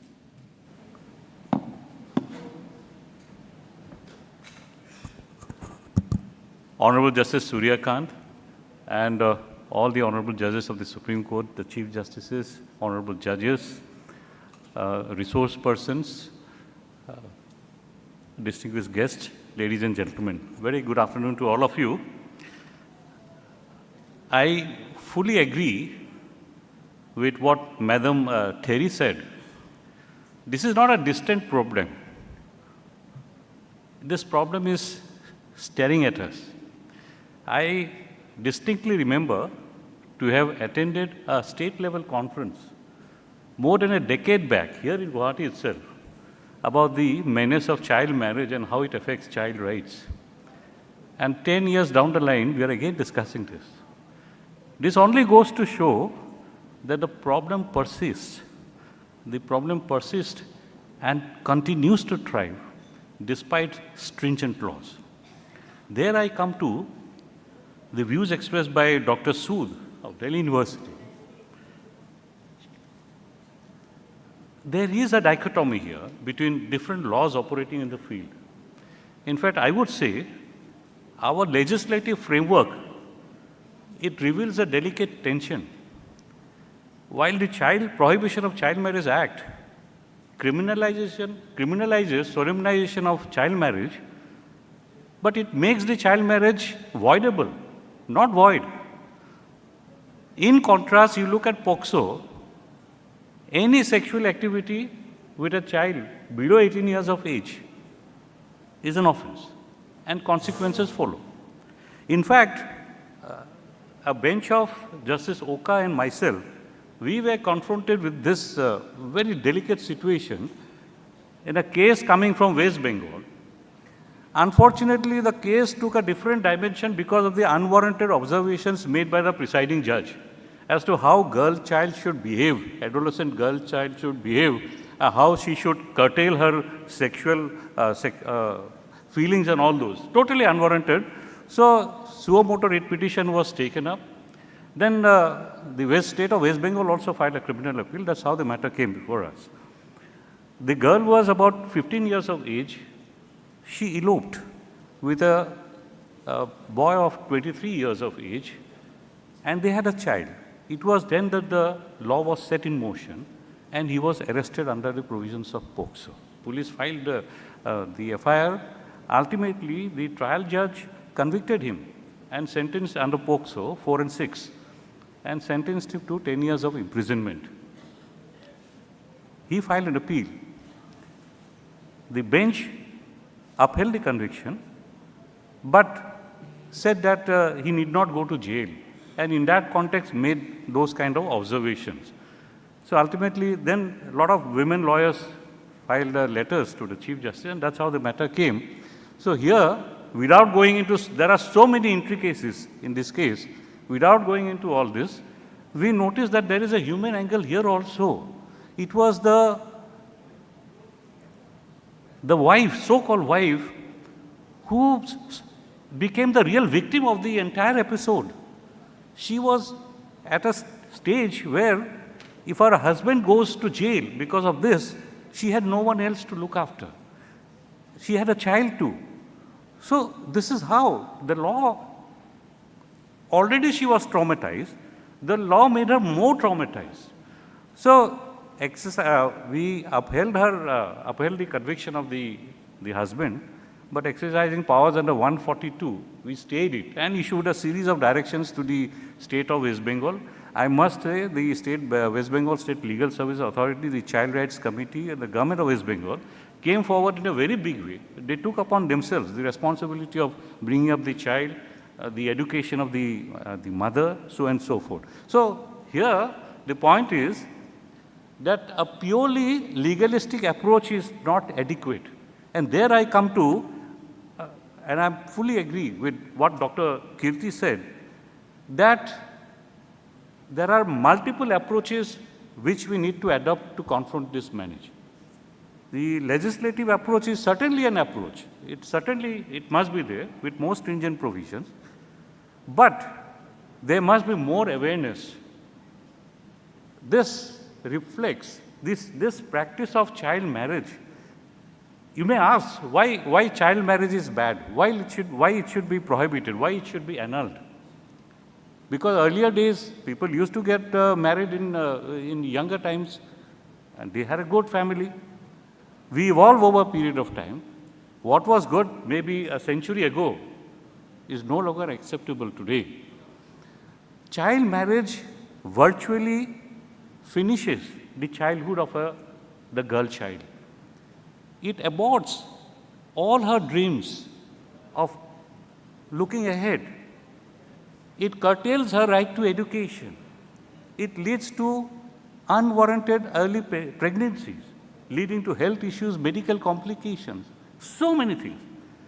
In earlier times, we had a lot of novels, movies, songs, romanticizing child marriage. We need to do away with this. There are patriarchal mindset which says, "Larki to paraya dhan hoti hai." We need to come out of this.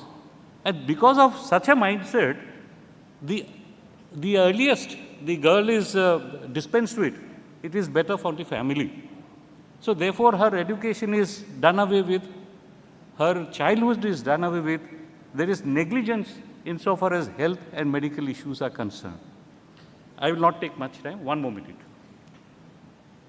Earlier, as a lawyer and also as an initial stage of as a judge, I used to watch a television serial. It was quite popular. I think it is still continuing. It's a serial called Crime Patrol. I think it's still there. Most of the episodes of Crime Patrol you will find relates to either female feticide, or if the feticide of the fetus survives, then female infanticide, or if even infanticide survives, then abandonment of the girl child or handing over of the girl child to these traffickers. Most of this. So therefore, this is a real issue which confronts us. Purely a legalistic solution, I don't foresee that we can do away with this. We need to involve entire population in this. The legal service authorities certainly can be the torch bearers to reinforce this movement. It is not something which is, as I said, is distant in Rajasthan or somewhere else. It is very much prevalent in the eastern region itself, where we stand today. But we must caution ourselves. This must come with awareness. A purely legalistic approach may in fact backfire. Recently in the state of Assam, we had seen, it was a very welcome step, the government of Assam going after child marriages. And a lot of husbands were rounded up. Now, the protest came from the wives. What will happen? This had happened 3-4 years back. They had children. So therefore, it is like one size fits all. There's no such solution. It has to be legislative approach. There must be awareness and multiple approach. And it must come from within the society. I think we are running behind schedule.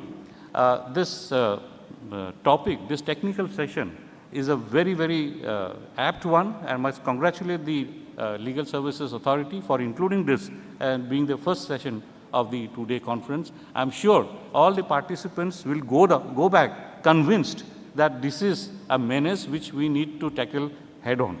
Thank you very much, and I wish you all the best.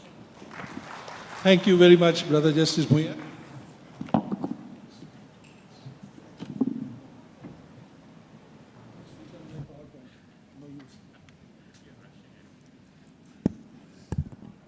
Very good afternoon, Justice Surya Kant, my elder brother, and all my brothers and sisters of the judicial fraternity as well as legal fraternity. I have a flight to board, so I'm very anxious to conclude this session as early as possible. I had a PowerPoint presentation, but due to paucity of time, I will not be referring to it. NALSA. What is the motto of NALSA? We found from the theme song, and we also know that access to justice for all is the motto.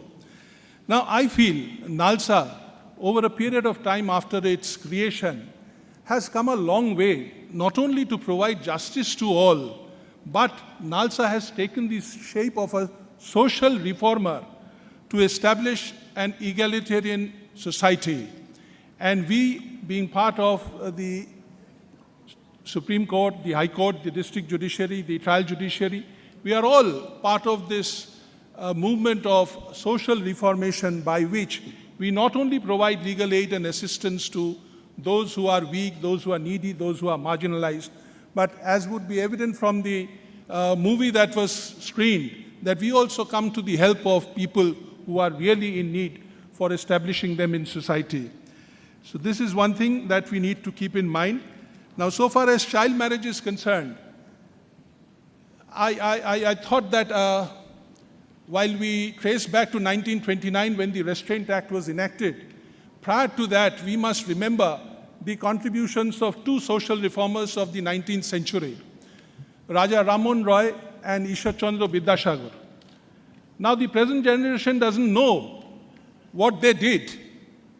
For the uninitiated and unversed, let me tell you, Raja Rammohn Roy was instrumental in banning sati. What was sati? A woman who is married has to be thrown into the pyre of his deceased husband. Now in Bengal, I have heard stories, I've read literature. Young girls, 5-year-old, 6-year-old, 7-year-old being thrown into the pyre of the husband. Maybe he is 50 years old, 60 years old. What a tremendous movement it was to ban sati. This is the foundation of women's rights, which includes child rights. Now what did Ishwar Chandra Vidyasagar do? Ishwar Chandra Vidyasagar was a social reformer in his own right. He found that 5-year-old, 6-year-old, 7-year-old, after banning of sati, they cannot be remarried. He took it up with the British rulers, went into the Sanskrit texts, and from the Parashar Sanhita showed that remarriage of a widow is not prohibited. This is the involvement of the sages of those times. And what have we achieved 200 years hence? We have not been able to curb child marriage.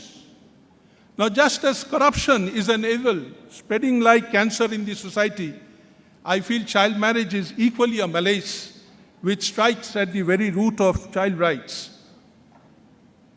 I feel there may be bad fathers, but not bad mothers. Therefore, although it is the collective and shared responsibility of the parents, our paralegal volunteers should reach out to the mothers so that they shoulder the burden of the initial resistance to child marriage and then to prevention. I'll end by one slogan. Look here, we two Supreme Court judges are here on the podium, but the eminent speakers are all ladies.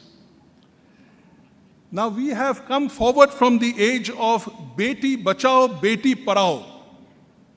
The slogan should now be Beti ko padhao, Beti ko badhao. See what is happening in our judiciary. Almost in every state we find lady officers are coming in numbers and they are being selected. It is not the age to put down the girl child's rights. So therefore, as part of NALSA, sir, so long as you are the executive chairman, our involvement would always be there, whoever takes over as the chairman. We all are there to carry forward the movement. Let us not steal the childhood of the children of the country. Let them enjoy childhood. And whatever child rights are provided, let them cherish those rights. In a recent judgment, the Supreme Court has traced the history of Article 45, which was the only article in the Constitution giving a time limit that there should be free and compulsory education for children between 6 and 14. That has been translated into action in 2009, almost 5 decades later. Let us educate our children. There are other enactments, POCSO, mental health, juvenile justice. Whatever rights are there, let us carry it forward and let us ensure that the children of the country are not deprived of it. Just one last word. Today in the internet age, you will find children being addicted to mobile phones. I don't think that scolding and, reprimanding them helps. So it would be for the parents, in my view, to coax, cajole, and persuade the children not to be distracted by all these luxuries of life. These are necessary, definitely, to go forward. But at the same time, we must be alive to our own responsibilities and obligations towards society. Thank you very much. If anyone wants my PowerPoint presentation, I'll give it to Mr. Bharat Parashar. You may have it from him. Thank you very much. Now the question-answer session.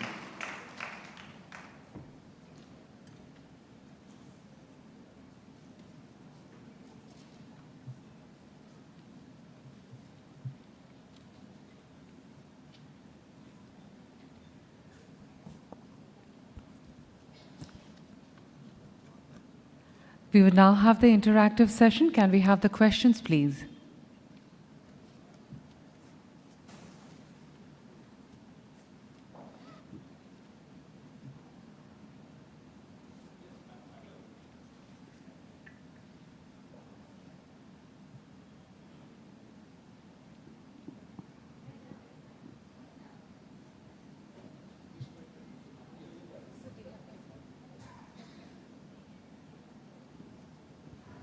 Hello.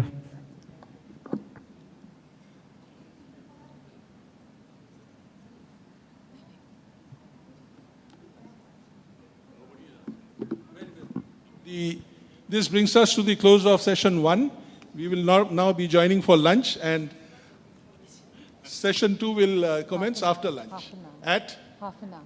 After half an hour. Thank you very much for your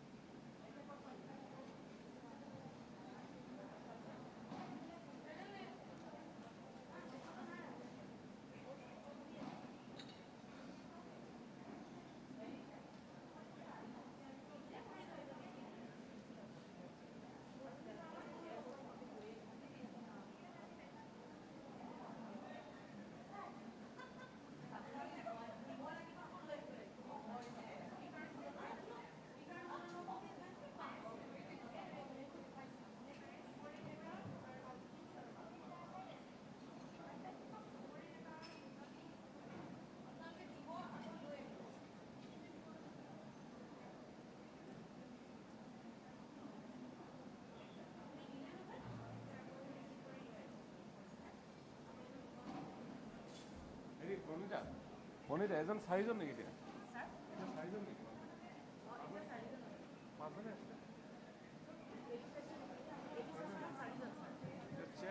chair এখন ওলাই দিব লাগে তেতিয়াহ'লে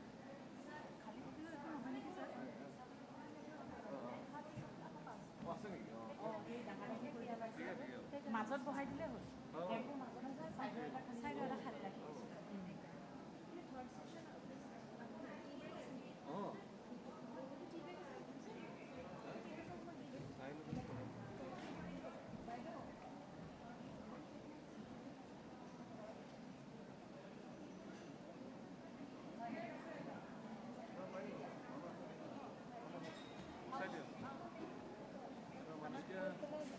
আমাৰ এটাৰ মানুহ আছিলে নে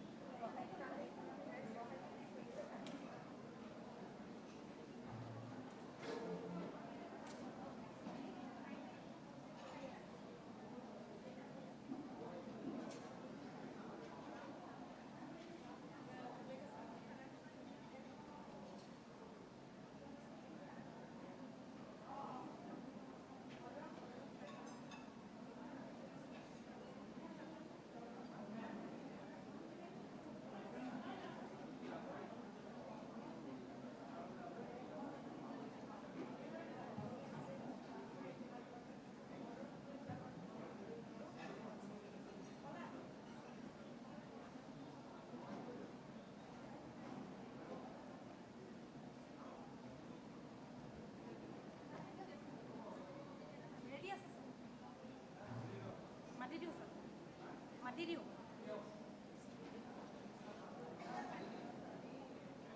45 হোৱা নাই টাইম আছে স্যাৰ 45 টাইম আছে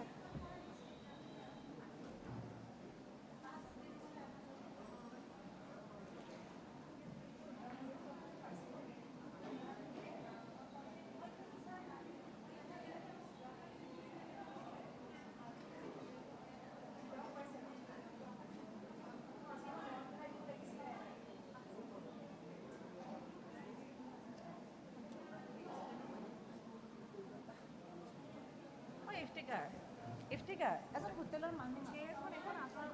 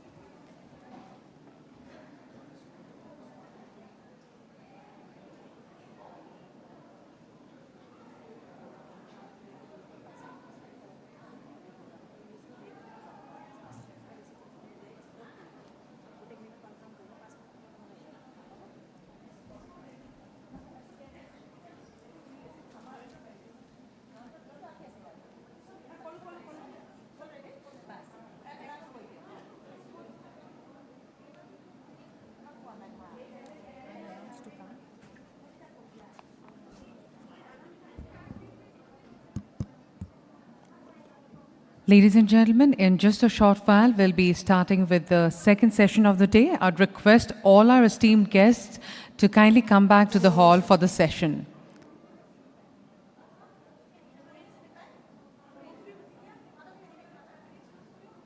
I'd request all our esteemed guests to kindly come and take their seats.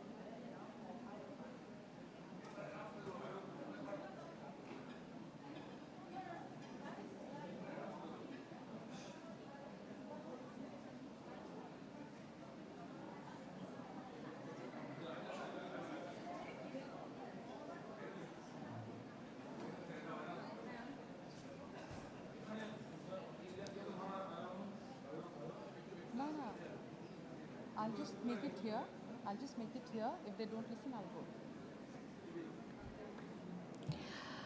I would request all our esteemed guests to kindly come back to the hall and take their seats. In just a short while, we'll be starting with the second session of the day. I would request all the guests to kindly come back to the hall and take their seats, please.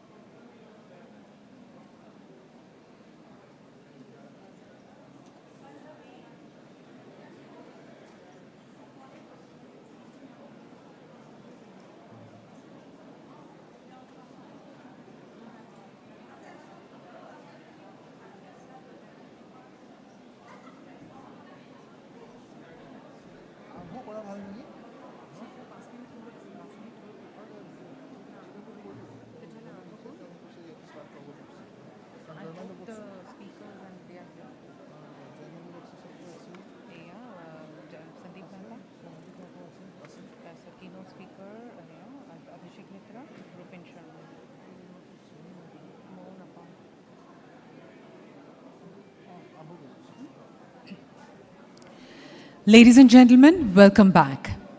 On behalf of the Assam State Legal Services Authority and the Guwahati High Court, the High Court of Assam, Nagaland, Mizoram and Arunachal Pradesh, I would like to extend a warm welcome to you all to the second technical session of the National Legal Services Authority East Zone Regional Conference of 7 northeastern states and Sikkim, Bihar, West Bengal, Jharkhand and Odisha.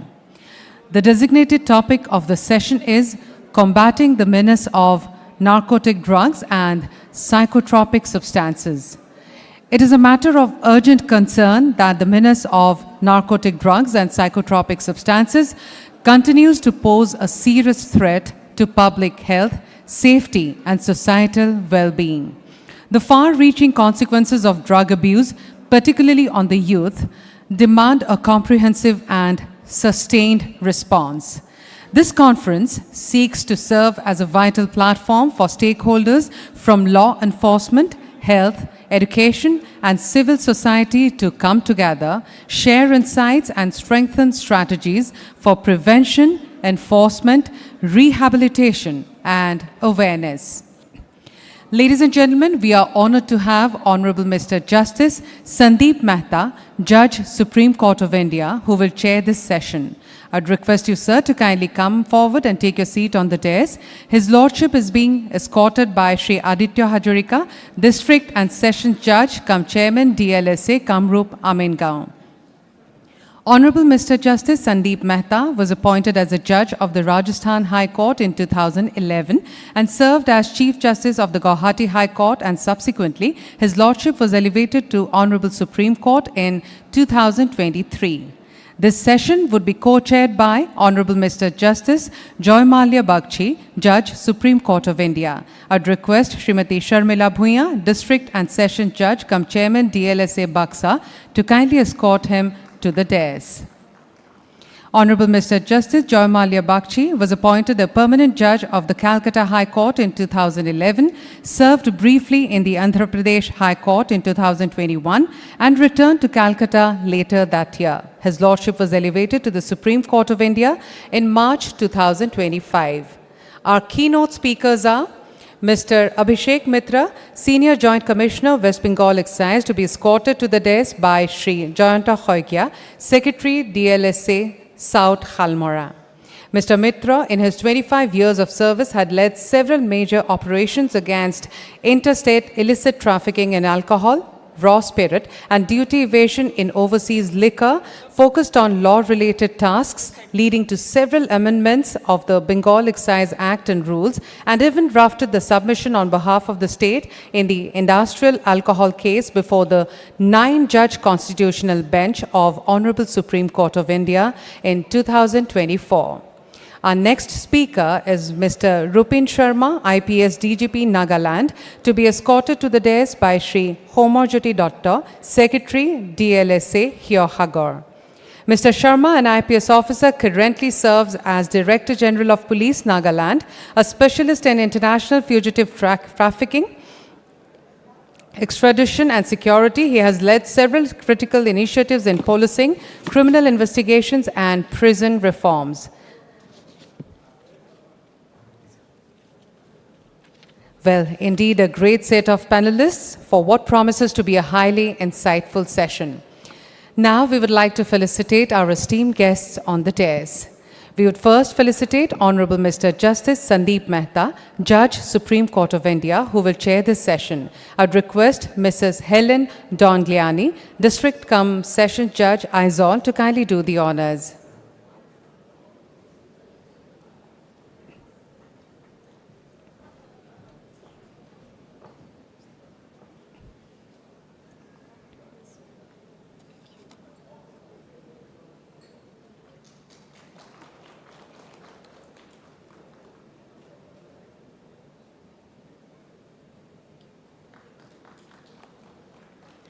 Thank you. May I now request Shri Balram Dubey, Principal District and Sessions Judge, Madhepura, to kindly felicitate Honorable Mr. Justice Joymalia Bagchi, Judge, Supreme Court of India, who is also the co-chair of this session.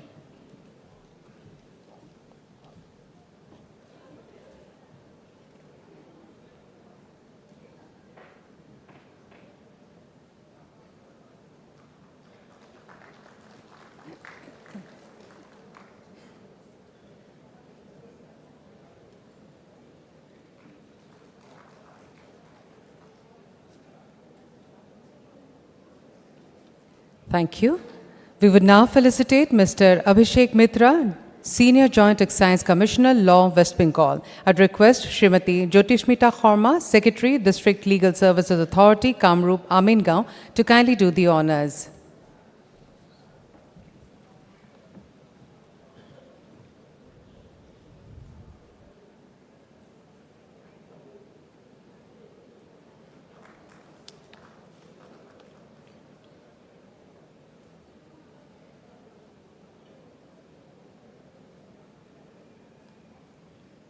Thank you. May I now request Srimati Anamika Bormon, Under Secretary, Assam State Legal Services Authority, to kindly felicitate Mr. Rupin Sharma, IPS DGP, Nagaland.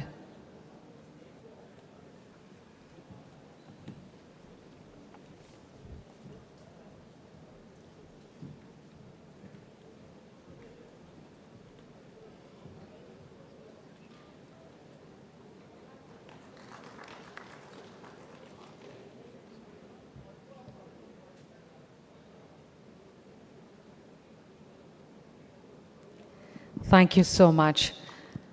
I would now hand over the session to Honorable Mr. Justice Sandeep Mehta, Judge, Supreme Court of India, the chair of this session, to kindly commence the proceedings. The duration of the session would be 1 hour and 15 minutes, with the first hour embarked for the discussion and the remaining 15 minutes for questions. On to you, sir. Good afternoon to all. My esteemed brother, Justice Joymala Bagchi, my esteemed brothers, Justice Koteshwar Singh, Justice Vijay Vishnoi, Honorable Chief Justice of the Guwahati High Court, Justice Ashutosh Kumar, esteemed judges, Chief Justices and judges, judicial officers, members of the legal service authorities. So this second session has been, I would say, very well thought out. In the context of the northeastern states, the challenge of narcotics is perhaps one of the biggest menaces which the general populace of the entire area faces. And what a coincidence that me coming from the westernmost state of this country, which also faces almost an identical problem. Before the fencing of the borders with the neighboring country, the problem was of illicit transit of narcotics into the state across the international border. Later on, there was a transition wherein these narcotics were started being manufactured in what we call the Malwa area, that is the opium growing area in the states of Rajasthan and the adjoining areas of Madhya Pradesh. Myself and my esteemed brother Justice Vishnoi, while we were sharing the bench, had the occasion to take up a suo motu matter. See, what was happening is that, all right, there were a lot of seizures, there were a lot of recoveries, but the menace was not going down. The statistics showed that under the old Opium Act, the number of convictions was reasonably good. The NDPS Act was enacted in 1985 with the idea that a stringent punishment, a stringent law for trials was required to curb the menace. But the statistics over the period of time showed that this act perhaps may not have been sufficient to deal with this menace, and the numbers continue to rise. Now the situation is that the drug peddlers are adapting and innovating every day. What was a traditional trade in narcotics, say opium and products prepared out of opium or cannabis, now they have gone on to synthetic drugs. Not only that, cough syrup has become a major problem. Brother Justice Bagchi will vouch to that. West Bengal perhaps has the highest problem of the cough syrup, which is being misused as a narcotic drug, and it's being rampantly brought across the borders because the borders are porous. So these are the challenges which we face. Now, what can be the measures to tackle this challenge?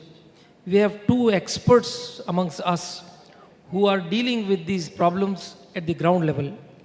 We would like to hear from them. Let us have their erudite views on these issues. And perhaps then myself and my brother, the eminent jurist on criminal laws, I learned a lot from him. We can hear his views and share some question and answers. Thank you. So first I'll request Mr. Mitra to please make his presentation.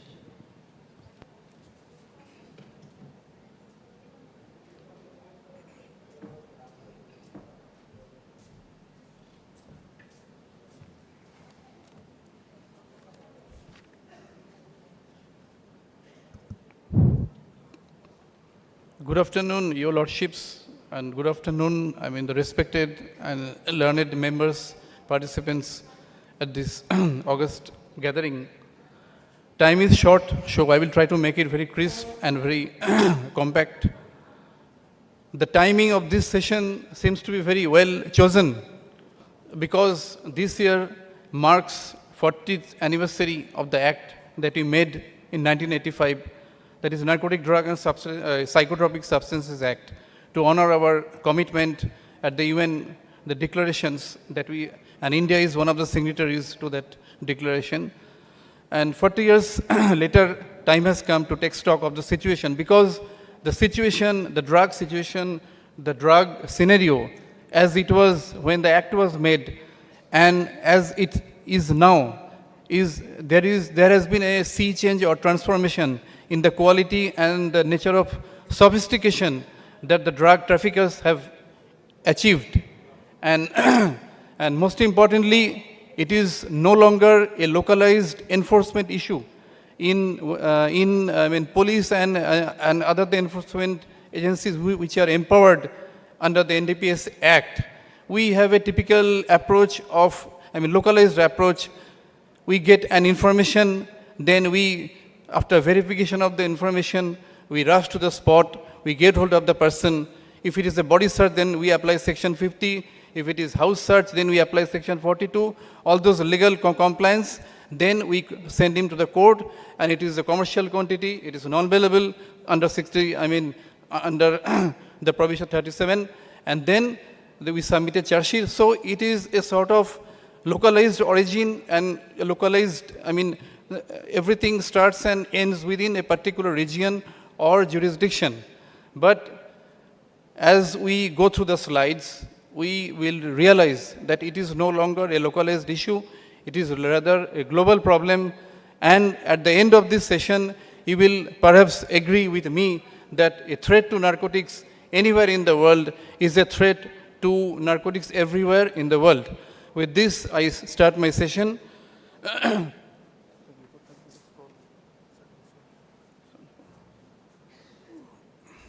This is a brief, let's take a brief look at the globe.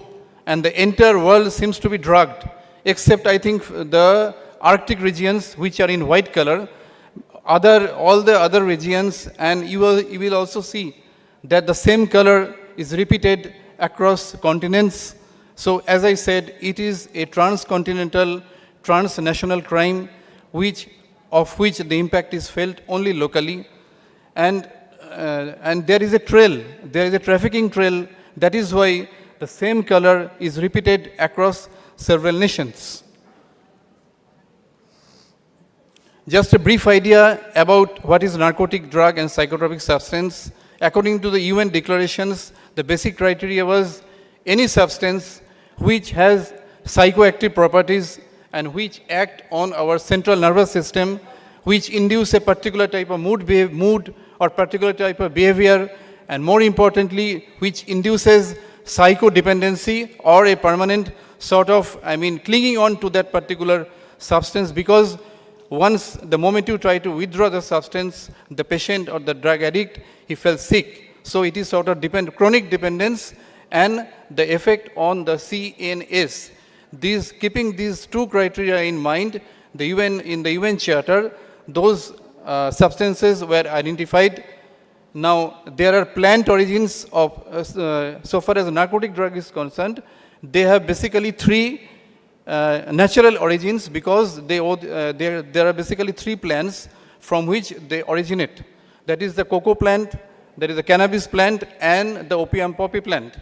What is special about these plants is that, like any other plant, these plants also contain several chemical compounds, a lot of chemical compounds. Most of them are neutral substances. They don't have any effect on our CNS as proved till now. But there are several active psychoactive compounds. It is because of presence of those compounds that these substances has been identified as a narcotic drug. And so far as psychotropic substance is concerned, it is not plant-based. It is rather based on chemicals. Chemicals are the raw materials for making psychotropic substance, and we call them the precursor chemicals, because the making of that chemical precedes the manufacturing of the psychotropic substance. Now there is the natural source, as I told you. So far as opium is concerned, there are three basic, chemical compounds, very powerful. That is morphine, codeine, and the pepverin, there is another one. So far as cannabis is concerned, we have the, chemically speaking, it is called the tetrahydrocannabinol. It is a very strong, chemical compound having effect on our CNS. And so far as cocoa is concerned, as we all know, the basic ingredient is the cocaine. It is because of this. Now there are semi-synthetic drugs which are basically manufactured by using those raw materials. And the third one, and that is a cause of concern in today's world, that is synthetic drugs. They can be manufactured location neutral, and they don't need any particular agroclimatic conditions. They can be manufactured at any homemade lab. All that you just need is a little bit of knowledge of chemistry. You search the Google, you get the ingredients, and these incidents have been reported and detected in India also. And in one of those cases, the leader of the team, he was a chemistry graduate. They were looking for jobs. They unable to find a job. They started making manufactured drugs. Finally, they got caught.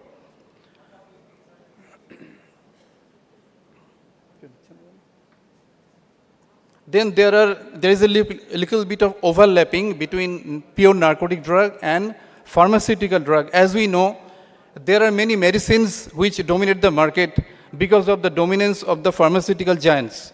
In USA, it is fentanyl and tramadol that has played havoc with the lives of almost around 50 to 60,000 people every year. Now these pharma drugs, so far as India is concerned, they are guided by dual laws. One is drugs and cosmetics, and second is narcotic drug and the NDPS Act. They are meant for use only according to prescription, strictly according to medical prescription, but as it happens, it is randomly used, indiscriminately used, independent of prescription, and also as illegal use. There are several instances, and there is another new one that has been recently identified several years back by the United Nations. That is the polysubstance drug. It is a sort of mixture.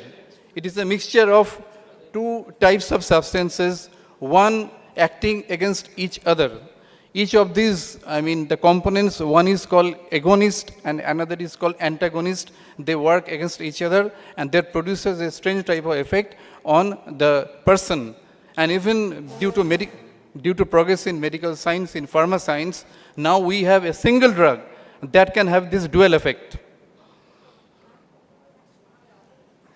This is a simple statistics, but frankly speaking, you search several sources of official data, you will find the different types of figures, but more or less the percentage hovers between, these 2 to 3% or 4%. The first household survey of number of drug addicts, those affected by drug, and the nature of the addiction, whether heroin-based or cocaine-based, was first attempted in India on a systematic basis in 2019. So this is the result of that survey. As we see, this is a cannabis basic slide. What is important, as I told you earlier, that is India's proximity to Southeast Asia, and to be precise, Thailand. Thailand is one of the few countries, perhaps the only country in my knowledge, where the recreational use of cannabis has been legalized. And there was also similar, demand in India also. PIL was filed also in 2015, 2020, but that was not entertained by the Honorable Court because of the possibility of threat to public health. And now most of these drugs, including cannabis drugs, they are basically synthetic, as I told you earlier, because they don't need any particular, cultivable plot, any particular agroclimatic condition. They are called, that is why they are called hydroponic. They are soil neutral.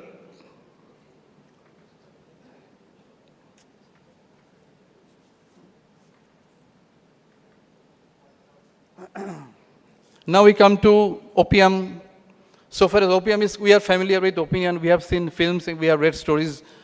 So far as opium is concerned, Afghanistan was the giant. Till the revival of the Taliban in 2022, after coming back to power, the Taliban authorities, they imposed a ban on cultivation of opium in Afghanistan. But strangely, they spared the crop of 2022, but thereafter there was a significant decline in cultivation of opium. But as we know, that market never remains vacant. It is always filled up by substitute. So once down with the opiates of Afghan origin, now we have the synthetic drugs. And this brings us to the most important player in this issue. So far as drug scenario is concerned, in my understanding, there are two major regions where the key players are there. One is Latin America and one is Southeast Asia. In some of the countries in Southeast Asia, the production from of the opium-based products, that constitutes almost 2% of the GDP. Because the economy is in a very frail condition, there is absence of diverse livelihood, so it is a very profitable business there. And so far as opium is concerned, they are also investing.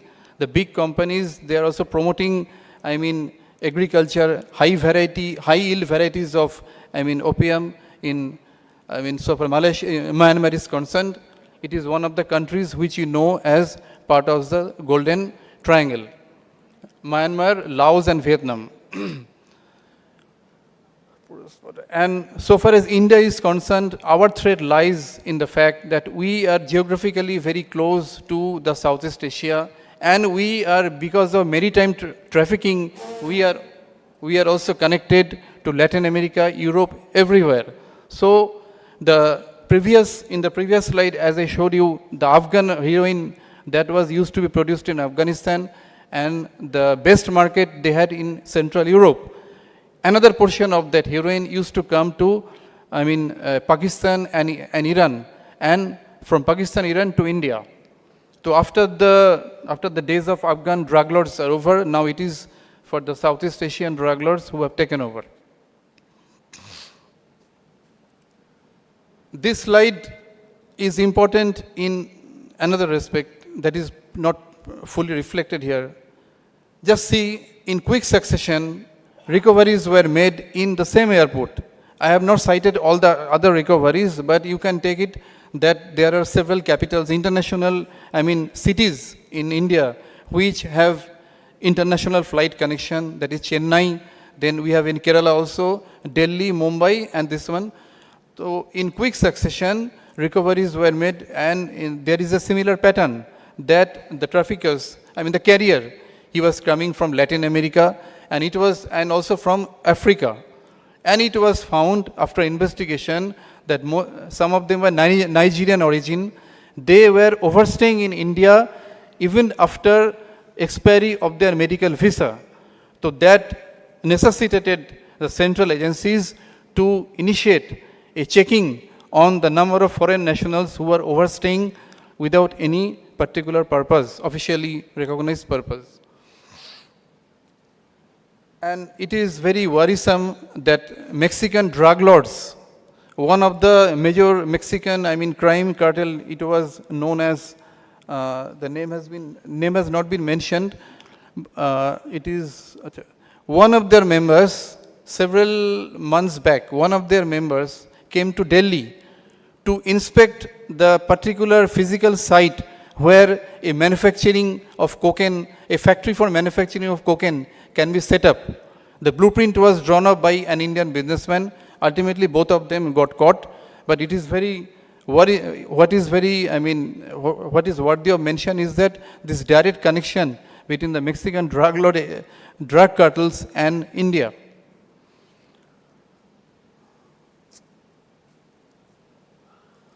As we told about the pharma drugs, now pharma drugs are of two types. Simply speaking, medicines. One type of medicine that does not contain any narcotic drug or psychotropic substance. Another type of medicine which contain a narcotic drug and psychotropic substance, and also, certain other prohibited, restricted ingredients. Now, so far as drugs and cosmetics is concerned, Act is concerned, they come under Schedule H and Schedule 1. And there are several regulatory provisions in Drugs and Cosmetics Act regarding sale of those drugs without any prescription. In NDPS Act also, there is a corresponding provision that manufacture, sale, export, import of these manufactured drugs cannot be done without prior consent of the drug authority. So there is a sort of, dovetailing of these two legal, statutes. How far they are effectively implemented, that remains to be seen. We have the problem of internet pharmacy, a problem that has, badly affected the US, the America, because after the post-COVID, there was a surge in online transactions aided by the internet. Now, in internet pharmacy, you simply place the order and you get the drugs. There is no restriction. And there is also the presence of cyber doctors. Any doctor, he is available online for consultation. He will suggest one particular type of medicine for you. But the gap remains in the fact that there is no proper record or verification of the, the drug history of that particular patient. Whether that patient has taken the similar drug in the past, in the last 4 to 5 years, how many times has taken, there is no proper checking or proper database of these, frequencies.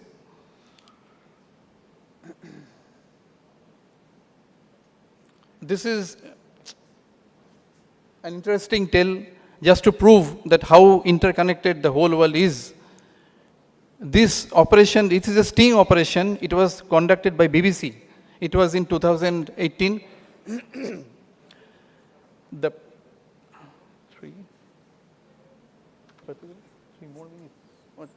time is very short, only 5 minutes left.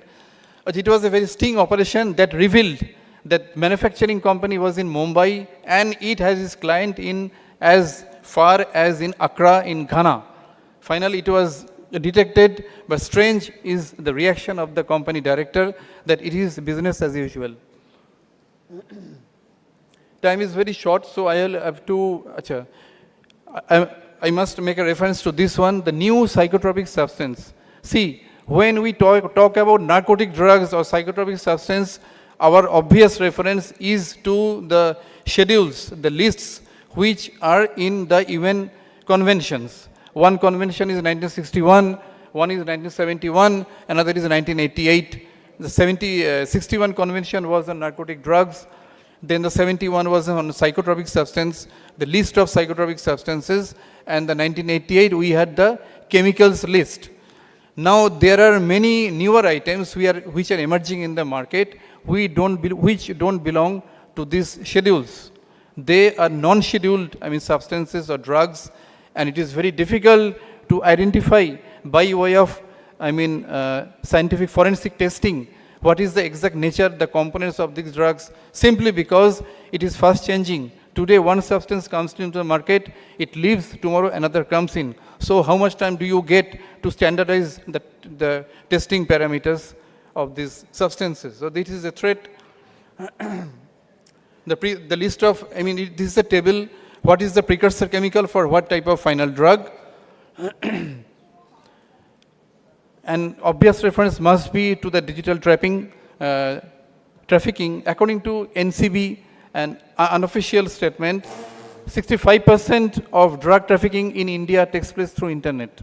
And in one case in Mumbai, one person was arrested before he catered to more than 1,000 drug users. So just because see the reach of the internet, the use of the internet, and this is used through the dark net, which is not accessible by the normal search engines of the internet. And they use cryptocurrency, which is not regulated by the normal banking norms or the government, and they have the crypto mixers also. These are basically cyber aspects, but in crypto mixer, you simply have an assorted mix of several payments so that the agency cannot track which particular payment can be linked to which particular supply of drugs. So far as combat strategy is concerned, we have the usual approach. One is the demand side control and one is the supply side control. For the demand side, we have the national program that is similar to the national AIDS control program, actually, NACO we say. And here we have, drug de-addiction centers, rehab centers and the treatment centers. And they have their limitations because of the sheer size of the country and the low, the inadequate budget. And the very low limit of corporate social responsibility spending, that most of the companies, they have to spend a certain amount of their profit for the social purpose. It was seen that the amount spent on this drug rehabilitation by the corporate sectors is very, very low. This is the hierarchy of the, the demand, the rehabilitation, the model. It is the nodal ministry is the Ministry of Social Justice and Empowerment, along with the Ministry of, Child Welfare, Women and Child Welfare. Supply side strategy, so far as supply side strategy is concerned, we have to deal with three aspects. Mainly one is the maritime trafficking and the border trafficking. India has a almost 14,000 kilometer long coastline with so many, riverine, short routes and, diversions. And this, India is part of the, what we call, the security experts call it the Indian Ocean Region, IOR. IOR is the vital link between the Southeast Asia and the rest of the world. So India is part of it. Then India is also part of the Indian Ocean and the Arabian Sea and the Bay of Bengal. So we are in a thankless position so far as our geographical location is concerned. So as for, cyber trafficking, we need to improve our cyber investigation, and for that we need special cyber experts. It is not the task of an typical investigating officer to all these things, because it is beyond the capacity of our normal investigation skill. It requires very high level of skill and expertise. I must make a reference to FATF, Financial Action.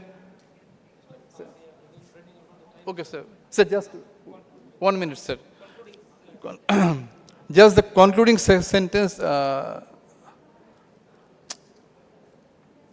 In the concluding part, I would like to say this is the most important slide, that threat anywhere is a threat everywhere. We need a global approach. Why not have a global regulatory regime that will involve the best of the talents of all the member countries of the UN, and so that we can share our expertise, our knowledge. So with this one, and the last but not the least, as warned by Albert Camus, the Nobel Prize winning, philosopher cum novelist, in Plague, in his novel, The Plague was a symbol of the German occupation of France during World War II. And here, Plague, he warned about this absence of, we should remain on guard permanently, so otherwise plague or the threat will return again and again. It is a very short short presentation, so I don't think I could have covered all the topics. Anyway, thank you very much.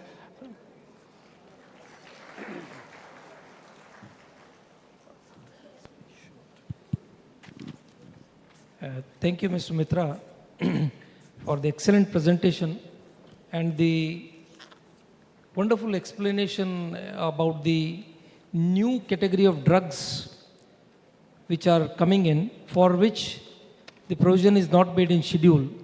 That will perhaps be a great challenge to the legislators as to how to keep abreast with these drug peddlers and to ensure that the younger population of this country is saved from the new rising challenge of unidentified narcotic drugs.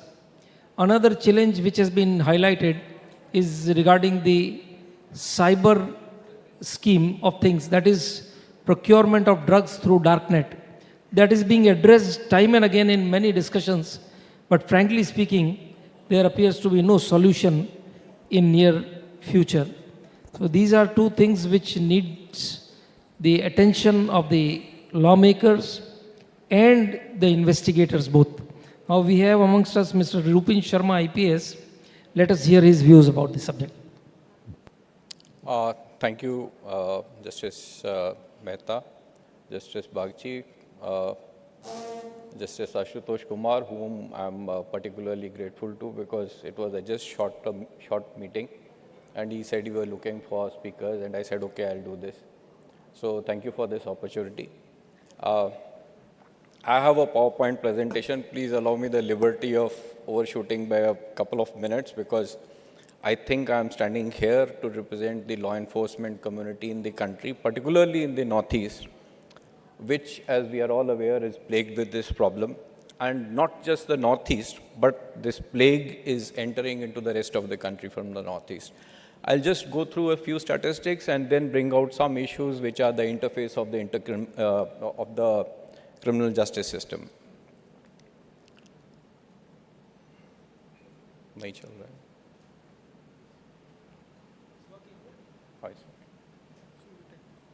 That's okay. So drugs in the Northeast, I don't know whether this is. So it starts with the poppy seeds. The second one is the packets. It is heroin. The third one on the right that you saw is soap cases, which we call typically Northeast. Each one of these soap cases contains about 12 to 13 grams of heroin. And these can be carried in any manner whatsoever. The fourth one, the smaller tablets that you see are the Yaba, all the world is yours tablets. The fourth and the fifth one. And the sixth one on the right, if you see, this is a vehicle. Below the axle, this is just a representative picture I have said. I put below the axle, they put a cavity where they are putting these soap cases. Each one of these cavities can carry about 1 kg of drugs at a time. Contrary to what Mr. Mitra said, a lot of drug which is entering into India from the Northeast is not through cyber channels or dark web or anything. It is entering to the traditional means of trafficking of drugs and smuggling. And I'll take you to the next slides, which will show you the magnitude, which should alarm all of us. The dimensions bordering Myanmar, where opium and drugs, heroin and also Yaba and world is your tablets are in abundance. These tablets are essentially from Thailand. Besides this, tracts of Manipur are infamous for cultivation of poppy and production of opium and heroin. It is both Kuki and Naga tribes. Let's not get into the tribe aspects, but it is both Kuki and Naga tribes. The Kuki and Naga and the smaller tribes on the border with Myanmar and in the Indian side are the first for shipment into India. That is where the Kukis and the Nagas get involved because they are on the borders. However, others are equally complicit. Others means all the communities on the borders with Myanmar are equally complicit. Now, pricing and quantum, I think this is which is very important something. I am just taking, I'm not going into the cough syrups and the alprazolam tablets and the pharmaceutical drugs. I've just made 4-5 stops of how the drugs enter into India and from where they are trafficked. If you see, Myanmar opium is 50,000 rupees kg, and by the time it reaches Delhi, it is 4 lakh rupees per kg. This is the profit margin that is there. Heroin, 500 rupees per gram on the Indo-Myanmar border, and 7,500 to 30 kgs per gram. Imagine the amount of profit it generates in the economy, or the amount of money it is taking away from the economy, the money which is rightfully could have been available for other use. Crude is just opium processed in a very crude manner, 5,000 rupees per kg. 5 lakh rupees per kg. But in Dimapur, it is 25 lakh rupees per kg. By the time it reaches Delhi, Guwahati and all, it could be 30 lakh rupees per kg. Yaba tablets, each tablet is about 15 to 20 rupees per tablet on the Indo-Myanmar border, that is in Moreh and in Mizoram. In Delhi and Bombay, it is 500 rupees per tablet. So the amount of profit margins that are there, it is immense. Next, consumption volumes. Now, I am just taking consumption volumes for Nagaland, and then we will extrapolate these figures into the national level to see what is the volume of the problems. In Nagaland, total users of opium, just about 2,000 traditional users, but the value is around, say, 700 kgs per annum. Huge. We'll just don't go into the zeros. We'll come to the figure in the end. Heroin, 1 lakh users, about 5% of the population of Nagaland. And if you look at the figures, again, count the number of zeros, you'll be surprised. Crude, Yaba tablets. Yaba tablets is the one which is catching up now. These are very, very pessimistic figures that I put. Very, very pessimistic figures. These are the routes through which these drugs enter into the Myanmar, Manipur, Nagaland channel. I'm not talking about the Mizoram channel, which is a separate channel, which could be equally bad, if not worse. One is Myanmar, which is Moreh and all, to Imphal. Then just above Moreh, there is a channel, there is a new village which is called, come up, it is called Namli Wangli. So with this cookie problem, this Meitei cookie problem in Manipur, the center of drug trafficking has shifted slightly northwards into the Wangli-Namli border. This area is largely unmanned, All of this, these transnational linkages, the origin of the drugs as well as the traffickers and couriers are there. There is a multiplicity of dialects and languages in the northeast. I will come to the problems that these multiplicity of languages pose towards the end.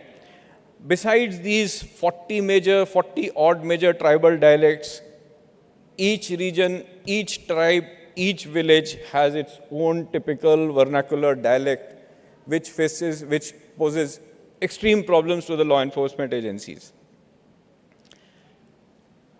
The quantum of success of the police and law enforcement agencies, about 4.3 lakh cases countrywide in 2023. This is as per NCRB figures.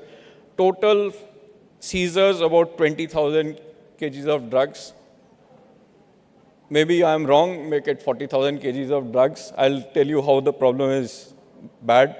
Compare this just with Nagaland and Northeast. Just in Nagaland, consumption will be 30,000 kgs by 1 lakh persons who are consumers. And most of the traffickers getting out on bail or are acquitted within a year and they are going back into the system doing the same business again. Some of the practical issues and problems, there is a multiplicity of couriers, often 10 to 12 couriers or transition or exchange points from the point of entry into India, which is Myanmar, to Dimapur and Silchar alone. So 10 to 12 times the drug consignment changes hand before it reaches Dimapur or Silchar, which are the two main hubs. Each transition point has a cutout, and hardly anyone knows the entire chain of demand or supply, making things difficult for the law enforcement agencies. Multiple modes of carriage of drugs by sea. In Andamans, about 3,000 kgs of drugs were caught about a year back, which was coming from Myanmar. Sea, air, land, and rail routes. And we have also discovered that the couriers, Indian Postal Department and private couriers, are being used for sending consignments anywhere between, say, 100 grams to 2 kgs. Multiple carriages, trucks, cars, buses, private transport, private vehicles, hired couriers, train coaches, unsuspecting travelers, cavities in vehicles, you name it, and probably the method is being used for transportation of drugs. Now, coming to this is Nagaland alone, 1.3 lakh users of all types of drugs. If we multiply the figures, it comes to almost 2,30,000 crore rupees of business, money which is being pulled out of the Indian economy due to this thing. If we calculate this, and these are prices in Nagaland, if we calculate these prices at the prices in Bombay and Delhi and all, the figures will jump up 5 times this number. Costs to the public and national health. I'm happy to note that the Honorable Supreme Court has also taken note of this problem, calling it a public health emergency. But sadly, everybody is not on the same footing. It's an emergency when the emergency hits me. If it doesn't hit me, it is no longer an emergency. It doesn't remain an emergency. So unmeasurables, but include increase in petty and small crimes, links with insurgency, organized as well as non-institutional links, insurgency funding. So far in India's northeast, we have not found any insurgent group or militant group dealing with drugs in an organized manner. There are individual cadres involved in large numbers, but it is not any organization which is doing it. Let me clarify this, because this is important. I am not casting aspersions on any group or any faction or anyone, but there are individual cadres are doing it, and in large numbers. Government and law enforcement agencies, judicial interface, advocates, prosecution, prisons, it harms all. Private, it creates a parallel extrajudicial intervention systems, trafficking and transport lines. Resources are being diverted to treatment and rehabilitation of addicts, which actually this money can be used for any other purpose. Mental health and conflicts in societies and families. I know of families who've thrown out children. I know of families where entire families have vanished because of drug trafficking, consumption, addicts, abusers, whatever you call it. Actually, my passion to deal with this started because about 3.5 years back, when I was in a different posting, I had about 7 to 8 persons in my security detail. 4 of them were drug users. So it is so close to you, even in a disciplined organization. It is so close to us. One of the gentlemen sitting here, Justice Tarlok, and another very seasoned IPS officer, Mr. Yashovardhan Azad, they mentioned the same thing, and I share the same viewpoint with them, that if your child goes out in the morning, if the child will come intact, it is a big worry for most parents in today's world. This is how serious it is. Disproportionately high resource allocation towards combating this menace, subversion of financial institutions and existence of parallel finance mechanisms, including use of mule accounts, known use of known mule accounts, or use of finances, bank accounts of relatives, friends, neighbors, villagers, just strangers. They will just ask for money in that account, and you don't know who sent it, for whom it is meant, but it is being done. Then health and medical facilities, recovery rates are very, very poor. Only 5% of the addicts recover from this menace. All the 5 pillars, the police, law enforcement agencies, prosecution, forensics, prisons and judiciary have to act in unison without ceding domains. I am not asking for any agency, any pillar to cede its domain, but acting in unison, I think, is very important.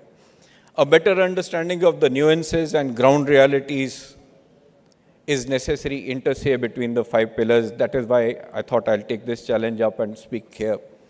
I am not for a moment suggesting that police investigations are perfect, neither in Nagaland nor throughout the country, or foolproof and without any lapses or gaps, but no pillar is perfect.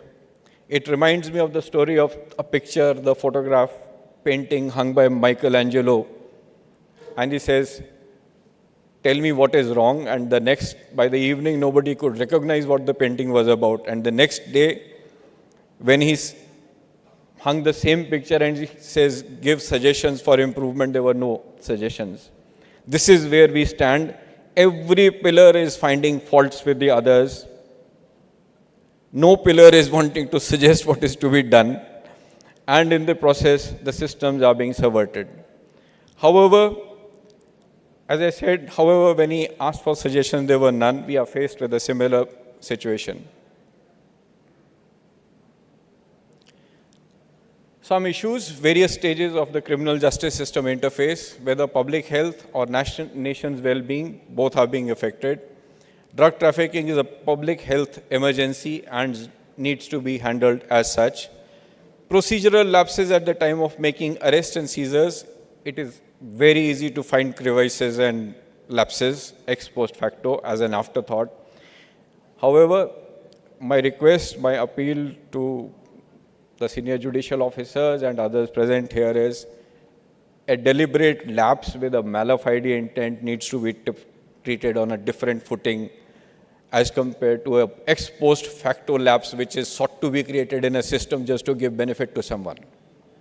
You will always find faults with something happening. Tell me, I will find faults with anybody, including God, because He made 2 sexes. And both sexes are not equal. So you can always find faults with others, but it's how to resolve those differences which is important. Interrogation of suspects and accused persons, issue of language, dialects, possession, real or constructive, and links with co-accused and conspirators needs to be appreciated. While continued incarceration as under trial should be frowned upon, I myself don't like this idea. Trials need to be speeded up under the new BNSS. I would request the highest and the higher judiciary, if maybe some sort of a supervision mechanism on the timelines being monitored could be built into the system. It will help a lot.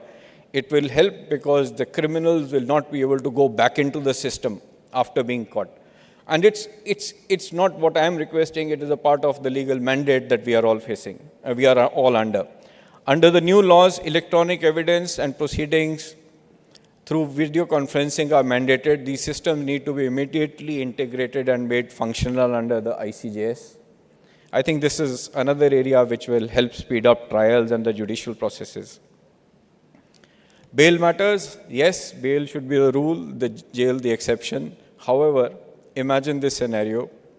A trafficker has undertaken and facilitated or arranged delivery of 100 consignments. If each consignment is 500 grams and goes to minimum of 50 persons, should he not be guilty of poisoning or attempting to poison 50 persons, at least 50 persons? You know, he is not caught in all the cases, but he divulges this. And then what do you do? Some issues, various stages of the criminal justice interface. If the trafficker is caught red-handed, how do we handle the earlier or previous instances? He may admit them during interrogation, or he may not admit.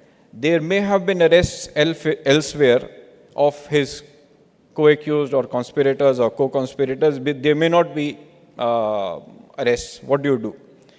However, there may be telltale signs like photographic evidence, communication records, financial transactions, or unexplained contacts or transactions which should raise suspicion. I'll give you an example, a recent one connecting Manipur, or say Nagaland, Manipur and Rajasthan, since you are from Rajasthan. We caught a lady with about 2 kgs of heroin recently. She was in contact with someone from Rajasthan, and there is no explanation except drug trafficking. There is simply no explanation except drug trafficking.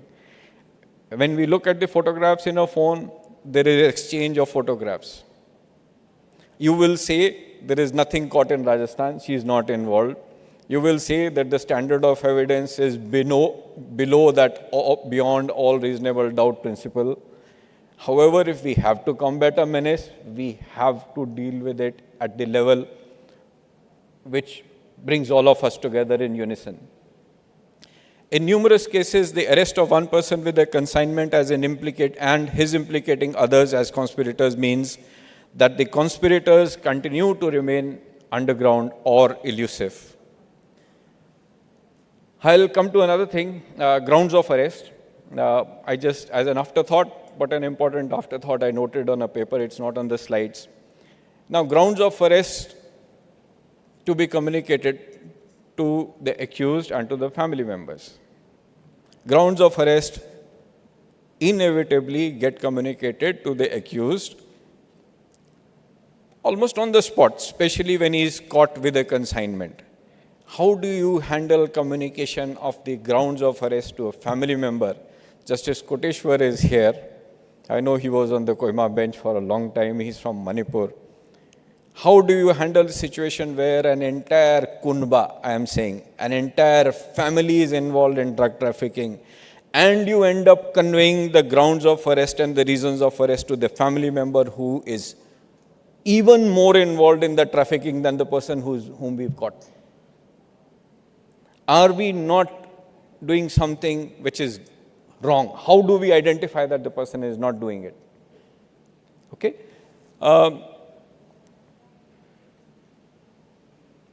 And this brings me to the condition of the bail or the issues regarding bail. Yes, I am also cognizant of the fact on when bail can be denied and when it should not be denied. However, if I end up conveying things to the family member who is complicit, who is co-conspirator or a co-accused, the family member goes back and destroys all evidence. He tampers witnesses, does everything which is not required as per the law. And tomorrow when you go to catch him and try to check his mobile phone, there is no mobile phone firstly. If you find a mobile phone, it is formatted. And then we will come back and say we have arrested him, and you say what is the evidence, and there is no evidence available. But we have ended up creating this problem for ourselves because we are required to inform a family member. When we inform a family member, it goes against us. It bites at the criminal justice system being good. Okay? I'll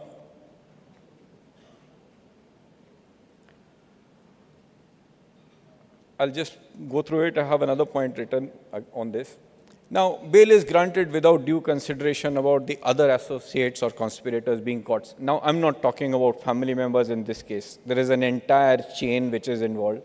If you recollect, in one of the first slides, as I said, from More to Dimapur, 10 to 12 shipments, 10 to 12 times the consignment changes hand. How do we go back to the first who brings into India?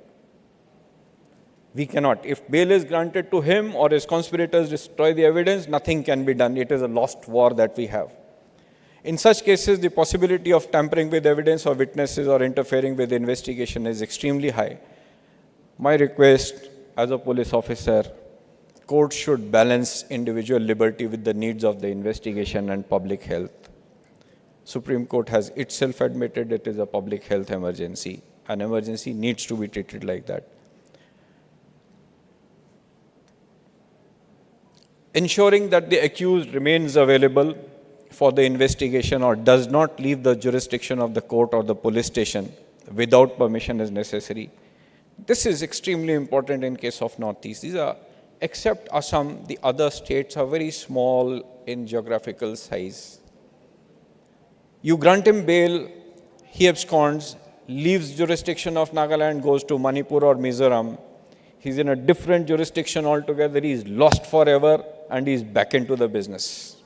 If he's back into the business, we lose. Hardly any mechanisms exist to ensure this. An accused in such cases hoodwinks the law enforcement agencies and insults the court. It is a contemptuous insult to the court because it is the court which is granting bail, not just the police. So please, not for my sake, not for the public health, for our own sake, let's look at it slightly differently if we can. Conditions of bail in such cases need to be deliberated between the law enforcement agencies, prosecution, and the courts, besides the defense counsels. I am not averse to talking to the defense counsels and asking them, what can you agree to? Law enforcement agencies are not given time to oppose bail or reject bail. Sometimes the courts do not give time to prosecution or police. Sometimes the police and law enforcement agencies don't get adequate time or notice from the prosecution. Courts should consider taking police and law enforcement agencies' submissions on bail matters in writing before deciding bail in NDPS cases so that all factors are considered in totality. The red one is the principles of natural justice. Is the investigating officer or the law enforcement agency not entitled to an equal degree of audi alterum, should be given an opportunity of being heard when the bail is being considered? Request for appropriate bail conditions. Verify post-release residence of the subject. In these cases, as I said, they will just abscond and there is no way you will be able to find them. Grounds of arrest. Nagaland Police, we have issued detailed instructions on this regard. We are also learning. We will keep learning. We will try to improve. Mandatory investigation. You have to file a charge sheet within a particular period, but there is also a provision that you can get that time extended. Hardly ever are these timelines extended for filing charge sheets. There is a general degree of hesitancy for various reasons.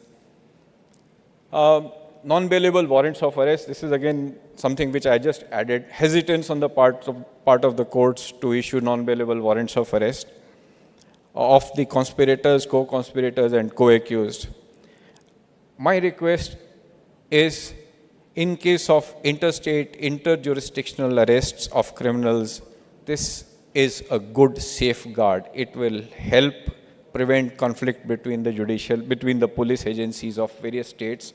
If a warrant is issued, he is armed, the officer is armed with a warrant of arrest, goes to the other state, gets the procedure followed, all the things including the ground of the arrest to be communicated to him or to the family, and everything gets taken care of. Please, my request to the judicial officers in the states is, can we do this? If we can do this, this will help everybody. The pillars often forget that catching a trafficker with a consignment is only viewing the tip of the iceberg. The real network of producers, packers, financiers, transporters needs to be demolished.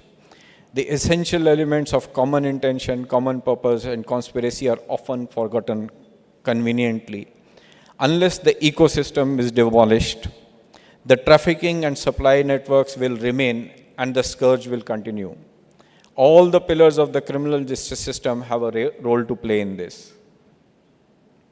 Key legal and procedural challenges. I'm just winding up, maybe another 5 minutes. If you still want me to stop, I'll stop wherever you want. Key legal issues. This PIT NDPS Act enables detentions of persons involved in illicit drug trafficking to prevent future offenses. Orders must be in compliance with the safeguards under Article 22 and the PIT NDPS Act. Detention orders frequently challenged on procedural lapses, especially regarding language and communication. I should mention this. There was a recent case where a person was caught, I'll not take names. He is interrogated in Hindi and Nagamese. He was involved in West Bengal, so he was transferred to West Bengal. We detained him under PIT NDPS Act. He went to the Supreme Court. The Honorable Supreme Court, I'm not I'm not criticizing, I'm just giving a perspective because my perspective is from the diversity I see in the Northeast, the problems I've seen in the Northeast. The Honorable Supreme Court mentioned that the grounds of arrest have to be communicated to him in writing, and to enable him to make a good representation, the supporting documents have to be translated into the language which he understands. Imagine me having to translate in 40-odd tribal dialects which are not standardized, and having to translate further down the line. He said, no, my village is different. I don't understand this version of whatever, X language. You get it translated in that. What do? There is no end to it. Honestly, there is no end to it. He talks to his advocate in Nagamese or Hindi or whatever language, that should be good enough. The advocate should take some burden there. The advocate or his counsel should take some burden here. When they can represent him in the Supreme Court, they ought to explain to him what is there. This is my perspective. I may be entirely wrong, but I look at the other perspective as also not being correct. I will not say wrong. So there is a need to sort of balance things.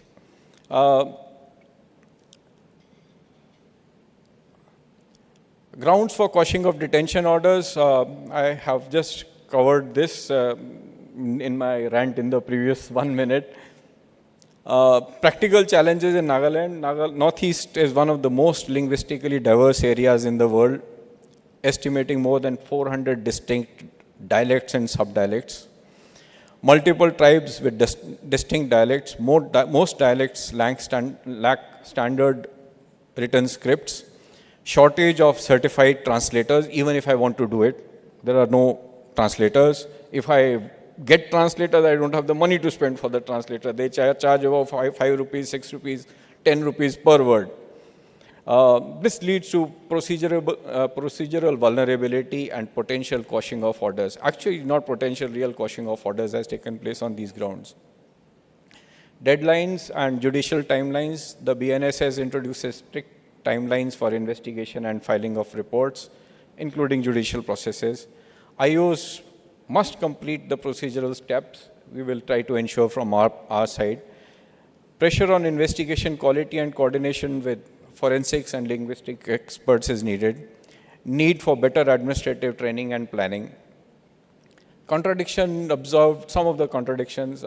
Again, this is language, the first one. Consider the language barrier as a procedural defect rather than an afterthought. I mean, you're not able to communicate because the fellow doesn't understand the language that you want to communicate in. You will have to wait to get a person of that who understands that language or that dialect till the time you communicate the grounds to him. Now in Nagaland, what we had to do is, this is an ongoing process in the last 3-4 days. We made these grounds of arrest and sample formats in English. Then we have sent it to all our 16-17 SPs and say, yaar, apna dialect mein translate karwa ke sabke paas copy do. Imagine if I was to have to do this for Manipur and Mizoram and Arunachal, all tribes. Where do I land up? Where do I land up? Inconsistent documentation of interpreter use during arrest. These are our issues. Better coordination between police, prosecution and translators is essential. Prosecution versus preventive detention, just coming to the end of it, maybe another 2 minutes or so. If preventive detention is being resorted to due to judicial overactivism, if I can call it, pardon me for saying this, towards liberty and bail, is it because the needs of public health and individual liberty are not balanced at our levels, at all levels? And in preventive detention, there is this phrase coined by a judgment of the Honorable Supreme Court years back, live link. If the live link ceases, preventive detention is not required. Live link with whom? The person who is in detention, who has been in custody, who has been arrested, he is in custody. There is no live link there, but the live links remain alive elsewhere. All other conspirators are alive. So if the conspirators are at large, does the live link remain? All the live links are there, only a part of his live link is incarcerated. Lastly, rights of the victim versus rights of the accused. The system only thinks of justice to the accused. Have we ever heard of a victim saying, मुझे न्याय प्रणाली में विश्वास है. It is always the accused who comes up saying this, because probably at the back of his mind he knows that because of the procedural things or whatever, or lack of proper police investigation or good investigation, he'll get away. Police and law enforcement agencies undertake grave risks to themselves and their families by undertaking the war against drugs. They are living with the society, in the society, as a part of the society. They are under threat. Imagine a scenario in Nagaland and Manipur where there are groups with arms, with weapons, who are to be countered. They are largely unprotected, individually, the policemen and their families. They face severe repercussions once the accused is released, either on bail or post-conviction or post-acquittal. Thank you very much. Didn't want to say this, but I will still take a minute to say this. The faith of the ordinary man in the justice system, the criminal justice system, only grows if we all stand together. Any element, including the police or law enforcement, if it fails, we as a state fail. I don't want that to happen. I don't want this menace, this scourge, to eradicate a whole generation of Indian youth and the Indian society. Thank you very much.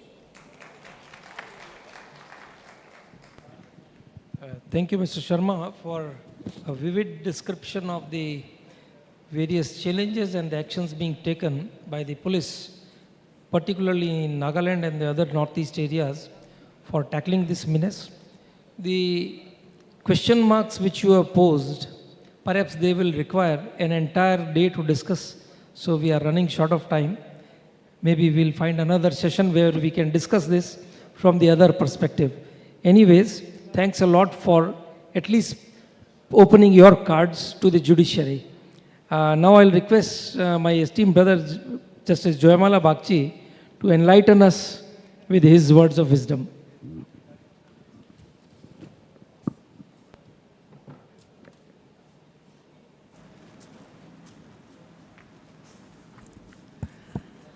Justice Mehta on the dais, my brothers in the Supreme Court, the Honorable Chief Justices, my brothers and sisters in various high courts, Chief Justice of Guwahati High Court, other resource persons on the dais, ladies and gentlemen. A very enlightening and a very pointed presentations made by two persons who essentially are in the evidence collecting domain of investigation and adjudication of a crime which goes into the very innards of our society and threatens its not only the future generations but even the national security of the nation. I stand here more as a lawyer in my yesteryears and as a judge presently. The issue which we confront when we are to deal with cases involving organized crime, and I say that drug trafficking is one of the most pernicious form of organized crime, is how do we tackle the challenges which have been so eloquently portrayed by the Director General of Police of Nagaland on one hand, and the fundamental rights of an individual on the other hand. The requirement for judges is essentially to see the balance between the fundamental freedoms of individual, not to be encroached under the very scepter and threat of criminal investigation or prosecution. Acknowledging the fact that organized crime requires an erosion to a certain extent to the time-tested and essential principles of presumption of innocence, the right to bail during under trial. The law, that is the NDPS Act since 1985, is a product of an international commitment to fight against an international challenge and crime involving drug trafficking, transborder drug trafficking particularly. What the law does is put restrictions. It puts restrictions in the form of grant of bail. And I start with bail because there have been some comments made about the requirement to factor in the investigational needs in cases of organized crime relating to conspiracies, organized crime relating to financing of drug peddling or drug trafficking.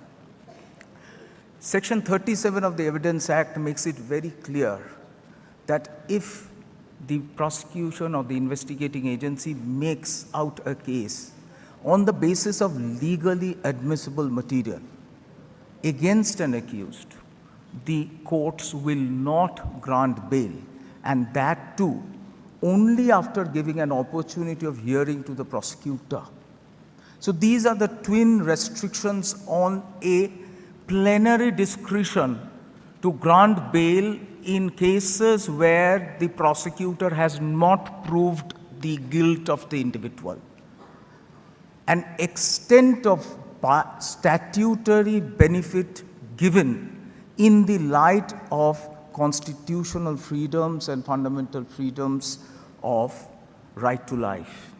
One example, how the law has been shifting the goalposts in order to ensure and empower law enforcement agencies. The second aspect is whenever the state is given a power, there is, like all powers, a corresponding constitutional duty. The corresponding constitutional duty, friends, whenever a bail is denied during investigation or trial, is a quick completion of investigation and trial. And there we are, as a part of the organ of the state machinery, duty bound in our constitutional commitments to conclude trials as quickly as possible. Failures to do so, be it because of institutional failures, be it because of failures of man-made difficulties, inure to the benefit of bail. And that is another limb of grant of bail in respect of breach of right to life under Article 21. This is the balance that we need to strike whenever we look into the issue of bail. And where does the roadblock stand? Whenever you see a criminal investigation, and I say this from my experience, the investigations essentially dwelling on possession should be concluded not less than 1 month to 2 months. The possession is proved through the law enforcement officers who are present at the time of recovery. The judiciary and now the BNSS has insisted of video recording of recoveries wherever possible. The independent witnesses which require to be proved also require police or witness protection in order to ensure that they do not turn hostile during trial. The quickness of completion of investigation, in my experience, has essentially been failure of institutional development of chemical examination of samples. The biggest contribution of delay in investigation is due to the non-availability of a chemical examiner's report with regard to seized samples. This situation needs to be addressed, And this is the best fora where we come together under the aegis of the National Legal Services Authorities and ensure that the law enforcement agencies, the agencies involved in aiding the investigation and the adjudicatory mechanisms, that's the court, including the legal services authorities, assist in a quick completion of the investigation by easing out and unblocking this roadblock. The second arena of investigation relating to conspiracies has essentially been on the basis of call detail records. We have never seen interception of conversation, intelligence gathering across international borders. Friends, please see Section 66 of the Narcotic Drugs and Psychotropic Substances Act. It relaxes the requirement of proof of information gathered beyond national borders. Production of that data is presumed to be admissible evidence.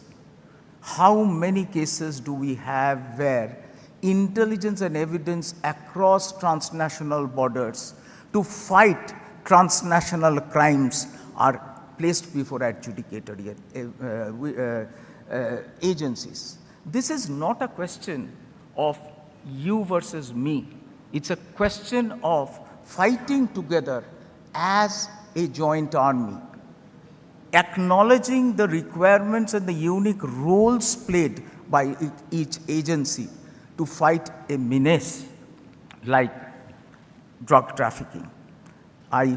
Perhaps I have exceeded my time, and I would say it would be a day where we can see the implementation of the Narcotic Drugs and Psychotropic Substances Act in its full glory.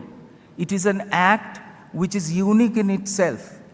It has deterrent measures for the drug traffickers and the manufacturers. It has a proportionate impact on the possessors as well as the peddlers. And it has a rehabilitative measure for the end users and particularly drug addicts. Friends, please pay attention to the third.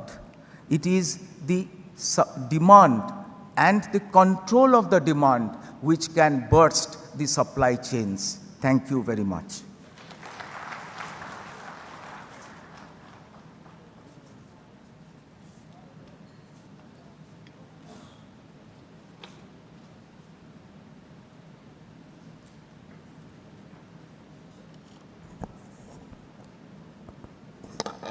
Once again, good afternoon. And I must say, I really appreciate the Honorable Chief Justice of Guwahati High Court and the organizing committee for having chosen this subject. This has really caught the attention of all present. I could hardly see anyone dozing off after the wonderful lunch. This subject is very germane to the area where we are discussing the topic. But I must say at this point of time that this may be a new phenomenon in the Northeast, say for the last 10 years. But the state from where my esteemed brother Justice Vishnoi and myself come from, this has been a problem for centuries. The vice of opium and poppy straw had virtually percolated into the entire society in my state. No wedding could be completed without kilograms and kilograms of opium being offered. There were stories of entire workforce in the rich agricultural fields of the northern part of Rajasthan adjoining Punjab, the entire workforce being addicted to extract of poppy straw.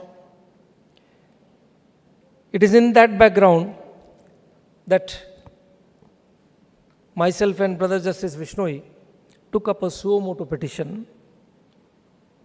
The idea was that whether this traditional way of thinking, catching hold of the trafficker, putting him to trial and punishing him after 5 years, 7 years, was it proving fruitful? Was the purpose of the act being served? Of course, while this was happening, the traffickers evolved, the synthetic drugs came in. So the idea was that if mere catching hold of the trafficker, who is at the lowest rung, the peddler as we say, is not sufficient, what should be done? Mr. Sharma very elaborately put forth the point I wanted to share with the August gathering. What is the solution then? How do you hit at the source?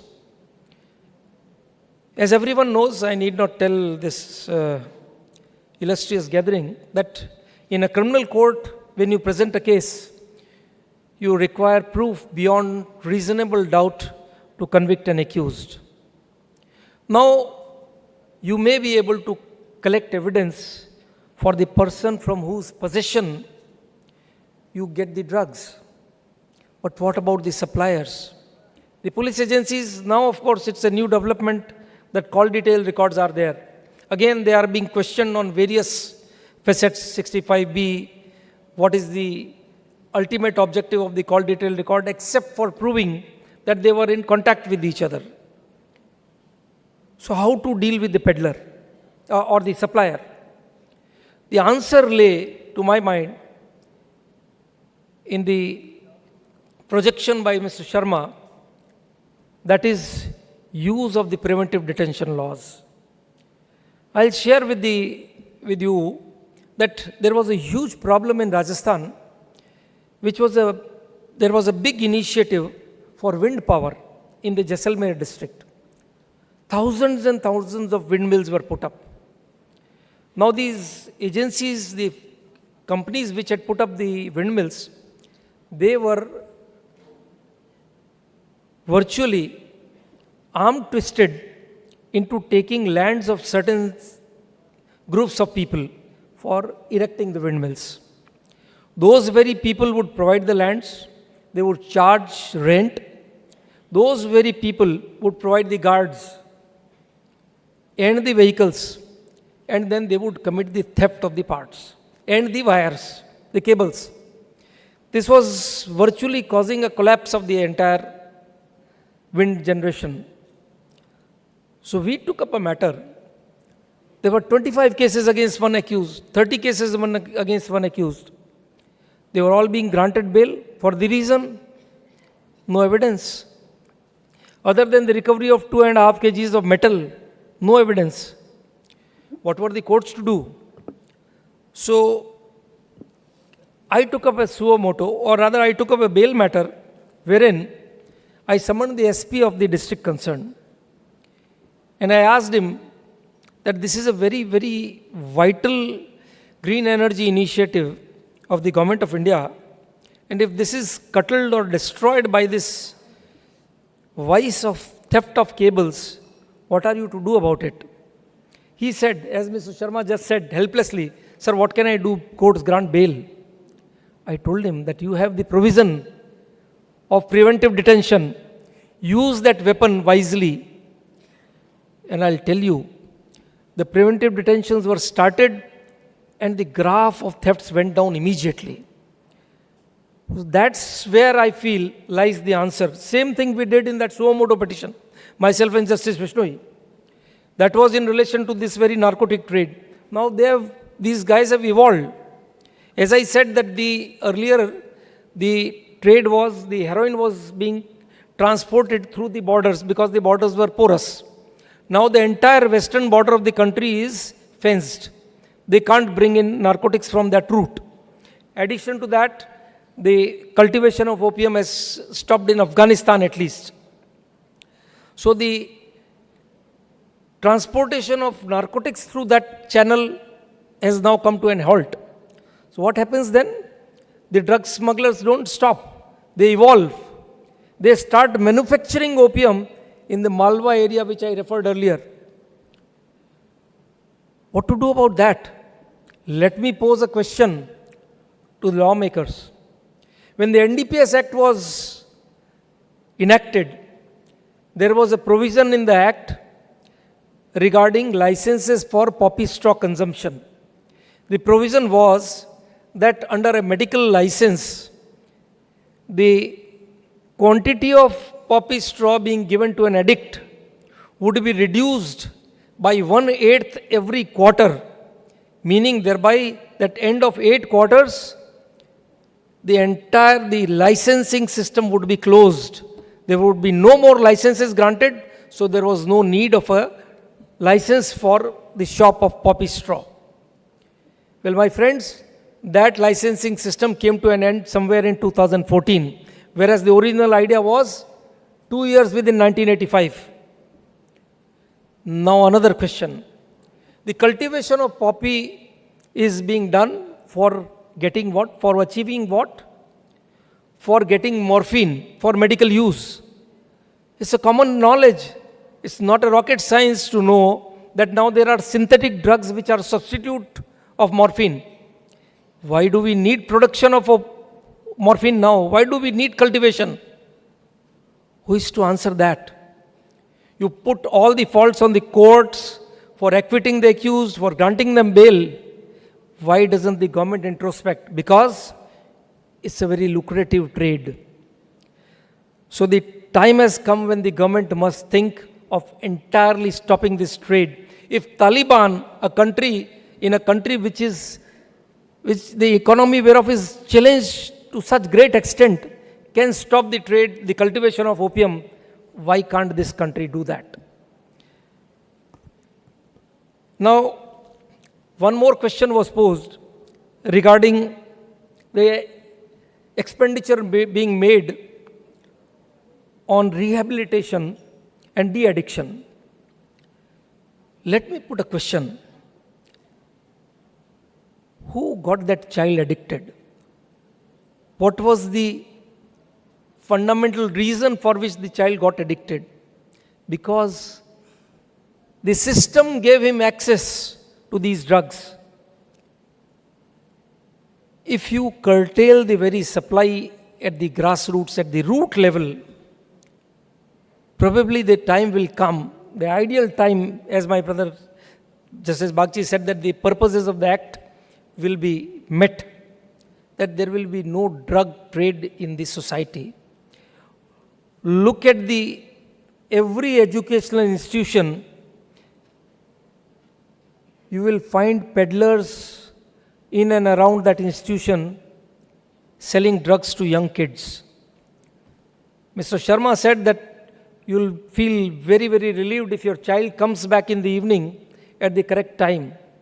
Imagine the plight of the parent who is to send his child to the boarding school or boarding college for education. It is a very tough decision. You don't know what he will be exposed to. So, rather than blaming the addicts or the children who have been addicted to this drug menace, there is a need for introspection as to how we hit the entire chain of supply. Of course, the criminals will evolve. They will create new systems. They will create new drugs. As we have seen now, synthetic drugs, the menace of yaba. You'll be surprised to find, I think many of us will be able to recollect that, say, 15 years earlier, Iodex used to contain iodine. Now you don't see iodine in Iodex. The reason, these drug traffickers got people addicted to that Iodex. That iodine content was used as for an addiction. The whiteners used to cover the ink.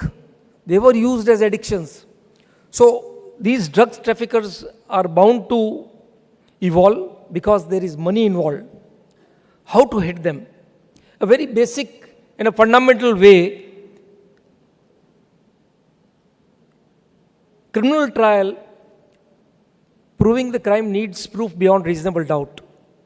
But a detention can be made on mere suspicion, irrespective of the fact that recovery has not been made from the person. Now, Mr. Sharma said the challenges of providing the grounds in the writing concern. You know very well that is the requirement of law. Before proceeding to detain, you do your homework. That is the answer. You may be having challenges.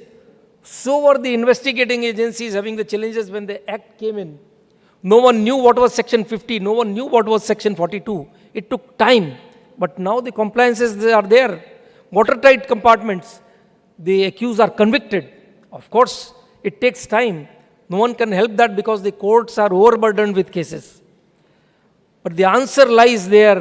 You catch hold of suppliers, detain them, and then one aspect which has been left out is regarding using section 68F. You confiscate the properties of these suppliers, these people who are behind the peddlers. Confiscate the properties, auction them. You hit them with the silver shoe, which pinches hard. One more issue was pointed out regarding not giving opportunity to the public prosecutors, to the IOs. Well, I think that is a misconception. Section 37 of the Act begins with the provision that no bail application shall be entertained without giving the public prosecutor an opportunity to oppose. That is the opportunity where the public prosecutor can put in a written objection. Now, why doesn't that happen? Because lack of training. I myself, after having taken over as the Chief Justice of Guwahati High Court, heard a few appeals of conviction under the NDPS Act, and I found the investigation to be pathetic. We initiated, with the collaboration of the state government and the active participation of Honorable the Chief Minister, we initiated a training program. Clusters of police officers were made. We called some experts from Rajasthan, and there were these training modules. And I'm very happy to say and very satisfied to say that the result of that training has been fantastic. The quality of investigation has gone up.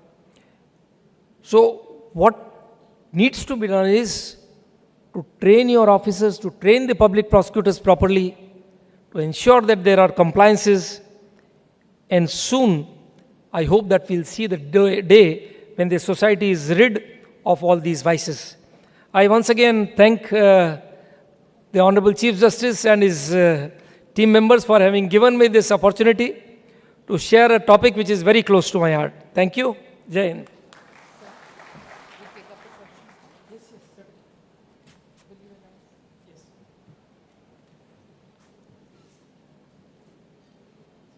So now we can have questions if any one of the audience is keen to ask some questions. We have two experts with us.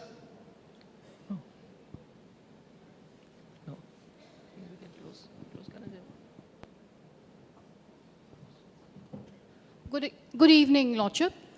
This is the Member Secretary, Sikkim State Legal Services Authority. Taking a cue from you, Lordship, I just wanted to share maybe the best practices which the state of Sikkim is doing under the NALSA legal services to the victims of drug abuse and eradication of drug menace scheme, that is 2015 scheme. Under this scheme, the state of Sikkim, it has established a daycare center and a counseling center for the substance abusers, recovering substance abusers, since January 2022. So what we do in this center is the counselors from different rehabilitation centers, they come and they counsel the substance abusers who are in recovery. So this is one of the things which the Sikkim State Legal Services Authority has been doing. And under the chairmanship of the Honorable Executive Chairperson and the Patron-in-Chief of the Sikkim State Legal Services Authority, we have earmarked beds in all the district hospitals across Sikkim for people who are substance abusers. The beds have been earmarked in the hospitals, and we have counseling sessions for the UTPs as well as the convicts in the prison. This has been taken up by the psychiatrists and the psychologists. And the Sikkim State Legal Services Authority has been monitoring all of these. Not only that, we have this weekly counseling session also for the UTPs and the convicts at the prison. That is the weekly session which they undergo, the UTPs and convicts under SADA as well as under NDPS. SADA is our state act, that is the Sikkim Anti-Drugs Act. So we have these counseling sessions for the UTPs and the convicts at the prison weekly. And every year on the 26th of June, that is International Day Against Drug Abuse and Illicit Trafficking, not only do we counsel the UTPs and the convicts at the prison, but we also call their family members. And these counseling sessions are being taken not only by the psychiatric and the psychologist, but also the counselors from the various rehabilitation centers who are attached with the Sikkim State Legal Services Authority. And in addition to this, we also telecast programs in the All India Radio, Doordarshan, wherein these topics are being taken. So this is just a thing. Probably many of the state legal services authorities must have been doing all of these, but just wanted to share our best practices in this August gathering. Thank you. Thank you, madam, for sharing this wonderful practice which has been adopted in Sikkim. I think this is the real success story of the NALSA schemes. And perhaps Honorable the Chief Justice of Guwahati High Court can organize a virtual conference wherein these best practices which have evolved over a period of time can be shared amongst all the legal service authorities to be adopted wherever such practices are not being used. Thanks a lot for sharing your ideas. That's really wonderful, remarkable. Thank you. Truly appreciated. I just add one thing about rehabilitation is interesting way of introducing rehabilitation scheme as one of the conditions of bail. You can experiment on that angle, that the law speaks of rehabilitation only in respect of small quantity. So whenever we find peddlers with intermediate quantities, they are actually in that penumbral area where they've moved out from the small quantity and have been arrested with intermediate quantity. They are being released on bail. Most of them are individual consumers. And also, they fund their consumption through the participation in the organized crime activity as peddlers. So the rehabilitation healing process for these persons through conditions of bail may be an experiment which we may think of.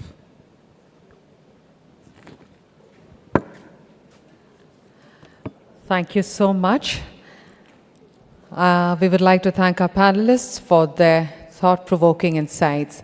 Ladies and gentlemen, due to paucity of time, we will now proceed with the third session of the day, and tea will be served in the hall here itself. So I'd request our esteemed guests on the dais to kindly take the seats in the hall, please.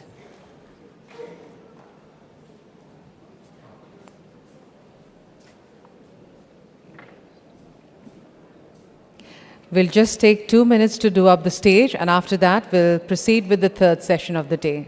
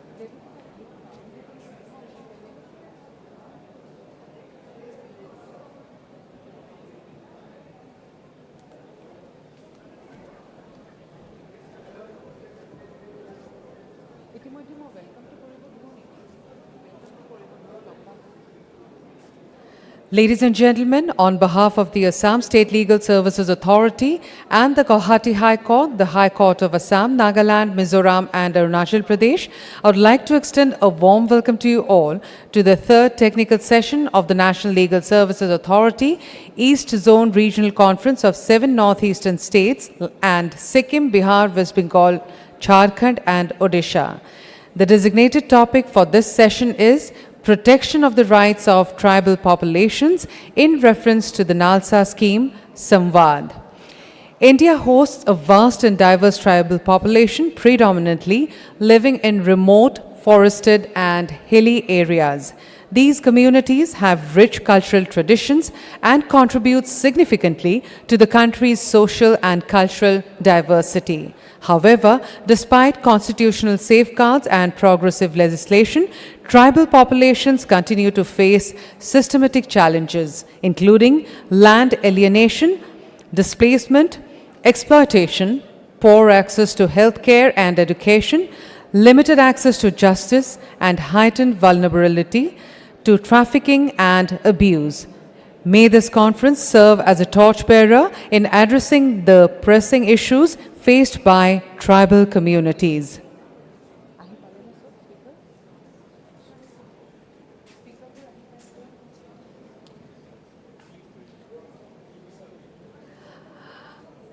Ladies and gentlemen, tea will be served in the hall itself, so we are proceeding with the third session. I would request all to be kindly seated, please.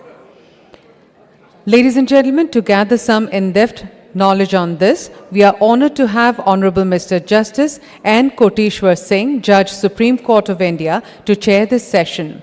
I'd request you, sir, to kindly take your seat on the dais. His Lordship is being escorted by Shri Sanjay Hazarika, District and Session Judge, cum Chairman, DLSA, South Halmora.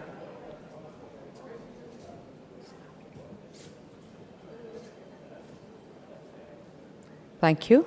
Honorable Mr. Justice N. Koteshwar Singh was elevated to Additional Judge of Guwahati High Court in 2011 and his Lordship was later transferred to the Manipur High Court.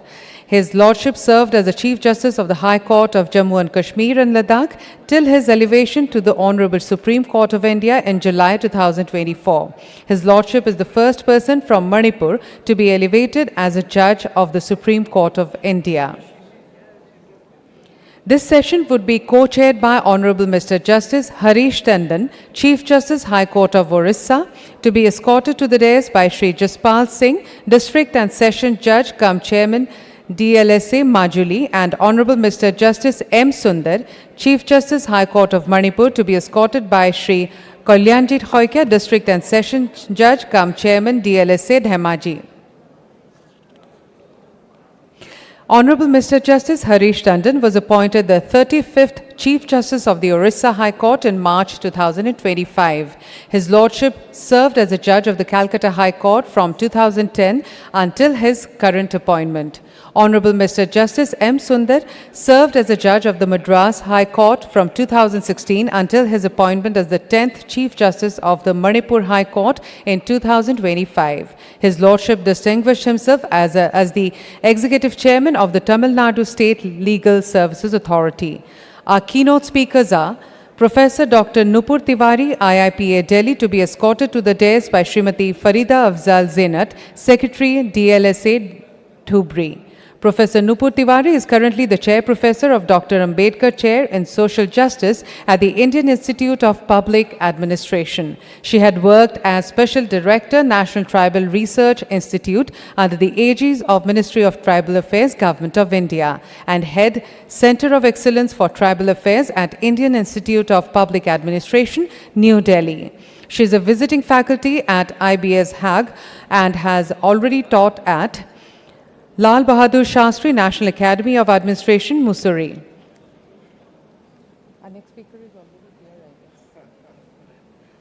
Our next speaker is Professor Sandan Kumar Sharma, Tezpur University, Department of Sociology. He is already with us here on the stage.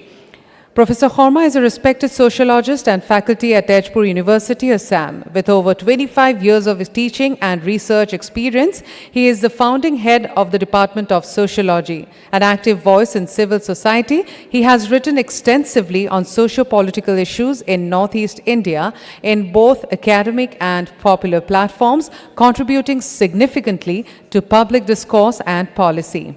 Well, we indeed have a great set of panelists for what promises to be a highly insightful and impactful session.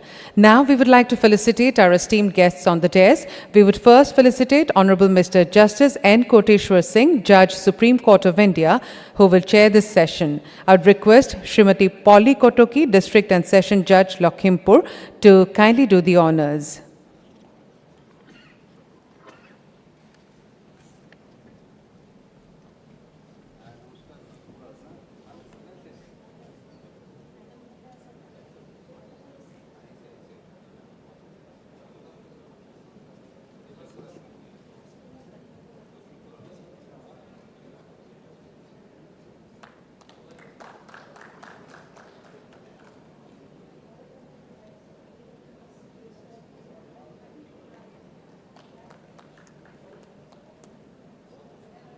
Thank you. May I now request Mr. Ojesh Mutum, Registrar General, Manipur High Court, to kindly felicitate Honorable Mr. Justice Harish Tandon, Chief Justice, High Court of Orissa.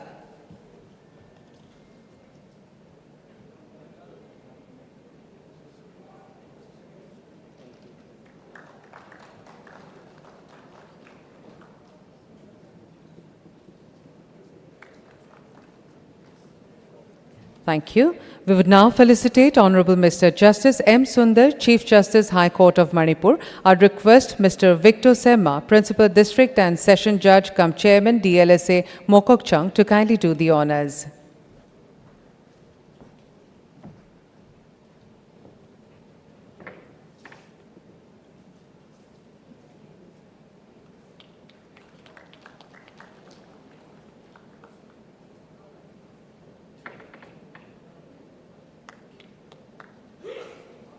Thank you. We would now felicitate Professor Dr. Nupur Tiwari. I would request Srimati Leena Dole, Secretary, District Legal Services Authority, Kamrup Metro, to kindly do the honors.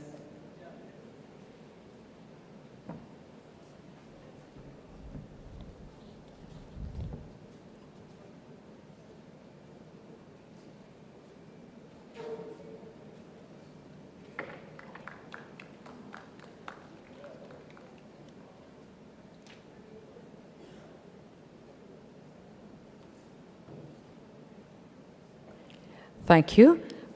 May I now request Srimati Nilakhi Lohkar, Secretary DLSA Golaghat, to kindly felicitate Professor Sondan Kumar Horma, Professor, Department of Sociology, Tejpur University.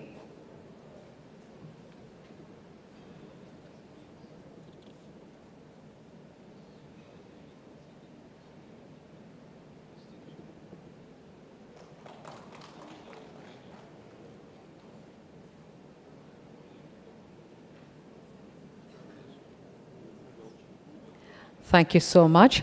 I would now hand over the session to Honorable Mr. Justice N. Koteshwar Singh, Judge, Supreme Court of India, the chair of the session, to kindly commence the proceedings. The duration of the session would be 1 hour 15 minutes, with the first hour embarked for the discussion and the remaining 15 minutes for questions. On to you, sir. Hello. Very good evening, and congratulations to all the present here. Because of your ability to retain the interest and some energy after this long session, which began in, I think, 9:30. Well, on the dais, Justice Harish Chandanji is here, Chief Justice of Orissa, with me, and also Justice Sundar, also Chief Justice of Manipur High Court, and resource persons, Professor Nupur Tiwari, IAPA, Delhi, and Professor Chandan Kumar Sharma, Tezpur University, Department of Sociology, and Brother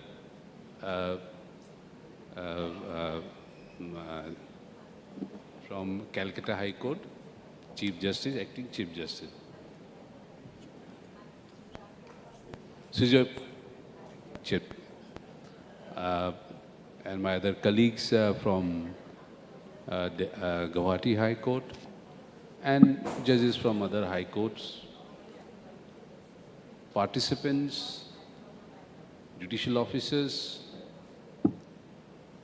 Yes, the topic today we have started, of course, a little bit late.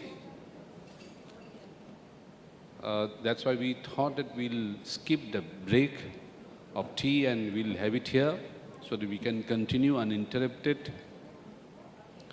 We could have continued in the usual pace, but since there is a program also dinner, 7:30 onwards, so we will make all endeavors to wind up the program in time so that all the participants can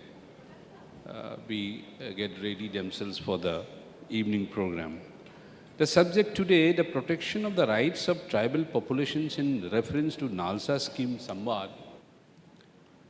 There is nothing more befitting than this subject here in this particular conference for the simple reason that the Northeast perhaps has the largest number of tribals in the country. The state of Mizoram, the percentage is about 94.4. Nagaland is about 86.5. Meghalaya, 86.1. Arunachal Pradesh, 68.8. Tripura, 31.8. Manipur, 35.1. Sikkim, 33.8. Assam, 12.4. And of course, other states other than the Northeast, Jharkhand has 26.2, Odisha has 22.8, West Bengal 5.8, and Bihar 1.3. This is as per the 2011 census. There may have been some changes in there, but then by and large, this the number of population remains around this. As far as this scheme is concerned, we all know the NALSA Samvad. What is Samvad? The short form for the strengthening the access to justice for marginalized, vulnerable Adivasis and denotified nomadic tribes. This is not a very new scheme in that sense, meant for tribals. Already when our Legal Services Authorities Act was enacted, which was meant for the marginalized sections of society, all over the country the rules have been framed determining who are eligible for getting aid and assistance under the Act. Of course, that includes SC and STs. There has been a scheme which was promulgated in 2015, but because of the experience, this country, especially the NALSA, in NALSA's experience, the large number of tribals are still out of reach and remain in the periphery. This new scheme has been evolved. But before I say further on that, I just want to give a broad picture of the tribal population in India. I have already mentioned about the northeastern and the eastern region, but there are large number of tribals still in the south also, in the central India also, western India also, with whom, of course, we are not directly concerned in today's conference. But we cannot divorce the reality which is obtaining in other parts of the country when we discuss this subject. As far as the notice is concerned, for historical reasons somehow, there has been constitutional safeguards and provisions made we all know the 6th schedule, Article 371A and C, specifically meant for Nagaland, Manipur. And there is already a robust local institutionals to deal with the affairs of the tribals. And with these constitutional provisions, to a great extent, and to a large extent, the affairs of the tribals have been managed and protected. But perhaps that is not true of other areas of the country, where such constitutional provisions are not present. We'll have a look. My esteemed colleagues, Brother Tandon, who is looking after the state of Odisha, with his vast experience, will examine all those areas where such constitutional mechanisms are not in place. Similarly, my esteemed brother, Justice Sundar, who hails from Tamil Nadu, where there are also a large number of tribals are present, he also will share with his experience, a vast experience as a judge of Madras High Court. How do we juxtapose these issues so that since though it is an Eastern Zone conference, but certainly would have a national implication. To that extent, I would be requesting both my esteemed colleagues to share their views. As we have already started late and the time is short, what I propose to do is that I will request both Justice Tandonji and Justice Sundarji to share their views on these issues relating to tribals from the respective perspectives, and thereafter call upon the experts to address us. Majority of the participants here are, of course, belong to the legal fraternity. We are already acquainted with the provisions of NALSA and various schemes.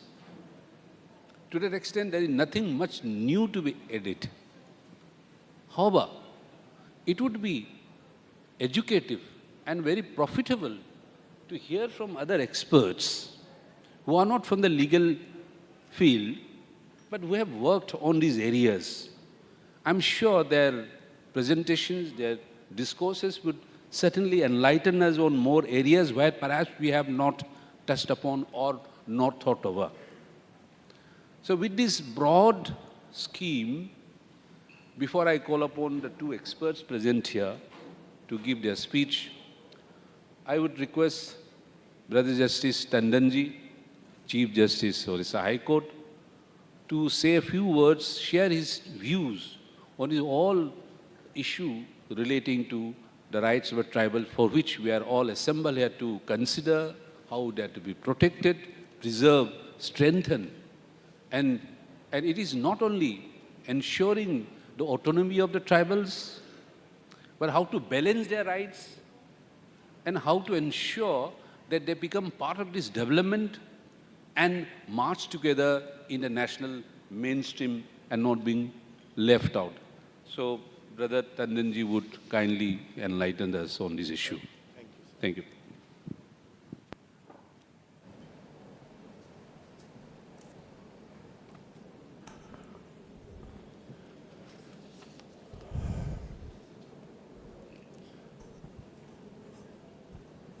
Good afternoon to all of you.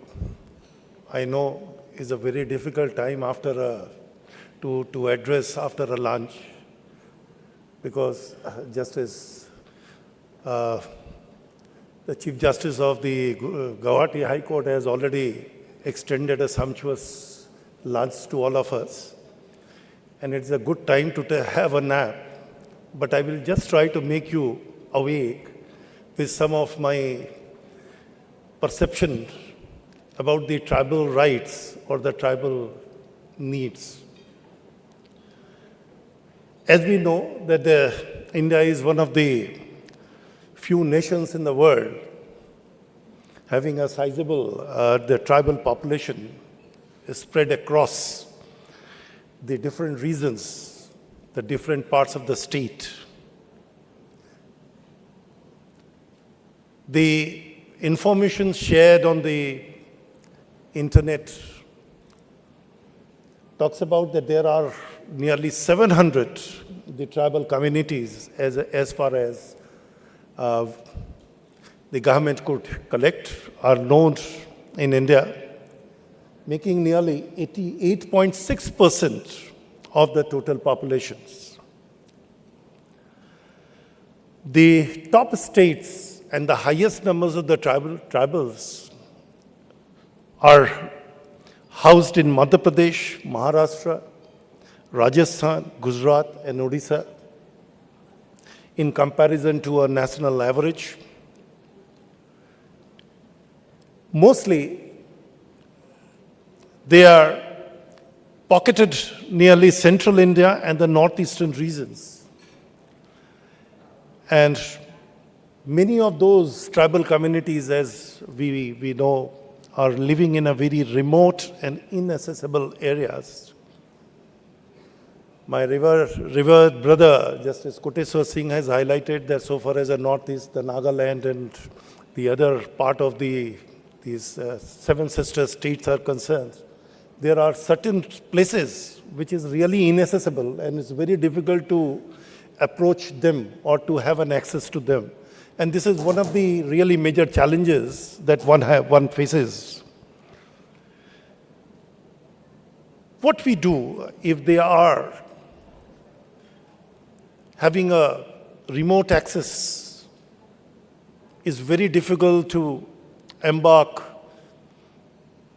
their journey from their place to a nearby, I'd say, more organized places. They continue to struggle to meet their basic needs like a food, shelter, clothing. And some of them are really deprived to a greater extent. Is it not our duty or our constitutional obligations to provide them the opportunity to live a life with dignity and self-respect? Despite several constitutional safeguards which have been already given to them, Justice Singh has already highlighted some of the provisions of the constitutions.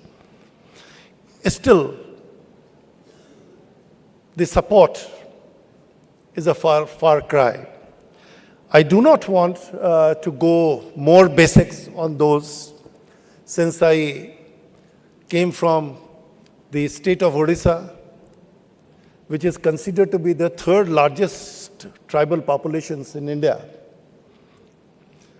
There are nearly 96 lakhs of ST population, according to 211 consensus, which might have increased by a passage of time to 120 lakhs or more.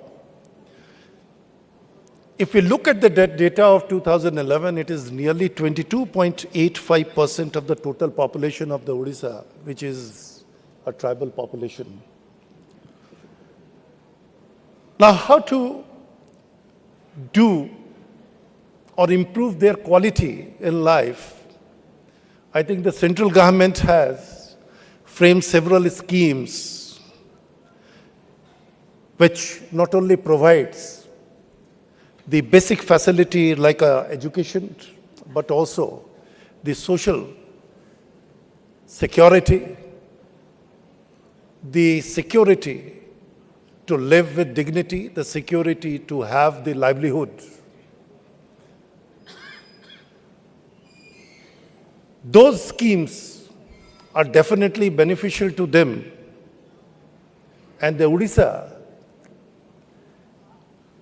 has a commitment towards their tribal populations and the tribal citizens. So far as the education part is concerned,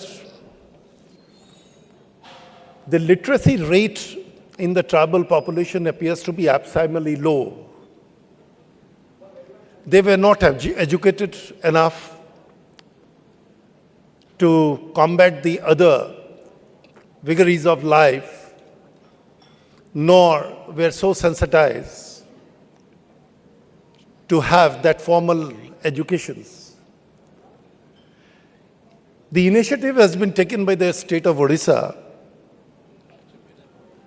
which is a Shahid Madho Singh Hath Kharch Yojana, where there are different residential schools which are set up across the different corners of the state of Odisha for these tribal peoples, not only under the Eklavya residential school Yojana, but also they have extended those facilities to other remote pockets.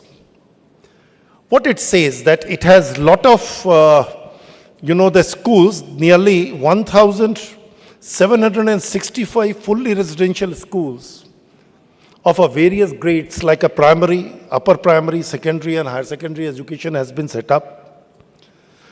In addition to that, they also run nearly 5,841 hostels exclusively for the ST students, out of which is 3,365 hostels are located in a department residential school and 2,371 are within the premises of the school and the mass education department. This figure appears to be somehow encouraging, but I don't think so. Considering the population of the tribal, we need more to include it. When I talk about that particular Hath Kharch Yojana, which is floated by the government, because the government from their study and the research found that though these children are brought into the primary and the upper primary sections for the purpose of a formal education, but there has been a sharp dropouts at the level of class 9 and class 11. Just to encourage those students, this Hath Kharch Yojana is introduced where they give an offer to those students to have a one-time 5,000 rupees as an incentive if they continue their study at the level of 9 or at the level of 11. This is what a support which was extended by the state as a measure to encourage these the tribal community to send their children to the schools and to have at least the education up to class 12 level. And this has shown a remarkable, the improvement. And the tribal peoples, they are encouraging their children, and even the children are encouraged to have that particular education at such level. There is another aspect which is introduced, that nowadays we are aware that so far as the internet is concerned, though many apps have come, but mostly is run in the English language. There is another scheme which is called Anvesha, which is introduced where 22,340 students have been enrolled in the 170 public schools for 24-25 academic years across 17 districts to provide a quality English medium education to these tribal peoples. There is another scheme which is called Akanksha, where the 8 urban hostel complexes have been established across the 4 districts, which is a major district of the tribals, which is the Khurda, Sundargarh, Ganjam and Sambalpur, for providing the free residential facilities for these 3,900 and 900 students belonging to these tribal communities. When we talk about these residential hostels, mere providing them a shelter will not do, so the government has really come up by providing a full-fledged library, establishing a library, giving them a reading materials, so that at least if they want to study further, they will be encouraged and they will get all the facilities which are required. This There is another scheme which is promoted so far as the PVTGs are concerned, because the Odisha shared at least 13 PVTGs across the state. And the NALSA scheme, that is a Samvad, really talks about those PVTGs because they are the most vulnerable class of the tribal societies who needs more attention than the others. The second aspect which I find is, apart from an education, is that they are suffering a poverty, the lack of resources, the lack of money, the lack of income. How to combat these situations? The government of Odisha has come up with a very innovative schemes where not only they encourage and provide all the financial support for the purpose of making an agricultural produces, but there are other natural resources which they were utilizing while living in the forest and were selling in the market and being exploited by the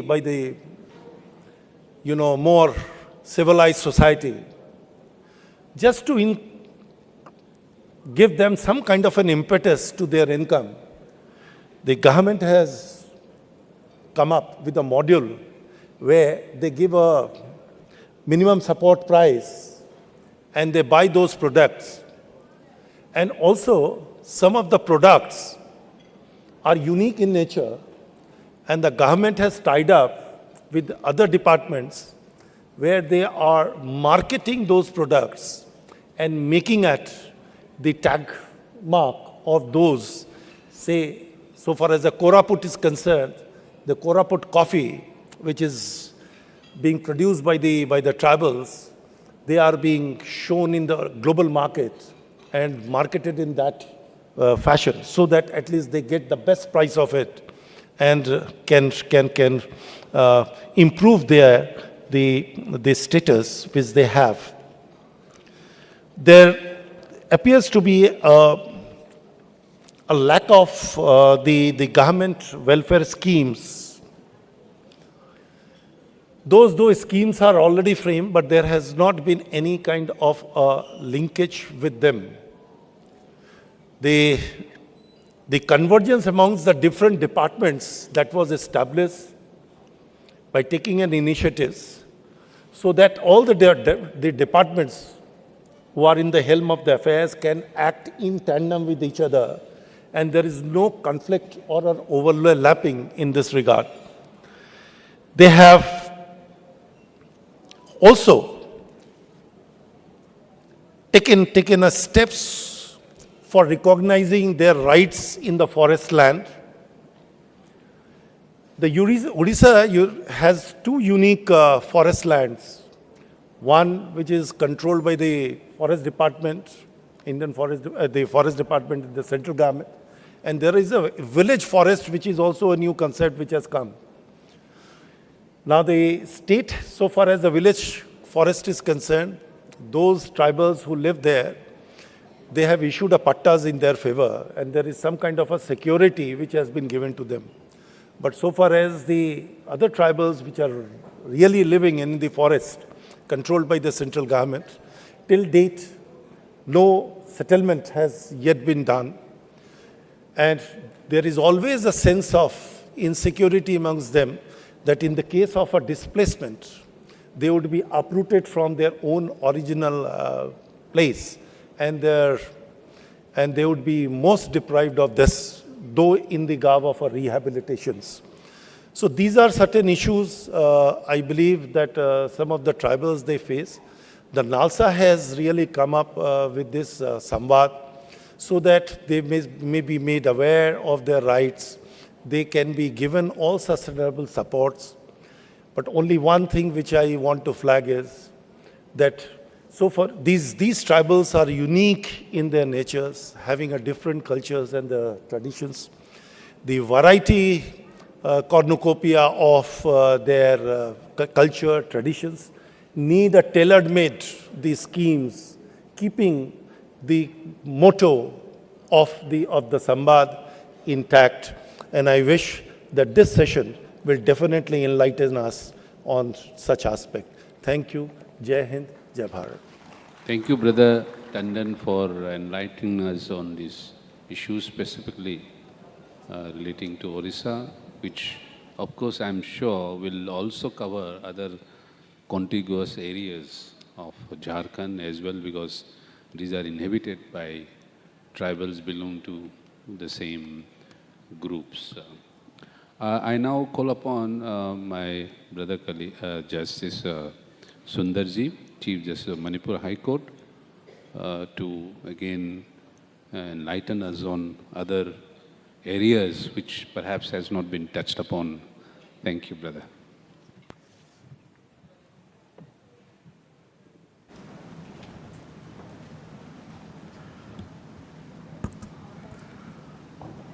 Honorable Justice Koteshwar Singh, Chair, Honorable Chief Justices, I'm not taking the names considering the exigency of time, other Honorable Judges, all the other dignitaries and participants who are here, and particularly judges of the Guwahati High Court, thank you very much for the hospitality. Good evening to all. Greetings. On this diversity with regard to tribal rights in the northeastern part and other parts of the country, Honorable Chair has made it pan-India. I would just make my point on that coming from Tamil Nadu. Before that, I just wanted to share one thought on Samvad. Look at the Legal Services Authorities Act 1987. It is dated 11th October 1987. We are on 11th October today, 38th anniversary. I'm sure it's a coincidence, but it is a very nice coincidence. I thought I'll share it with you. Though it is dated 11th October 1987, it came into force only on 9/5/1995. Be that as it may. As regards this Samvad, though it is strengthening access to justice for marginalized, vulnerable Adivasis and denotified and nomadic tribes, though that is the expansion. In my humble opinion, it is a scheme for the schemes. If you see the compendium published by NALSA, it has about 10 schemes as of 2018. It ranges from senior citizens to acid victims to all sections of the society. The reason why I say Samvad can be seen as a scheme for schemes is the crux and gravamen of Samvad, be it 2015 or be it 2025, is this. The schemes are there, constitutional safeguards are there, at the other end is the ground delivery. Samvad scheme recognizes a gap between the schemes and the ground delivery. Recognizing this gap, this scheme talks about access, it talks about awareness. Therefore, I would respectfully say Samvad serves as a scheme for all the schemes. That's one aspect of the matter. Talking of tribal rights, it is not homogeneous pan-India. It is very different in different parts of India, as pointed out by Honorable Chair. I will tell you one illustration. For instance, Tamil Nadu, my home state, has a tribal population of 1.10% of the population as per 2011 census. Manipur, where I now sit, has 36% tribal population as per the 2011 census that was mentioned by the chair. Interestingly, in Tamil Nadu, 36 tribal communities have been notified under Article 342. In Manipur, 33 communities have been notified, 33 tribal communities have been notified under Article 342. This is one aspect of the matter. More importantly, If you look at Tamil Nadu, out of 36, 6 tribal communities have been declared as PVTGs, particularly vulnerable tribal groups, whereas in Manipur, it is only 1 out of 33. That itself will give you an idea of the difference of how heterogeneous the difficulties are. It is not homogeneous is the point. Now, I would probably highlight 4 points and stop with that, 4 quick points considering the exigency of time. Before that, on access, I was talking about the crux and gravamen of what Samvad addresses, the gap between the schemes and the ground delivery. I will just show you a very short video. I pruned it completely, 2 minutes and 30 seconds of what we did in Tamil Nadu, what we did in Madras High Court. We did a nice integration, a collaboration of the E-Committee, ICT, and the State Legal Services Authority. In Tamil Nadu, we have a hill station called Erkad. It consists of about 63 tribal villages, majority tribal population. There, the headquarters is Salem, 360 kilometers from Chennai. If somebody from one of these villages has to go to the court, he has to first walk about 7 to 12 kilometers to reach Erkad town. Thereafter, he or she has to sit in a bus, travel 1 hour, 28 kilometers, come down to Salem. Only then he reaches the court. I'll just show you this video what we did. Can we have the video, please? This is Yerkad.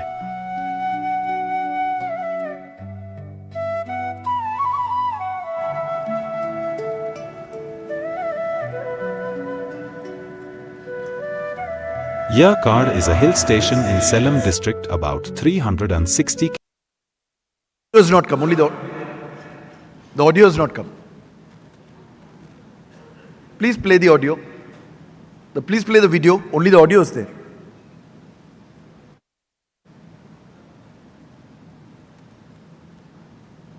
This is Yerkad.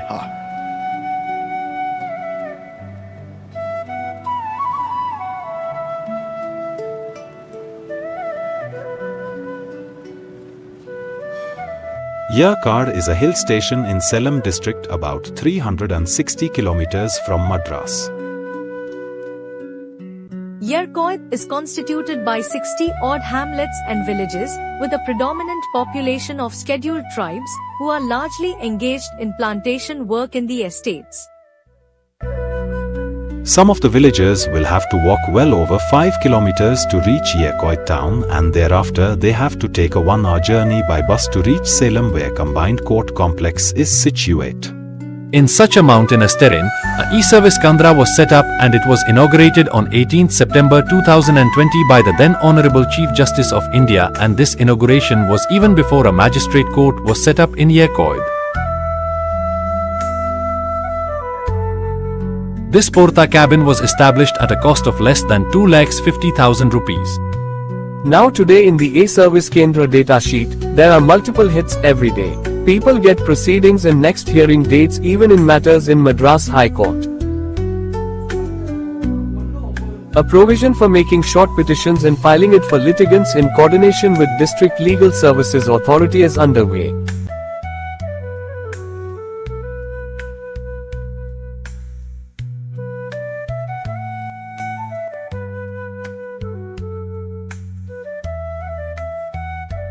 A 24/7 hours legal aid clinic was inaugurated on 23 August 2025 in Yerkad by the Honorable Mr. Justice Surya Kant, Judge, Supreme Court of India and Executive Chairman of National Legal Services Authority. The e-service Kandra and this 24 hours legal aid clinic make a nice blend of access to justice initiatives of E-Committee and NALSA, particularly the NALSA Samvad Scheme 2025. The 24 hours legal aid clinic functions round the clock with a panel lawyer available there providing legal aid for multiple emergent situations like arrest, lodging of emerging complaints pertaining domestic violence, child marriage and other exigencies. Thank you. Thank you very much for the patience. Today, 46 centers were inaugurated in tea estates. This is something what now you see the connect, notwithstanding the rights to be protected and the problems being very different in different parts of India. That is the reason why I brought this up. On how it is different, just 4 quick points and I'll conclude with that. And this is because of the geographical terrain and the history. First is with regard to land rights. In northeastern part, it is less about ownership. It is more about environmental degradation and exploitation. Whereas in the southern part, it is state-owned forest lands and it is displacement due to development and slow implementation of forest rights. Then economic head number 2. In northeastern part, it may be more of geographical isolation leading to imbalance in development. But in the southern part, economically, there are issues like bonded labor even today, which we are looking into. And 3 is culture. If you look at it, in here, it is protection of culture, which is the right which is sought to be protected. Whereas in south, it is erosion of culture which needs to be addressed. Then 4, health. If you look at health, here it would be more in the realm of drug abuse, about which we heard quite a bit in the previous sessions. Whereas there, it would be issues like malnutrition, anemia, and infant mortality. And abject poverty is one of the issues which needs to be addressed. These are the 4 heads on which I would say there is heterogeneity as between the rights which needs to be protected, the issues which the tribal communities face in different parts of India. But what is common is, in Samvad, the issue is there is a gap between the schemes and the ground delivery point. The gap has to be bridged. You can bridge the gap either by creating access or by bringing the delivery point closer. We have done the latter. This would be common irrespective of the issue, and therefore I would say please consider collaborating technology with the Legal Services Authority. I will conclude with one nice quote.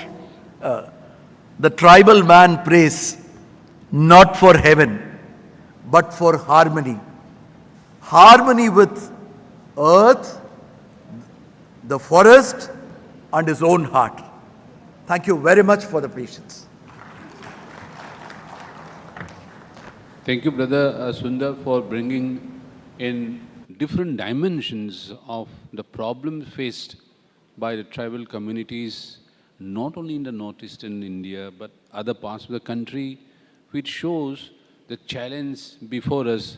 And with this, I would request Dr. Professor Nupur Tiwari ji, IIPA, Delhi, who is an expert in this field, to share her views and enlighten us on various issues facing the tribals and challenges before us. Before Nupurji starts, Brother Sundar has some urgent to attend to and try to come back if possible. Thank you. Thank you.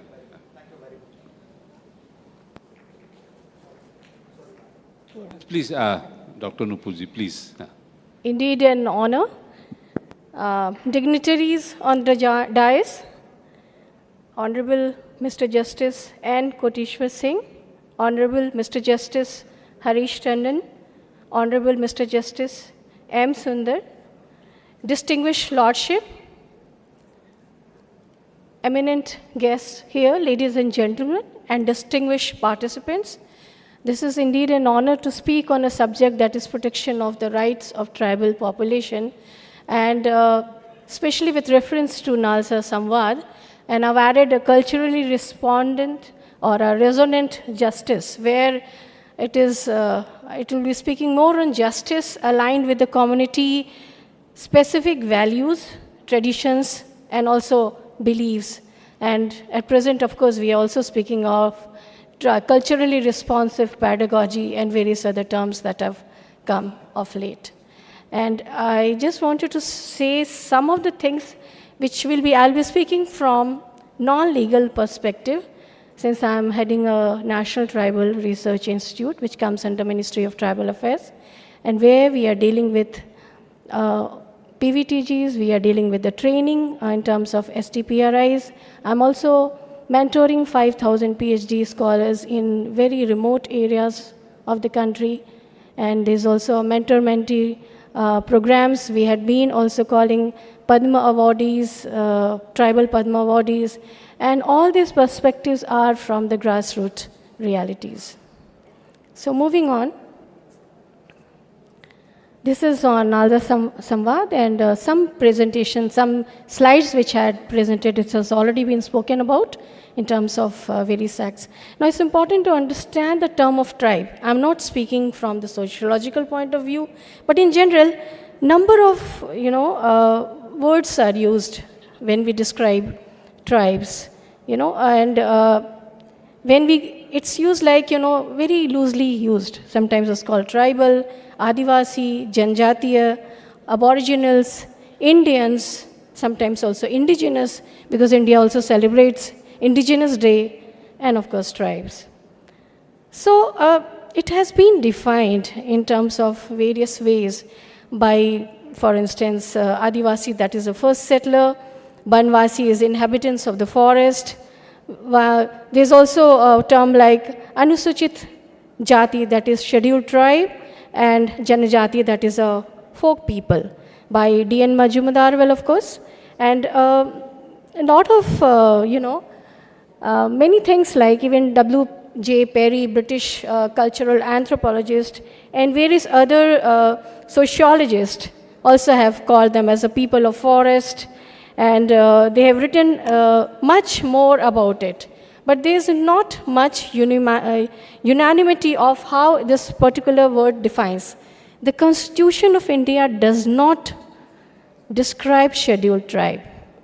However, Article 366(25) refers to scheduled tribe as those communities who are scheduled in accordance with Article 342 of the Constitution. And the list of scheduled tribe is in the state or the union territories, which is very specific and community declared as scheduled tribes in a state, need not to be so in another state. So in one state, a particular tribe is a scheduled tribe, but in another state may not be a scheduled tribe.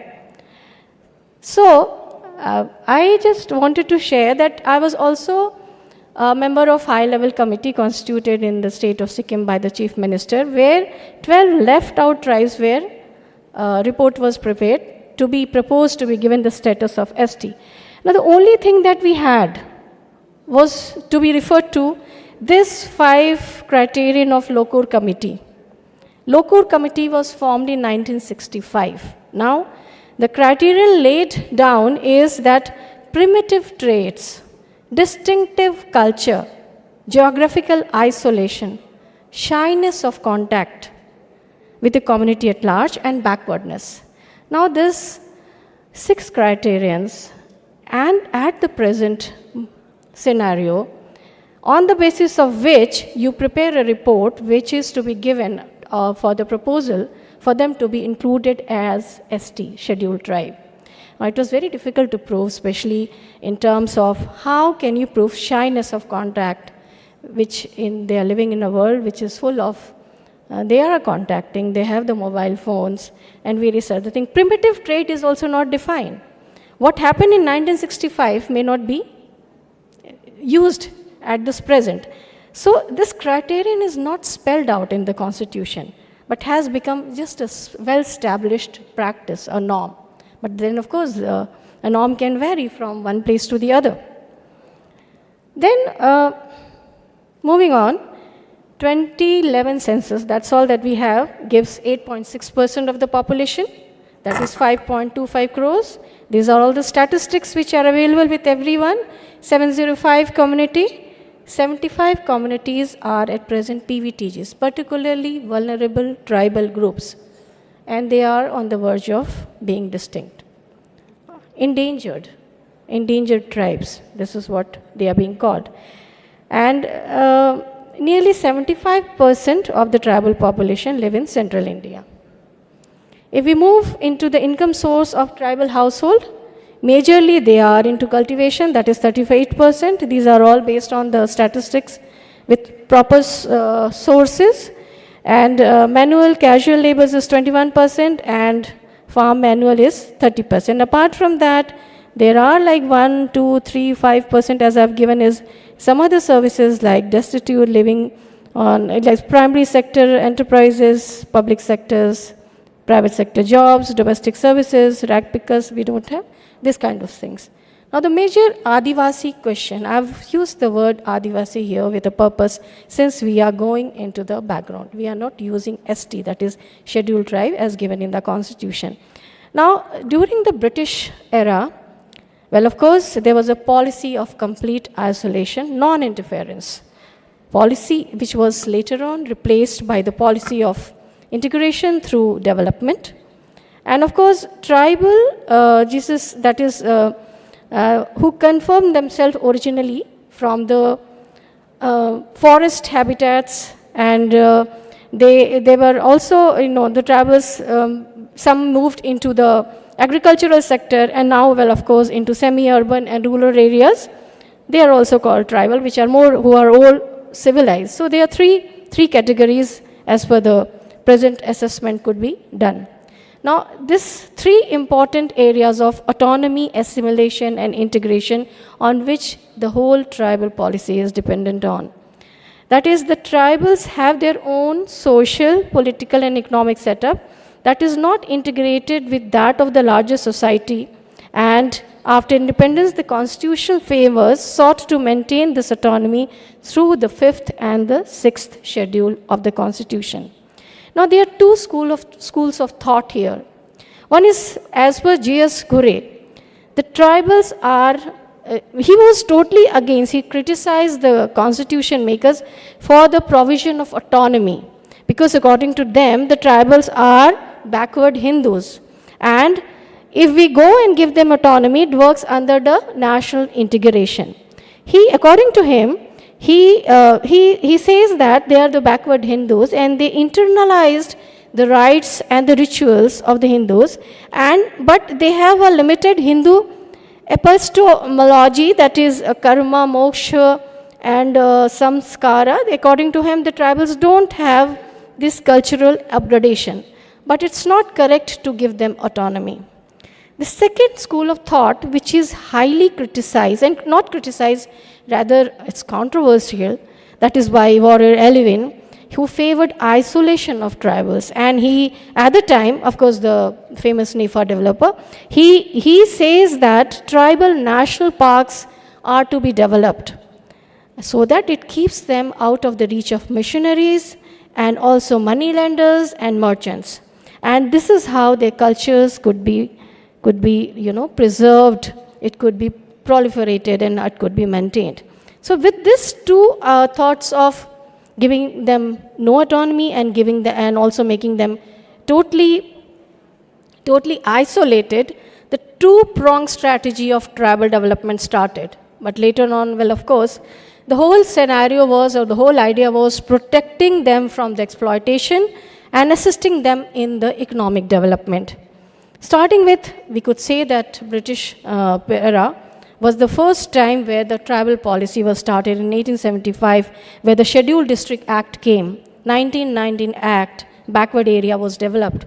And in spite of all these misnomers, we could still give them this credit of starting the first tribal policy and can be considered as the pioneer of the tribal policy in this country. 1930s, well, of course, provoked a debate, as I mentioned, the pros and cons of having this kind of total structural changes.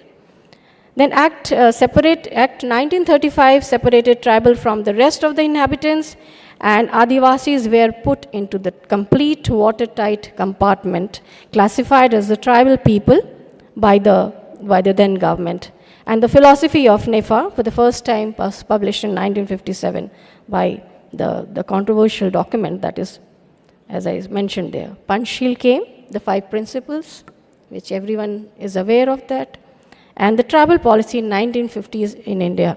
That is this avoided the complete extremes, It followed a mid-path policy, that is not taking the two stand of giving them the anthropological approach, which was to treat them as a museum specimen, or to treat them or to destroy their individuality and distort the process of their development. So it was more a mid-path that was followed, and that led to the foundation of tribal policy in independent India, that is in 1961, and evaluated the working of the constitutional safeguards for the tribals and the tribal development programs.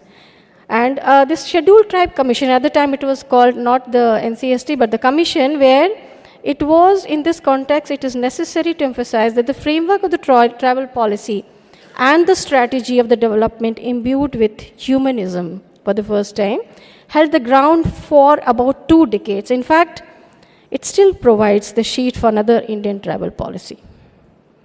So moving on, some important constitutional provisions at present is Article 366(25), as I said, defines what exactly is scheduled tribe.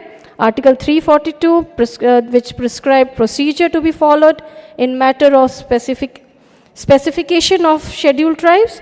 Article 46 of the Constitution provides for the state shall promote with special care in terms of the education, economic interest of the weaker section, and reservations in education, several other provisions.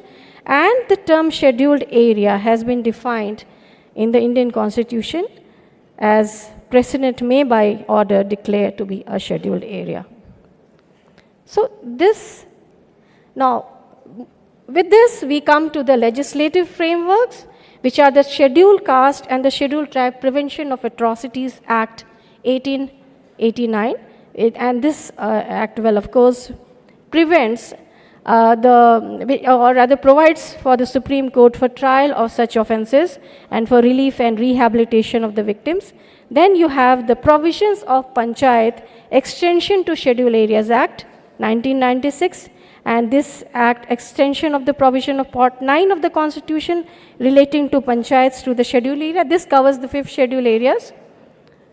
Then you also have the Scheduled Tribe and Other Traditional Forest Dwellers Act, that is FRA, to provide the framework for recording the forest rights. So majorly for the nature of evidence required for such recognition and vesting in respect. So this is about recognizing and vesting forest rights and occupation to the forest dwellers, FRA shortly as we call them. Now what are these states having 5th schedule areas, how it is done? Again, this is how this 5th schedule areas, well, of course, the order of the president, but again this Reward Commission comes here, which gives the criterions as 3 criterion, that is for declaring the schedule areas, that is preponderance of tribal population, compactness and reasonable size of the area, underdeveloped nature of the area, and marked disparity in economic standard of the people. So on this basis, on these 3 criterion, we declare as the states as a 5th schedule areas. At present, well, of course, we have, as the name given here, the precedents, that these are the schedule area. And why 5th schedule areas? Majorly, these are the areas which are marked by exploitation, deprivation, discontent, alienation, and extremism. Well, of course, there's also a large scale of deprivation, acute poverty, illiteracy which exists here. Government machinery majorly is, to some extent, a large scale vacancies and absenteeism, environmental degradation, segmented planning and implementation. These are some of the categories which have been. And another category is overlap of extremist affected area and 5th schedule area, Majorly, if you'll find that, it is there, and some Schedule 5 areas, though not affected by extremism, can easily target being contagious and forested as having the same problem. Now, the current scenario, well, I'll move on because this everyone know challenges and health, nutrition with the data set. It's all there in the PPT, but let's not give so much time into this.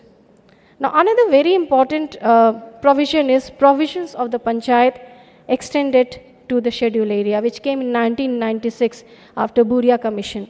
So the PESA is all about self-governance through traditional Gram Sabhas, where the major decisions are taken by the Gram Sabha.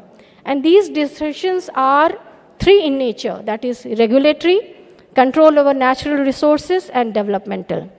In the regulatory provisions, there is this prevents land alienation and restore alienated land, regulate sale, consumption of intoxicants, manage village market, and also controls money lending. In terms of control over natural resources, right to consultation in LAR. Recommend prospecting licenses and mining leases for own and manage MFP and also minor water bodies. And in the developmental, it's very, very promising though. Control local institutions and functions, control local plan and resources for such plan of TSP, and also approve Gram Panchayat plans, identify beneficiary, issue certificates and UCs, and so on and so forth. Now, various expert committees at the time have recommended the implementation of PESA in letter and spirit, particularly the importance as it follows, like 7th report of the Second Administrative Reform Commission on capacity building for conflict resolution, frictions to fusion. Then developmental challenges in extremist affected area. This was the report of erstwhile Planning Commission and also the report of MORD. So all these emphasized on the implementing the important provisions of PESA and also why it is important. After that, the government also made around 7 committees, which I have enumerated here.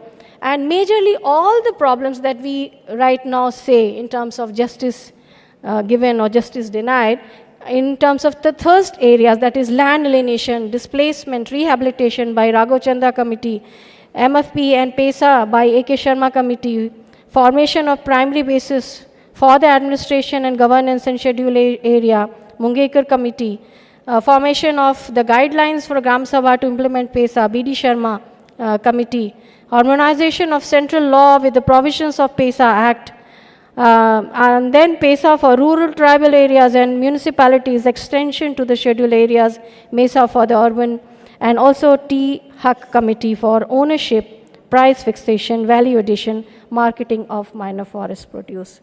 So many committees had been formulated with complete, excellent report that ASV exists here. But why the PESA is not effective?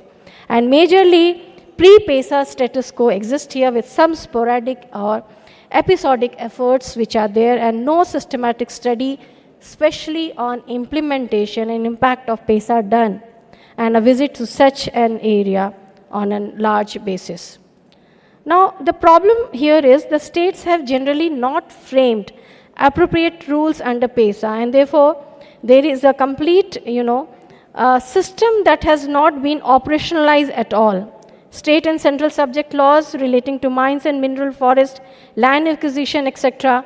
In this case also, they are not interpreted against the act of the act. And there is no provision for appeal against the decision of the Gram Sabha, which is not in conformity with the democratic process. Again, section 4, I'll just move on my slide. Again, in section 4D of PESA Act, the definition of village, as we normally say the village as a revenue village, here the PESA defines it as a hamlet, which is very different from the revenue village, where the administration, it relates to village, not in an administrative sense, but in the socio-cultural sense of the community, which is again requires a lot of dimensions and also definitions. Implementation of PESA is important for especially that the panchayat law be in harmony with this traditional and modes of living. And at present, however, despite these provisions at the ground, there is little clarity on how consonance this is ensured. So, apart from this, Forest Rights Act again is an important provision which recognizes and records the rights of forest dwellers, undo the historical injustice, extending provisions, etc. And this Forest Rights Act provides individual rights, community rights, and also community forest rights, resources where habitation, cultivation for livelihood, collection of minor forest produce, nomadic pastoral rights, protection, conservation, management for sustainable use has been done.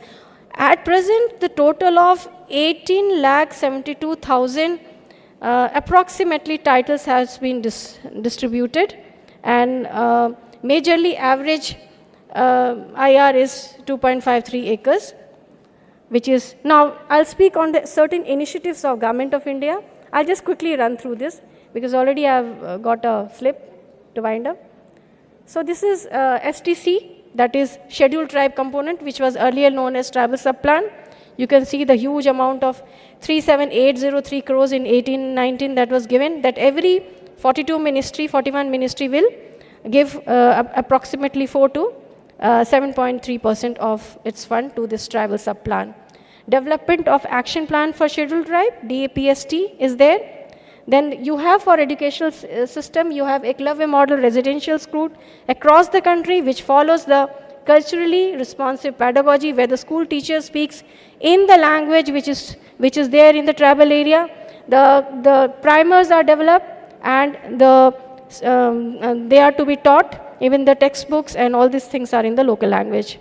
4,20,000 per student per annum. This is all the data set that we have. We have Tribal Research Institute, that is 27 across the country. Every state has a think tank in terms of how the tribal development to be followed, and what are those norms and what are the norms to be followed. We have museums for celebrating the dignity of the tribals. We have scholarship, that is pre-metric, post-metric scholarship. We also have top-class fellowship. We have national overship scholars, under which they get around 30,000 per month, even the remotest areas, and they don't have to face any exam for that. But it is one of the areas which we, of course, which comes under evaluation, comes under our that we have done the evaluation of these studies. And there are NGO grants, livelihood sections, MSP for MFP, minimum support price for minor forest produce, support NST, FDC, and of late there is Pradhan Mantri Janjatiya Adivasi Nyay Maha Abhiyan, that is PM Janman. And in fact, this evaluation also we did very recently. It's not moving. Yeah. This is a very promising scheme of the government, where the PVTs, that is, they are 74 in community in number. And this works on convergence model, where 11 critical interventions and 9 Nile ministries are to converge, and total outlay, as you can see, that is 24,104 crores. Central share and state share is given here, which covers all the PVTGs. And majorly the thirst area is that it provides the pakka ghar, it provides the drinking water, it provides the sanitation, that is the toilet, and the electricity, the road, sadak, kaushal vikas is there.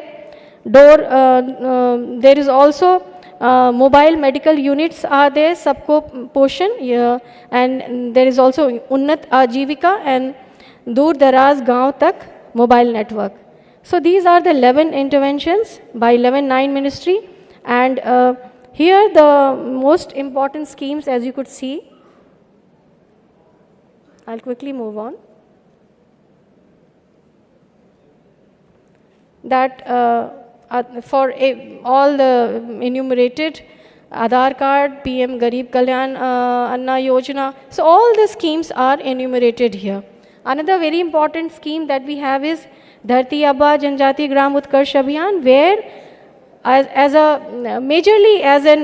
after the success of PM Janman, this was taken. An earlier program was for PVTGs, and this is for the holistic development, which looks into majorly the infrastructure, healthcare, education and livelihood. And interventions are, well, of course, 11 ministries again, with 27 interventions are there. Another important feature is sustainable livelihood forest holders, where the mission has special focus on 22 lakh FRA Patta holders residing in forest areas, and in convergence with Ministry of Tribal Affairs, Agriculture, Farmers Welfare and Department of Animal Husbandry, Fisheries and Ministry of Panchayati Raj, they benefit. The different schemes will be converged and provided. Even for FRA, there is a holistic working on that. So this is a basic general scenario which started as the grassroots, from the sociologist's perspective, to moving on to the central sector schemes, and also the convergence smart, not any ministries not working in silos. The closing thoughts are that alternations of the present law and its effective implementation, that is, incorporate PESA provisions and reduce contradictions. Law will need to be amended in conformity with PESA. Governor's annual report, as I did a major evaluation in the 5th schedule area, where the governor's annual report submitted to the president must contain an exhaustive and detailed section on the status of implementation of PESA in the schedule areas, and such section should also cover contradictions with any state law or regulations, as well as the gaps in the central act that may be hindering in its implementation. Then the procedure of land acquisition is also important, where the Gram Sabha's role has to be modified and has to be incorporated as per the recommendations given. Then procedure of land acquisition in terms of consultation needs to be further clarified. Acquire on leased and not by purchased. Whatever is given, minor forest produce, majorly the value addition. This value addition and also till marketing has to be in the Gram Sabha, has to have an important role in this. Prevention of land alienation and restoration of alienated land. Further, there should be provision to provide free legal aid to the tribes who put judicial complaints in matter related to the tribal land acquisition. So this will go on and on. I have given all the slides. I'll just give you one thing, that Samvad can be an architect to that promise, reliable in the process, respectful in method, and also resolute in outcome, so that the rights of the tribal population in central India and also northeast India move from the statute books to everyday life. And one more thing that I wanted to say, in the last program that I had organized in my National Tribal Research Institute, where around 50 Padma Shri awardees from the tribal community had come, and they were sharing their experiences. There was one lady who was called the Tarjan woman of Jharkhand. Anyone from Jharkhand would know her. Then because of the paucity of time, there were 5 cabinet ministers. The minister from the minister's side just came that now she has to wind up, she has to be given 5 minutes. And that woman stood up, took the mic and faced the minister. She said, 25 years of struggle, sir, how can I finish in 5 minutes? So that's the work and the words of the tribal people. So thank you for your listening. Thank you, Professor Nupurji. You have taken a very broad canvas of, you have touched almost everything which is relevant to the issue of tribal, the statutory provisions, various schemes, challenges, and all the issues before us, which will give a kind of perspective to the, not only to NALSA and the various legal aid institutions, but also the government agencies, how we proceed, implement these schemes which are meant for the betterment of our tribal brothers and sisters.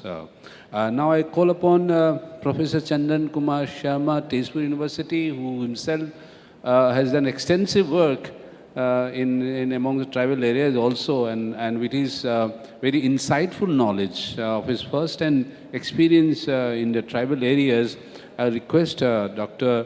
Chandanji to give his view on this issue. Thank you.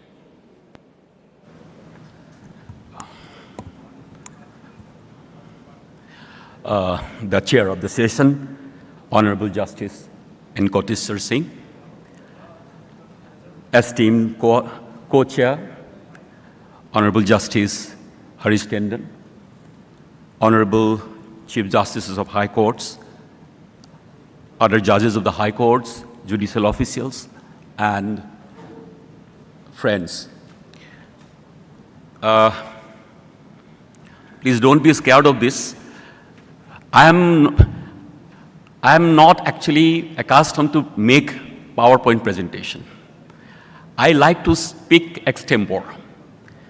And when because I am essentially a teacher, and in the class I generally don't use any other equipment. And I want my students to always focus on my face. And I also want to always look at their body language.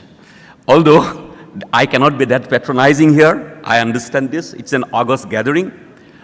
But although I prefer to speak extempore on tribal rights and protection of tribal rights, challenges of tribals, I can definitely speak extempore, but I must confess that I was not much acquainted with NALSA Sangbad scheme. And only recently, after this invitation, I was a little perplexed why I was invited to speak on this scheme particularly, with reference to this scheme, because I was not much aware of it. And then I found that this scheme, although it was promulgated, it was initiated in 2015, it has been, amended and rephrased, and it has come out as a new avatar recently as NALSA Sangbad scheme.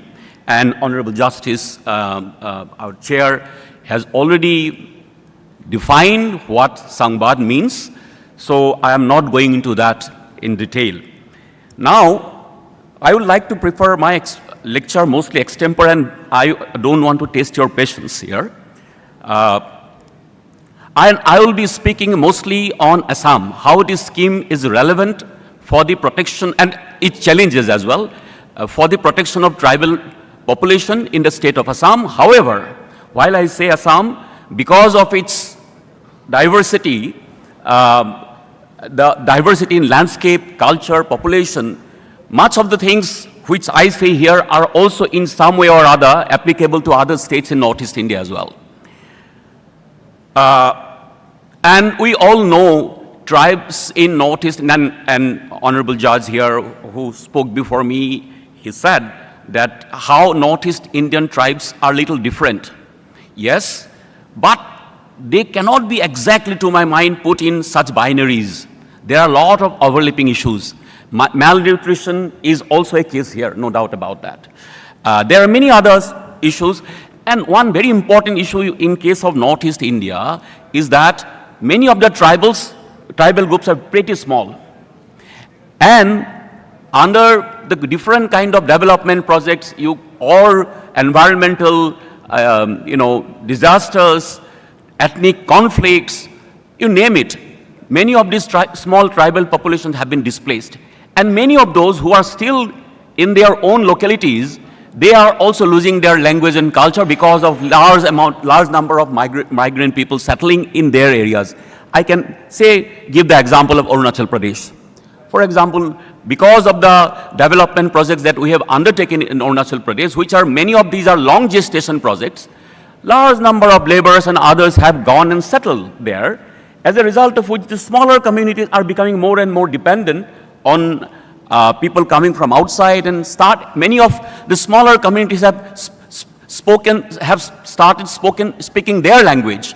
And therefore, many small communities in Arunachal have lost their language. Although this is not a legal issue, but this also pertains to tribal rights to their culture. That is why I am mentioning this. So, tribals all over the country have, different kind of problems. Many of these problems are shared common problems that shared by tribal population elsewhere, all over the country. However, in some cases, I would say, especially in self-governance system that the tribals in Northeast have, actually has helped the communities here to a great extent if we compare them with the tribals in the 5th schedule areas and other parts of the country. And their conditions, I have seen as a professor, when I take interviews, I find that students coming from those states, Jharkhand, Chhattisgarh, or the tribal communities from central India, there are very few students, and whoever appear for the interview, they hardly can compete with candidates from Northeast India. So, and I think, and this is not my observation, Professor Bharjinius Khaka, who was my teacher, in his report, Khaka Committee report in 2015, mentioned this issue very clearly, how self-governance system, autonomous district councils, have helped the tribal communities in the region to develop in a way, which have made them much superior, perhaps, to many of their tribal counterparts in other parts of the country, in terms of whether participation in politics, in education, protection of their culture, and so on and so forth. Now, when we come to Assam, you see there are different kind of problems that tribal population in the state are facing. I will come to that, but before that, I would like to speak a little on the NALSA Sangbad scheme. And I have seen that in this scheme, it is mentioned that, it is about creating awareness and giving legal aids to creating awareness among the tribal population. Although this is not something, this legal assistance is not mere, limited to court cases, but to create overall awareness and access to legal aid. It talks about creating a structure. Of course, we know about state legal services, agency. Then comes the district legal services agency, authority, sorry. And then finally, I have not seen it here whether it is done in Assam or not, but when I went through the scheme, I saw there is a provision for taluka level legal services committee. So I do not know whether it is also being implemented in Assam, and in case of Assam, the taluka, I think, would be equivalent to subdivision or circle. I am not very sure. Most probably subdivision, because that is sub-district. Taluka is a sub-district. But it is not mentioned here.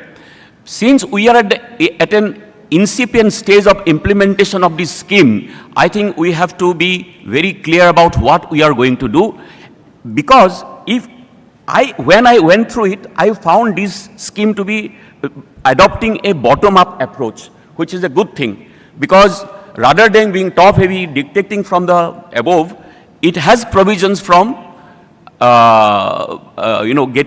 collecting information or getting things done at the ground level through these taluka level committees, and where legal lawyers, then paralegal volunteers from tribal communities preferably are going to be also included. If not available, then, lawyers are not available, then,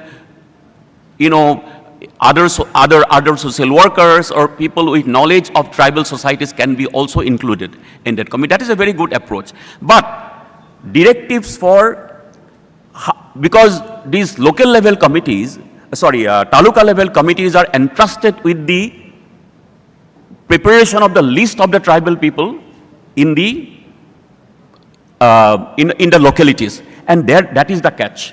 It is not very easy. But in Assam, of course, we know who are tribals, who are STs, scheduled tribes. We know that. But there are many communities which are scheduled tribe-like communities. And in Assam, unlike other parts of the country, communities, of course, we know many communities are in Assam, like other parts of the country, are also demanding scheduled tribe status. In Assam also, several communities are demanding scheduled tribe status. But there are communities in Assam who were included in scheduled tribe list once, but they have again gone out of the scheduled tribe list. So that creates a problem. Now, because I understand that this particular scheme has a broad view of the definition of tribal, otherwise they would not have mentioned scheduled tribe, denotified tribes, Adivasis, or PVTZs. So they have mentioned all different definitions of scheduled tribe. Otherwise, only ST would have been enough.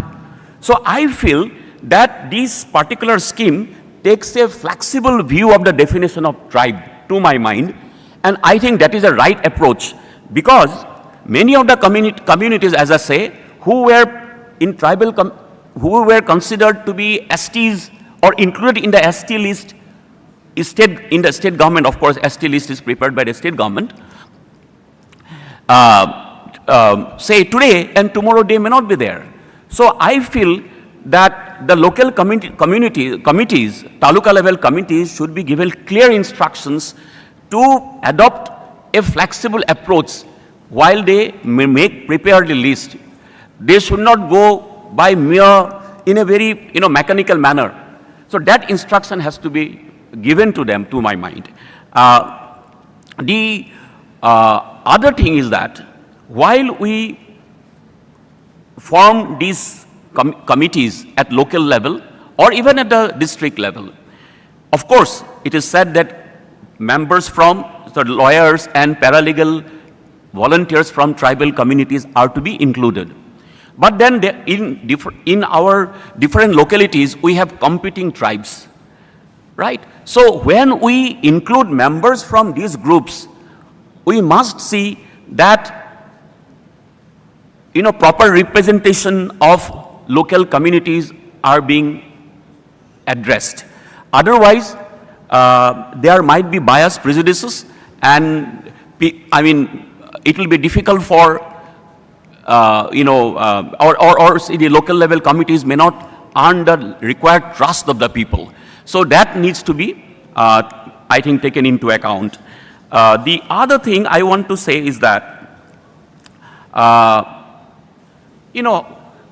that this definitional issue in the state that I mentioned, that created different problems, as I said, especially in the implementation of FRA, because FRA is one issue which I think NALSA Sangbad scheme pays special emphasis on.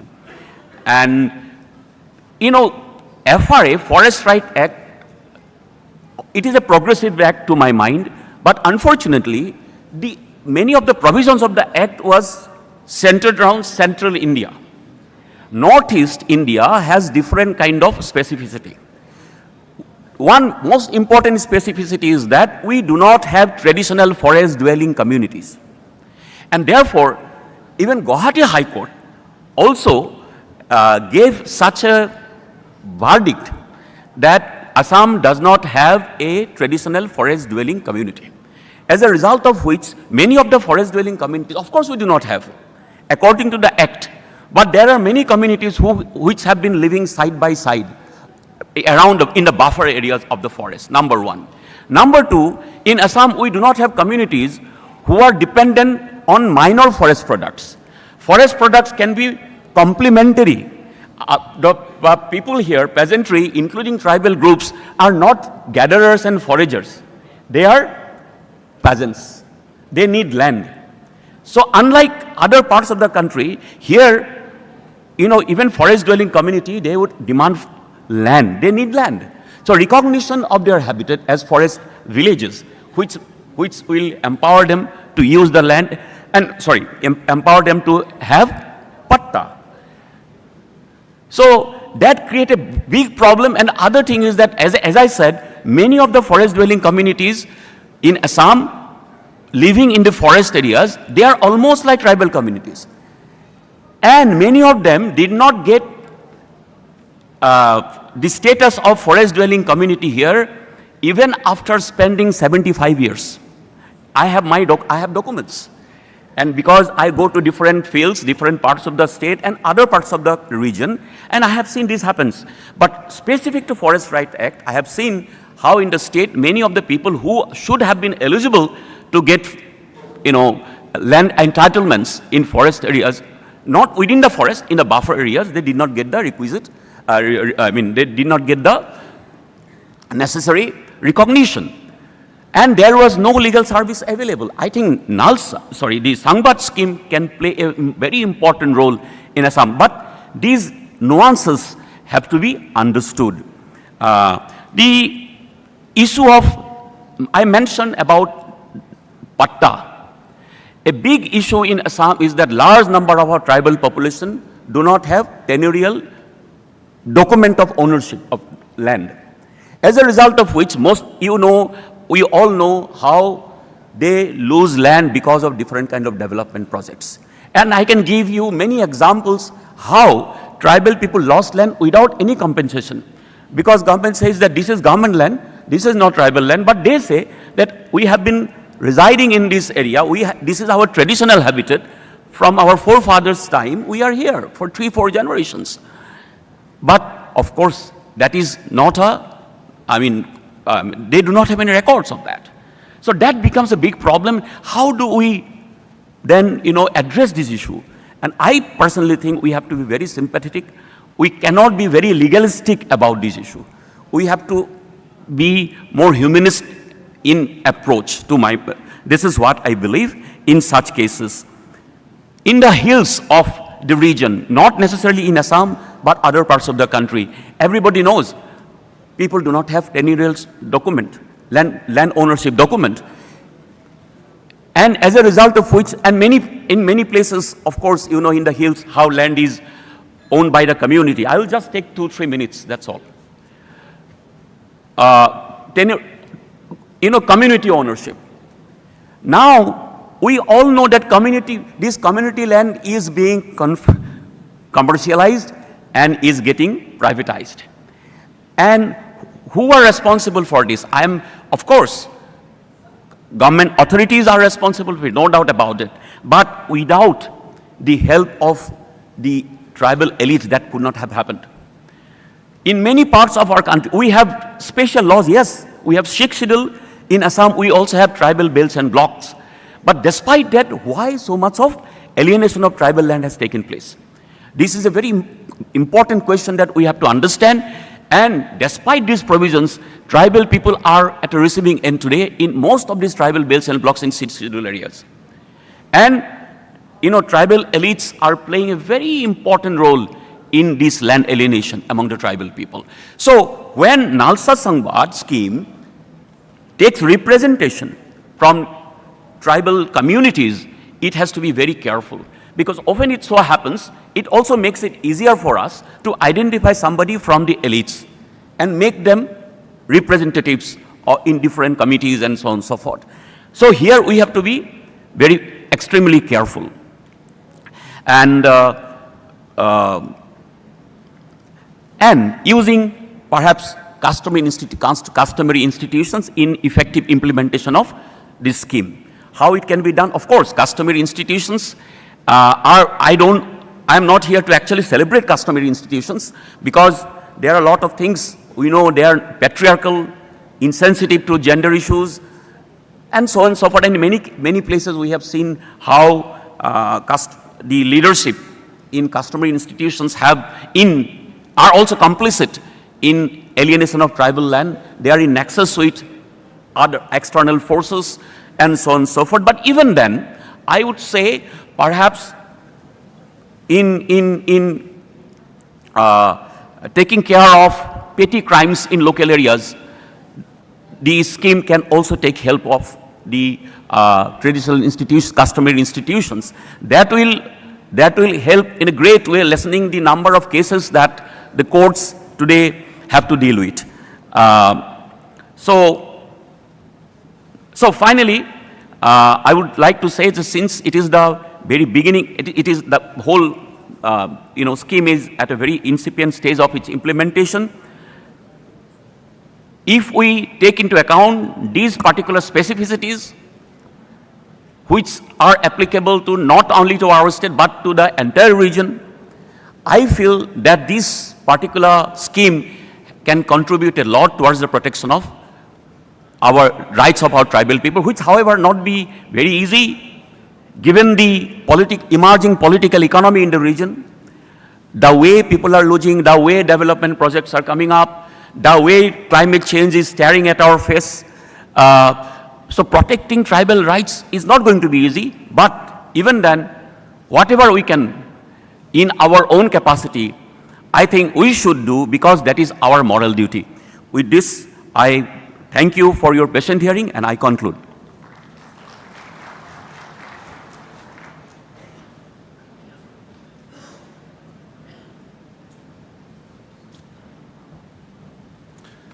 It has been a very long day for all of us, but we have deliberated on very important subjects today. In fact, the first session was on prevention of child marriage and protection of child rights, then thereafter combating menace of narcotic drugs and psychotropic substances. These two subjects, of course, dealt with issues, challenges, offenses and the evils of the society. But this third subject is not about it. Third subject is about how to empower, how to help our brothers and sisters who are in the marginalized society, section of the society. In fact, we are not dealing with some floating population or some immigrants or some new entrants to this country. In fact, most of them are the original inhabitants of this country. They are the most indigenous people. But for various geographical, for historical reasons, economic reasons, political reasons, somehow they have been pushed to the fringe of the society. And therefore, it becomes of utmost importance. That is why the Constitution also has given this protection and assured various provisions I did not dilate upon, which have been already dealt with by experts, Dr. Nupurji also. It must be a constant endeavor on our part to ensure that our tribal brothers and sisters, wherever they are, northeast, in the eastern or in the central, in the western or in the southern part of this country, they deserve to be amongst us in equal terms. We must remember the constitutional vision and promise we made to ourselves, assuring dignity to each individuals. If we leave the tribal brothers and sisters, certainly there is a serious shortcoming in the promise we made to ourselves when we got independence and framed the Constitution. Yes, how do we do this? Therefore, very important areas is that, yes, in fact, they're the most rooted to the earth.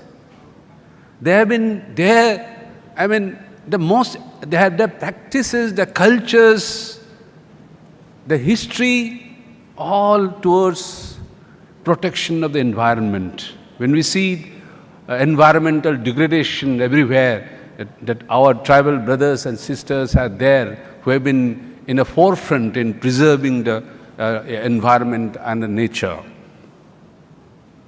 Therefore, the challenge before is how to maintain give that autonomy which they have been enjoying for centuries, how to maintain that autonomy.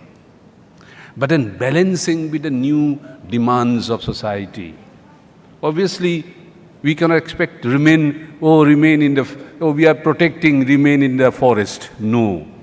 They have also to come out. They have to reap the benefit of the progress made by this country. They have every right to claim. Yes, they have every right to claim the part of this development which has taken place. And of course, integrate in the whole concept, the modern India, the fraternity. We had we had promised to ourselves. Those what are the challenges which have been already spoken so eloquently by the previous speakers about land alienation and the deprivation, a big challenge. This is some challenge which we have to address. And the lack of access to justice, because they have been pushed to the fringe, geographically, socially, politically. They have been deprived of the various benefits we have been enjoying. Therefore, this is important that we reach out to them. And some of these critical areas of health, education, without these critical human requirement, no society, no community can ever think of being part of this robust country.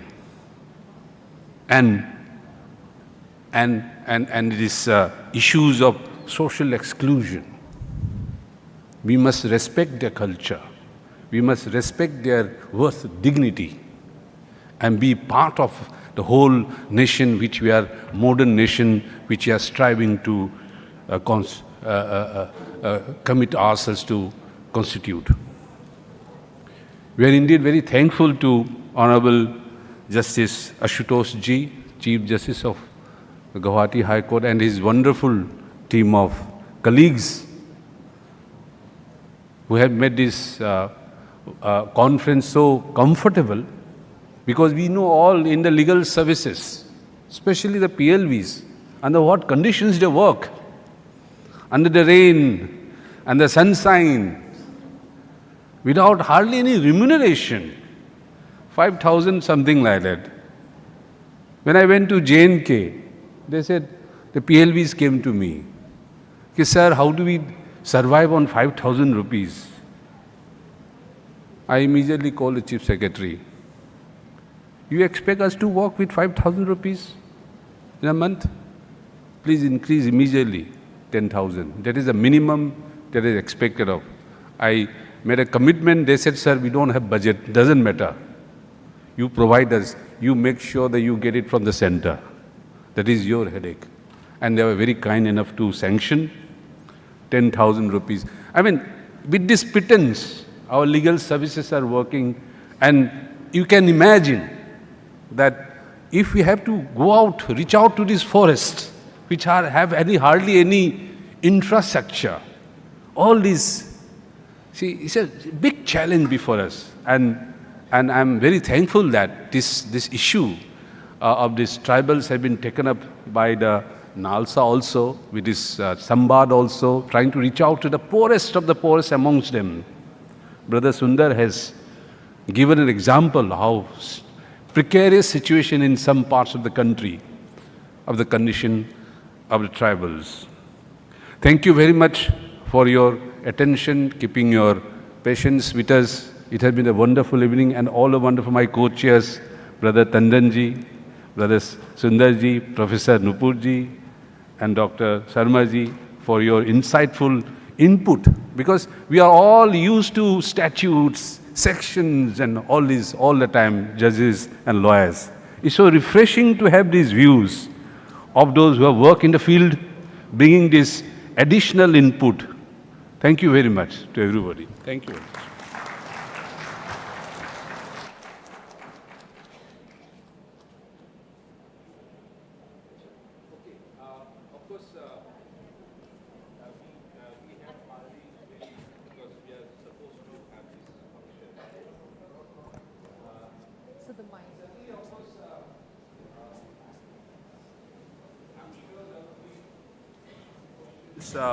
Maybe we'll be very happy to entertain, and especially from the experts, because you know what judges will reply. He'll say, go and read Legal Service Authority, go and read this scheme and Sangbar. So the usual answer you will get it. But the other experts are here, and they have taken so much of pain to prepare their presentations, give their views.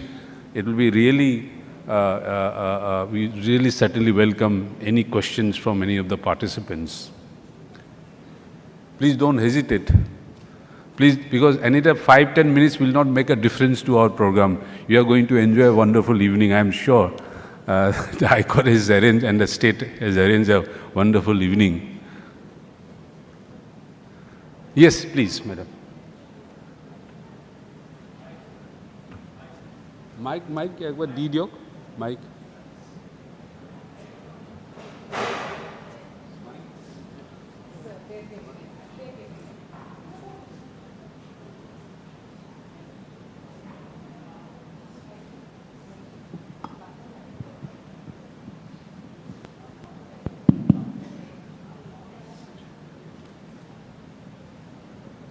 Yes, madam, please.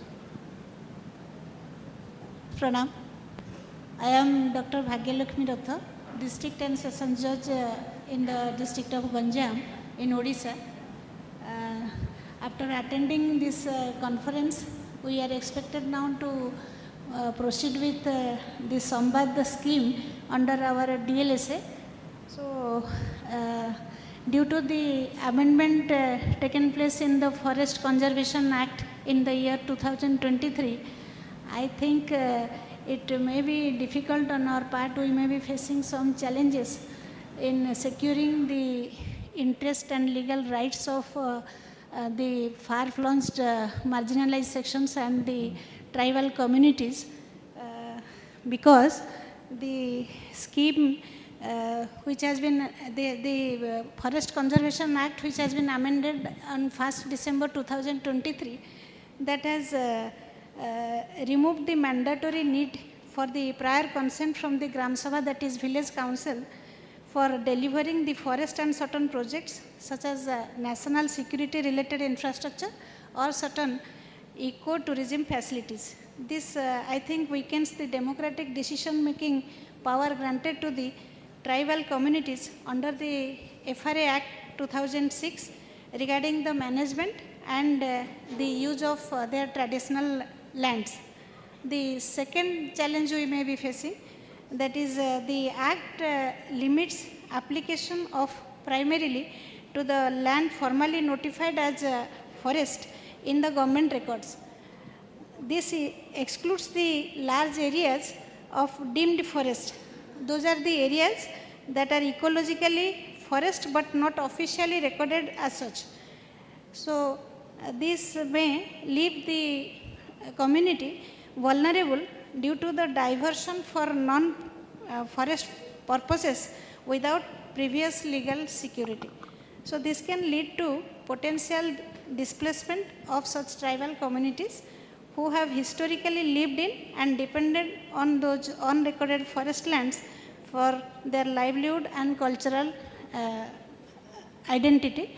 So, I think time has come that the attention of the legislature can be drawn to the point so that a harmonious reading can take place between the PESA Act and the FRA Act, along with the amendment by making suitable further amendment to the Forest Conservation Act. So, that is my whole concern. So, that may be taken. Thank you, my lord. The point that you have made is definitely quite acceptable, and it's a very valid point. And for the security, national security, and for other things, as you said. And even one more thing that I just wanted to add for the displacement in LAR and all, wherever if they are displaced from any of the places, they have to be not only given a land, but also land from the kind of ecological thing from which, like, their livelihood is dependent on that. You know, if they are using mahua or they know how to use products like that, then they have to be replaced in that kind of similar kind of land. Not only replacing the land, but a similar kind of land where their livelihood is not disturbed and their ecosystem is not disturbed. The power of Gram Sabha, the village council must be restored. What has been granted and vested in the PESA Act, so that needs to be incorporated in the Conservation Act, which has been removed.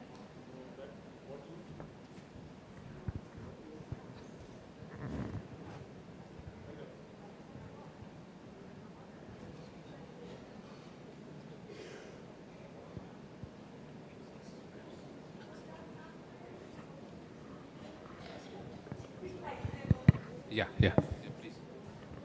Now, what the issue which you have flagged, that there's no doubt about it, that there are some kind of a ambiguity or the confusion which has already been created. But once the issue of the national security comes, it has to be taken at the first. Because so far as our national security is concerned, we cannot compromise on that.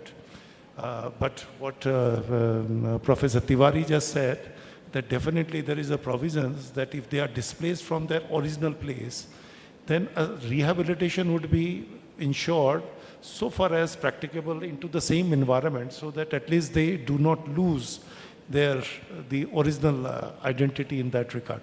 I believe that has to be pondered upon by the legislators. They will definitely take care of that. And thank you for these pertinent questions to have been raised. Thank you. Okay, we thank our panelists for their immensely impactful and thought-provoking insights.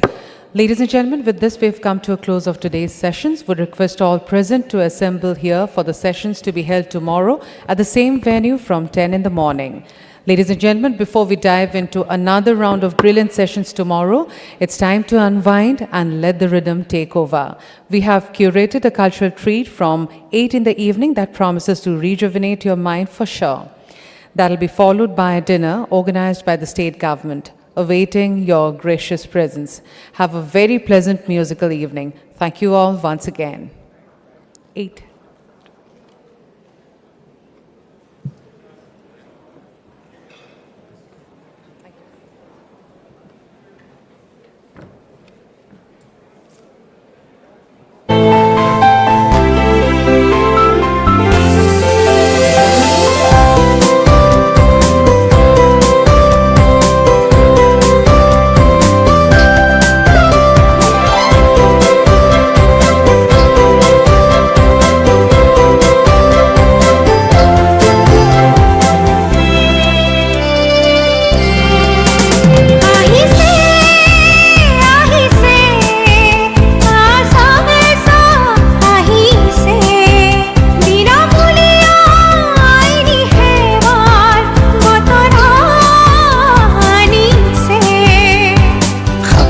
চনৰে এখন বিধান ৯৫ হলাইন আইনী সেৱাৰ প্ৰাধিকৰণ আহিল সকলোৰে মুখতে হাঁহি বিৰিঙিল